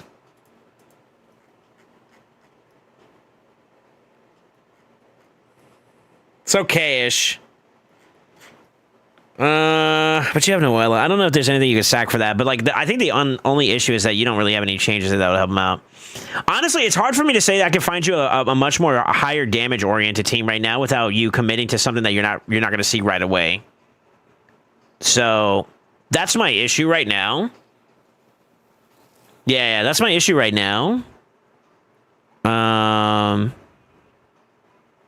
Sorry, Nasty, let me give you context. I'm doing like a little something for boys. I'm like for the boys right now. I'm trying to give them like a little bit of account help, just like a little bit of like something that they can use to look forward to or work towards.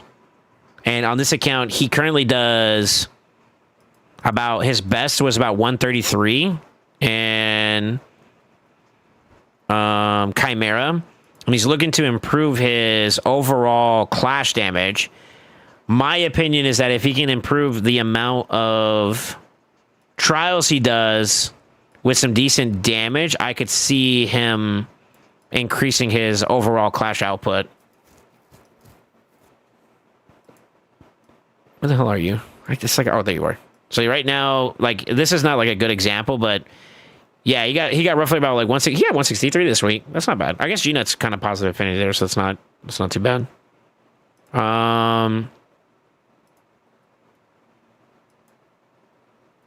The only other thing I can think of is like you can get into like, do you have Slayer? Maybe we can just look at improving the builds a little bit more and see if maybe there's something there for you.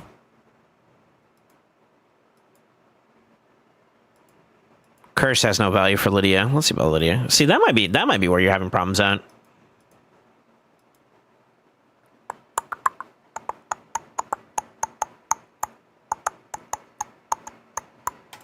I'm literally hovering right over her.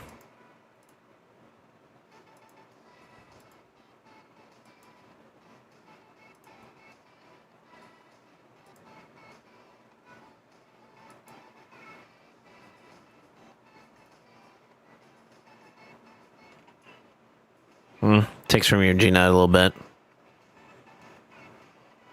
Yeah, I would get her in Prot, or do you have Feral? Feral would probably be better for her. You can't. Never mind. Darn it. No, you can't afford.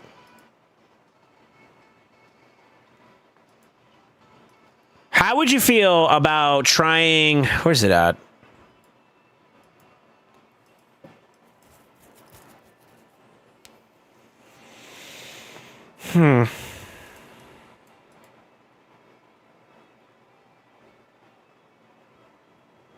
I normally don't run like 2 big DPSs like that in there. I normally run like 4 support and 1 DPS so you can get optimal trials, and then the damage will come.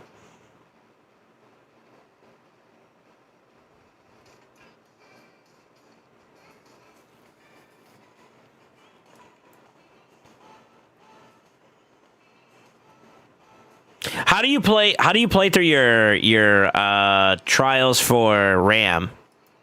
Looks like you don't do anything in RAM. Sorry.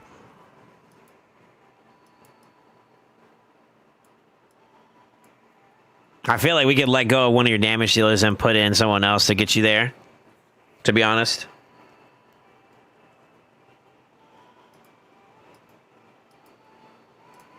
Yeah.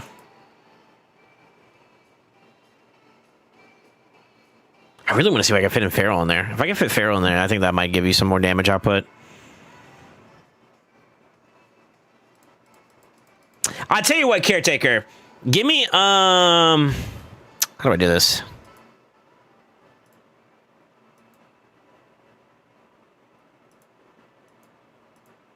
I have an idea.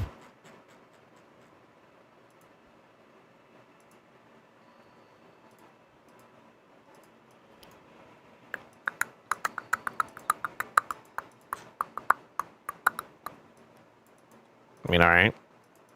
It's like bad for the forms that he's not a part of, but I mean, I'd be okay with a blue there. Blue's great there, and then blue should be great. Actually, everything should be pretty good there. Yeah, blue's really good there. So for general, maybe not for this rotation. I think maybe for following rotations, though, if you don't mind the not doing too crazy good on this current rotation, I think you should lean towards your ninja a little bit more, and that's how you can get it. Yeah. Because that way you can sync up Mikage and Ninja together, and I think that would do you better. What would that look like? It's Elva, Lydia, Mikage, Ninja, and then you have a 5th for Flex. No neck mode means you kind of need to watch out for this, but...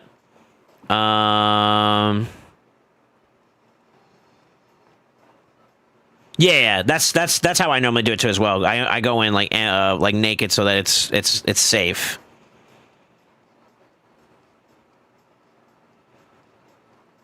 I tell you what, why don't you try Rio in there for right now?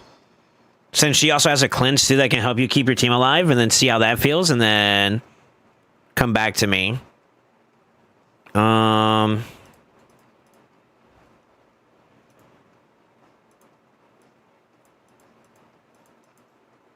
Maybe.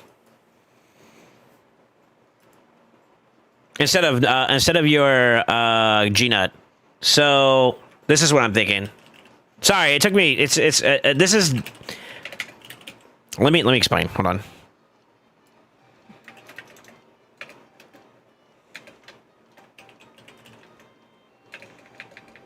You probably put Elva in lead, Lydia, Mikage. Flex option is what I'm gonna say for now, and then you got Ninja. He's not gonna be the great option for this go round, but I mean, in application, Mikage and Ninja gives you a lot of uptime on Ninja.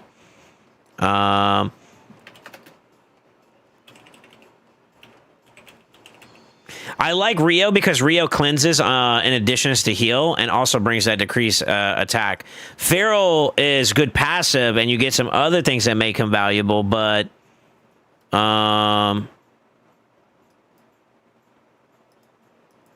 you lose You lose that decreased attack, and that makes Lion very, very difficult if your team isn't built well enough. Now, the only drawback is that Mikage and Rio are also a synergy bunch, too, because they're both Shadowkins, right? So there's sometimes where Rio may cause some conflict with Ninja, and that's the only issue I don't like about Rio. However, but she does cover a shit ton of stuff. Now, if you want to do it like this, you could try this out too, where you go Rio in place of Lydia. Yeah, you take out Rio, or take out Leo. Lydia. Put in Rio, and then that opens that flex option to be Feral. You get decreased speed, all the debuffs that Rio would do. Feral with the block buffs and decreased speed, and you have pretty much everything you need for debuffs, right? Let me see something. This also means that you are conditional to Mikage and Elva keeping the team alive, but that feels a lot more healthier. I think that's going to be your answer, brother. If you want to try going for more damage, I would go Elva, Lydia, or Elva, Rio, Mikage, Ninja in the following weeks coming up. And Feral, and that'll give you quite a bit of coverage for trials, and then also Feral passive. And if you can get Rio in 9-piece Feral, which I did look, you have the accessories for. You can do, yeah, you get a lot of damage value there, and then you can run Mikage, Elva in Relentless or 9-piece prod, depending on what your account has to offer, and I think that'll give you a fuck ton of output. And then obviously you just let him nuke, right? You let him just cook. I think that's what I would suggest for you. See how that feels, and then you get back to me. So let's do it like this. The only thing is you're going to be kind of useless going into the Ram. Ram, you're kind of, we don't really have a distinctive answer unless you are willing to forego and go into Lydia again. That's the only answer I have for you outside of that. We don't have any block damage or anything like that at the moment. To be honest with you, you could probably run Rio and Company and run Alaz this next week coming up and place a Ninja. And I think this exact same team will give you a lot of output too, as long as you can build him up pretty well. So I actually think this is not a bad idea. Give this a shot for me. Let's do this.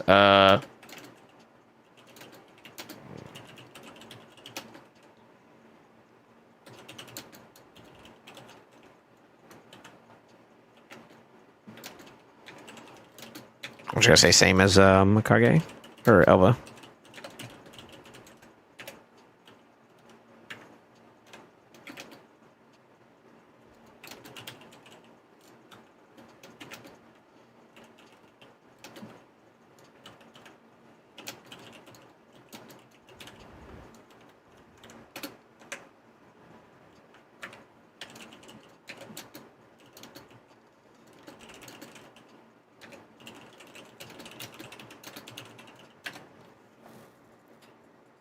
Yeah, that's fine. I mean, it's a bonus. It's not mandatory. I like Relentless. You could do Relentless plus Impulse or some shit, and you're good. Gives her high activity, high uptime.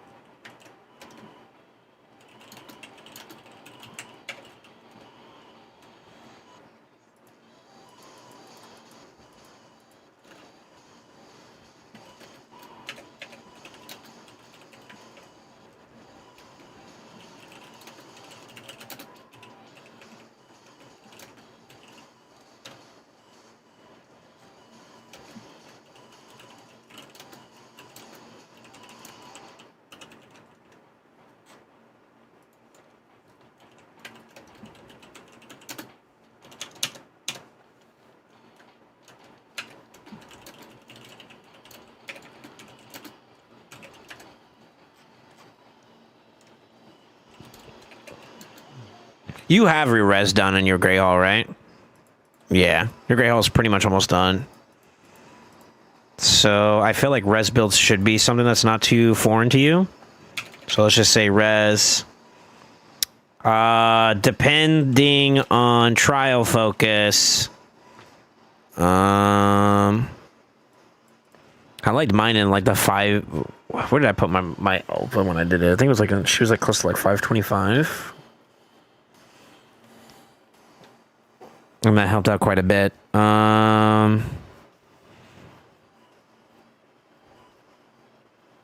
guess you could try 5, like try around 5.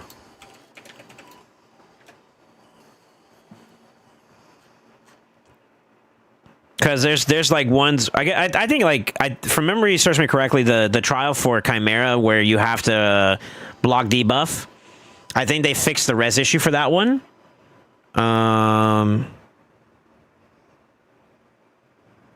So you can go res now without having to compromise that trial as long as they don't weak hit. That's the only thing you got to watch out for. Yeah, try for 500 plus. That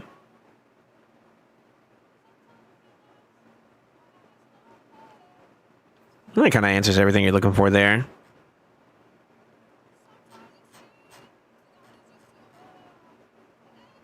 Yeah. Next week is going to be it's the same rotation still, so like you still have to deal with the one that you dealt with so far, which is like what, force and it's rotation 1 still because we got one more week with it, but it's going to be force and void. So ideally for trials you want to go like spirit or force base so that they kind of stay equivalent. You know, you want to stay positivity if possible, but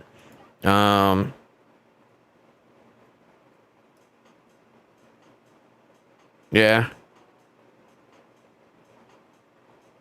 Alaz would be a good option in there too as well. He'll give you some answers to like getting some uptime on Ram form for trials. So when Ninja will be valuable after the next following week, which will be on the 5th, is when I think he'll start gaining some relevance again. That's when it shifts to rotation 2. So tomorrow, because right now, or technically today, today's reset is going to be still the rotation 1. Following week, it's going to go to rotation 2, and you can start using blue champions again pretty easily, with just like not doing as much damage during ultimate form. That's fine. So Ninja would be okay there. It's fine. But this next following week, if you want to just use a decent damage dealer, you could go to Loz. Loz is also good for that for rotation 2. I mean, he's neutral and positive too, so that's fine too if you want to go Loz there as well. I'm just trying to give you synergy with Mikage and Ninja so that you can inject him in a lot and you can get a lot of output that way. Since he's Shadowkin.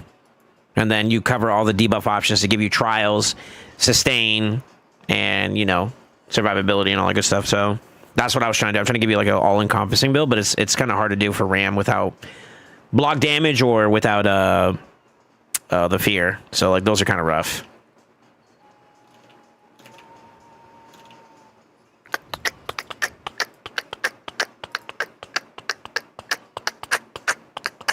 Yeah, I think it's a good start. I'm gonna send this to you, okay, brother? Sorry, it took me a little bit. I was trying to figure out if there's anything else I could decide for you, but I think that's where I would be lining up at. You're going to take a little bit of a hit on Ram, but I think you make up for the overall damage everywhere else, as long as you can get there. I think Viper's the only part that's a little rough. I think if you don't mind like them dying or Ninja dying a lot during Ram, that's fine too. Then we can probably get you a semi. If you don't mind a semi-auto team, then I think that's a little bit more likely because Ram ultimate form, lion form, it should be pretty transparent, right? Viper, if you're willing to stop at the 24 and 54, that's fine. I like that preferably. And then, you know, just keeping an eye of when you need to maybe make a little small adjustment, and I could probably get you something close to an auto team. And I think that'll be your upgrade there. Yeah, you're good, man. Sorry, I wanted to make sure that like I looked for any options. So the problem is that instead of trying to get more damage dealers in play, you should try to look to amplify your damage dealer in general in the center. So like I'm gonna go on my account real quick and I can show you context here. Also, Nasty and Amatsu, if you guys are here, I want you guys to tune in real quick. I want to show y'all something. I don't know if you guys are still here. Nasty, you still here? I'm always tuned in. Hell yeah.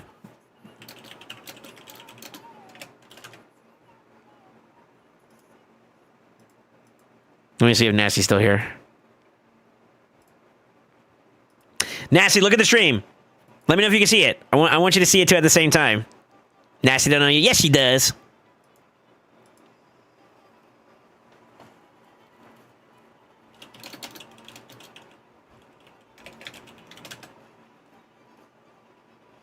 Okay, he's watching. She's watching. She's watching. She's watching. You sent me a screenshot of the new juicer you got, right, Nasty? Take a look and see if you can tell what I got. Can you see it? Can you see it?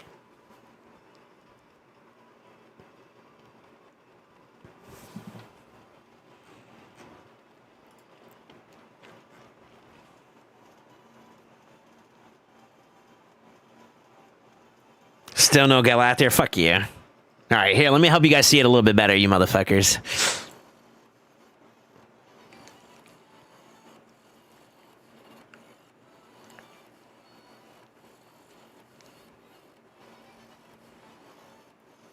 Ignore those.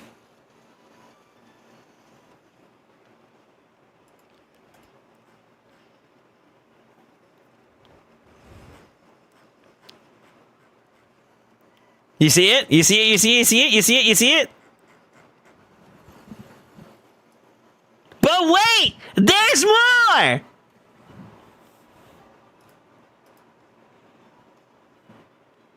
Speed team's coming soon to you. But wait! There's more! This one was kind of a sicko one that I was happy to get.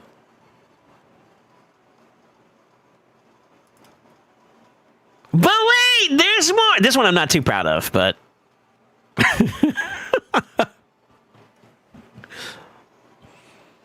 and last but not least, wait, there's more.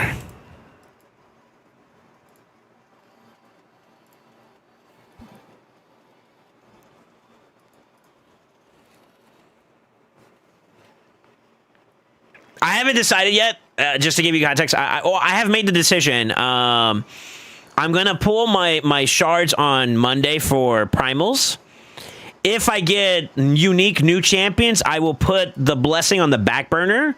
But I conferred with my boy DD on this just to kind of get perspective, and I felt like, I don't know if you guys can see it. Ashnar number 2 has the lower blessing between the two. So if I give him the blessing, he would be at 6, and I'd have a 6 and a 5. If I go 6 on the current one that's fully built up, then I'd be a 6 and a 4. So I was thinking, like, if anything, I might just try to see if I can get my books in order and give him, like, the books. He's already got the masteries. If he gets the books, I'll give him the 6-star blessing and make him my primary, and then shift the 5-star champion over to miscellaneous bullshit. So that's where I am at with the blessing for Ashnar. And then I got a bunch of other random crap that I sold along the way. So you may be thinking I wailed hard. I did a little bit. But I didn't go as hard as you think. I don't remember if it's still up there or not. Let me see. I went to 555 for this one. So, yeah, here it is. So what I ended up doing was I got like a bunch of champions along the way, like Allure, Kanagashi, Burangiri. I sold all of those, including the Loki. I kept the Steel Scroll because I use him quite a bit. Sold. I got Aphodus 1. It doesn't show you, but I got 2 Aphoduses. You saw the screenshot. I sold those, pulled more off of those. And basically all I was doing was like basically reselling and then repulling. I got Ray and Saito, which I don't give a crap about. So I sold those and pulled some more. Got like Commodus, Supreme Gallic. I think I sold those. That's when I got Nais. And then I just basically kept doing that. I didn't get anything too much crazy towards the tail end, besides Little Miss Annie at the end. And then obviously, so for number 5, I already have a 6, so I didn't go any further. But yeah, I would say this event, if you're looking to push your mythicals, was big. Obviously, you gotta throw some scratch at it, because I'm not even gonna pretend like I didn't throw some money at it. But yeah, it helped out a lot. It helped out a lot. So I'm looking forward to it. Gallius was a big one for me. Nice was another big one for me. Ashnar was a big one for me. The only ones I'm missing now that I really, really would like to get some upgrades for would be the ones that are already at 5-star, and I guess Siegfried. Siegfried could be pretty cool. Kurosa could be pretty cool too. Maybe I pull her out for some shenanigans. But yeah, big upgrades. Finally. And he's amazing. You can do Fire Knight in 16 seconds. Ooh.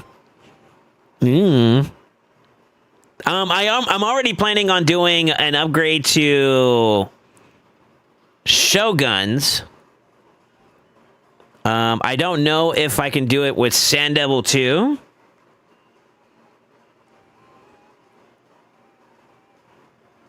That's it. Those are the big ones I thought. I didn't think about Fire Knight, but I guess technically. Yeah, I technically could. Is she a multi-hitter? 3 times? Oh, maybe.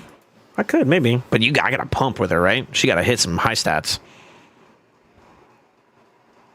Yeah, Shogun's like an instant clear. I think I could do like a... I don't know if it's worth it or not for Sand Devil. I think Sand Devil might be able to be super fast too. And then... I didn't think about Fire Knight. Maybe. Maybe. 7 Devil's about 7 seconds, but I don't like it. I beat Sand Devil for 4 seconds. What'd you use? I thought about building up the hyper teams. I don't know. That's going to be something I'll tinker with maybe tomorrow if we don't have too many crazy shard pulls.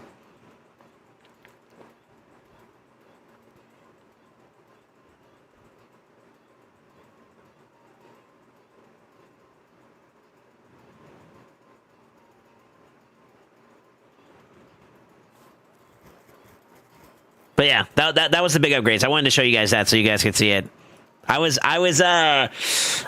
felt my nuts tingle a little bit. And I was like, oh yeah, that means I need to pull. So I double tapped and just double checked, and I was like, okay, I got something there.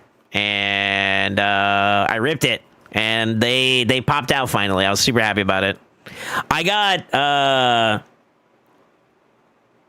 who did I get together? I think I got Nais and maybe Nell 6-star in the same temple.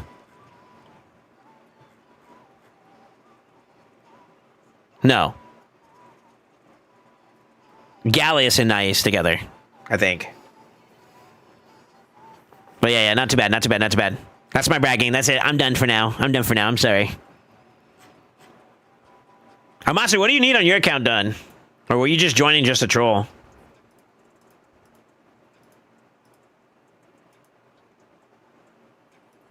Just to verify, no Gala yet. Come back to me on Monday. I'll put a Gala right up your asshole, you motherfucker. You know what? I'm not doing your takeover anymore. Fuck you. You wanted me to show you something? Well, that's what it was. It was the blessings. I got big upgrades. I can't wait to watch. I'm gonna be rooting for you. Nah. Well, I appreciate it. Thank you.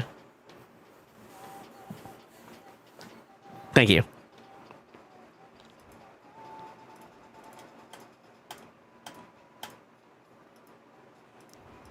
Daily's reset, right? I gotta get ready for another big push. Yeah, people have been pushing a little bit. I gotta get back in there. Who was it? I went against this MBF guy. He gave me a run for my money. He was beating my ass left and right. And then I finally picked a couple key champions that like our matchups were showing that he had like really good value in, and I won. So it's like I pulled the whole I'm gonna take your champion pull away from you kind of deal for him, and it worked out for me. And even then, it was still a battle. It was a pretty good battle. I'd like an account roast. Are you serious? What do you want me to roast you on? Because I literally, I would be partially roasting myself, but the biggest thing I'm gonna roast is your laziness. That's it. Like, what are you doing? Oh, that Marius build. I'll get back to it tomorrow. And then tomorrow turns into like 5 months. Updating a TTA team. All right, can I jump on right now? Let's see. Let's see if there is anything I can give you. Like for defense or for offense? Dun, dun, dun, dun, dun. For D? Yeah, you do want the D, don't you? I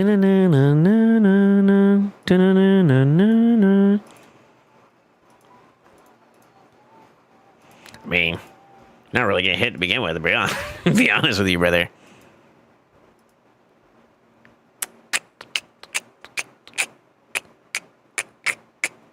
I mean, that team is mint up there. I'm not gonna lie. It's pretty solid, if you ask me. The only thing I would argue is like, well, you don't have an Ashnard, so I guess, I mean, it's not, you know, for it.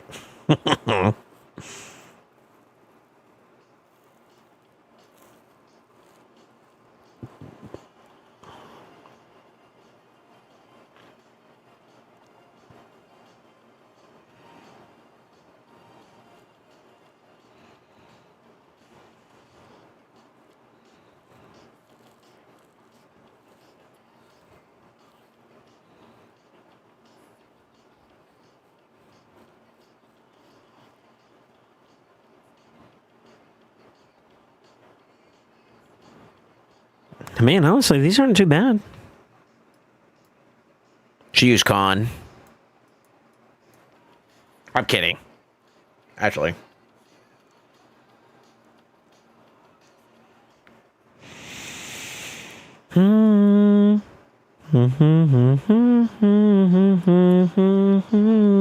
I didn't show you my new toy. Let me see it. Wait, is it what you just sent me a link? Or a DM on?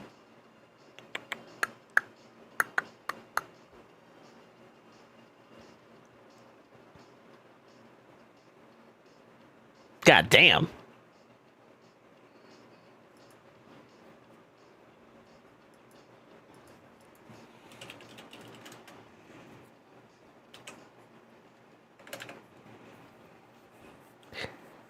Do you have that on her? Okay. That's still pretty impressive. Man, the only team I would say I kind of don't like would be the meme team, which is ironically annoying. Annoying that it actually Loki kind of doesn't do too bad considering you got Niame. Like actually. I also feel like the speed blitz team on the on the middle could be a little bit of a problem. Like that's an easy nail and you're kind of cooked.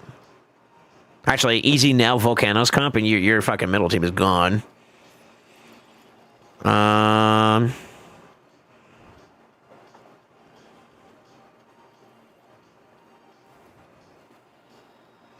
Guys, can I put some raid champion abilities here if you want to? I don't know what you mean by that though.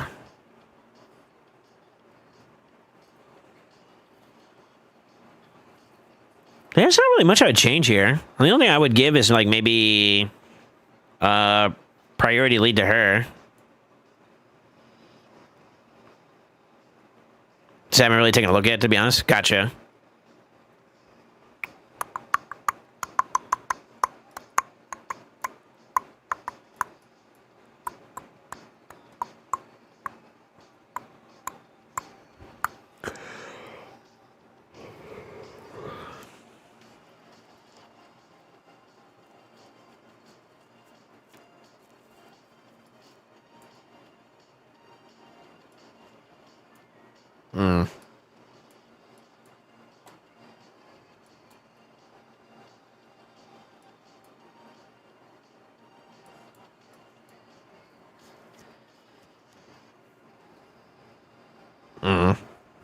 You just still get outsped.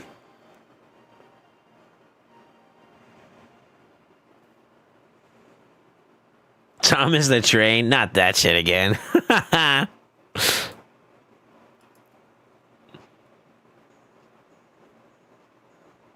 don't know. I don't think that's real, by the way.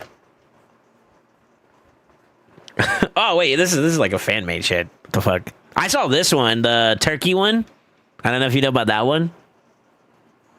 That shit was stupid.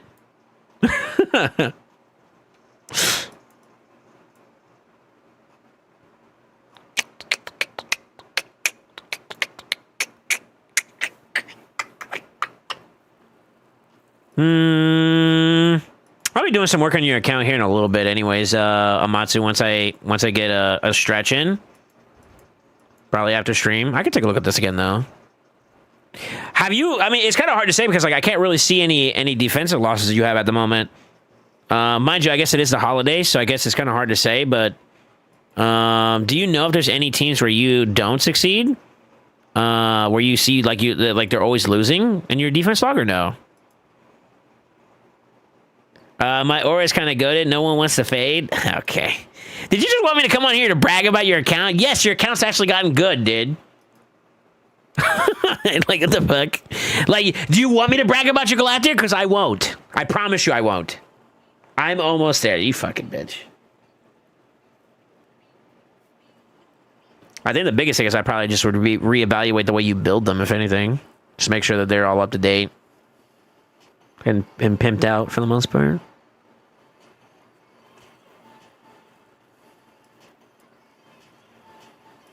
I need Crafty to call me sexy.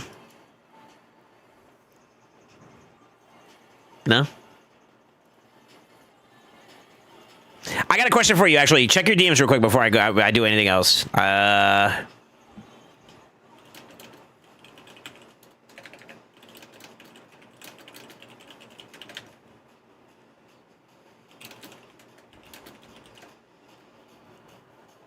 Crafty said in Discord. Damn it. I need him to say it in chat. Touche. Touche, though. Touche.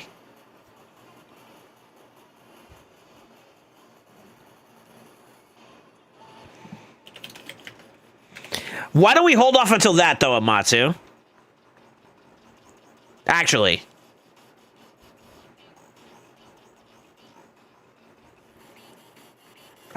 That's what I would recommend. That's why I'm not making any moves yet, either, because that's around the corner, you know? Yeah, let's wait. The fuck are you doing? Let's wait on this. I mean, you have me working for you anyways, you bozo. What are you doing? All right, I'm gonna get off, boys. I think that's it. I think that's a good stopping point. I'm probably gonna hang out in the Discord for anybody that gives a crap. If you want to chill and vibe with me, you're more than welcome to there. I am going to go pee-pee, gonna go stretch, go talk to family for a little bit more, and then will hang out in Discord, all right? If you enjoyed today's stream, sorry that I couldn't get to as many people as I wanted to. I understand. We had a limited amount of time. I just wanted to help out as much as I could, and see if maybe there's something of substance I can give you guys. With that being said, the intention was just to help out as much as possible, and that's basically all I wanted to do. Yeah. I hope you guys will enjoy the stream. Hope you enjoyed the stream. Anyways, I will be live again, since we are... Friday, I will be live again tomorrow, or today, technically, in the next 24-ish hours, or next 12 hours, excuse me. I'll be live again. We'll do some more sharp pulls and all this other extra fun stuff. Follow me on social media, Discord. And always remember, stay ascended. I'm out of here. Good night. See ya. Bye.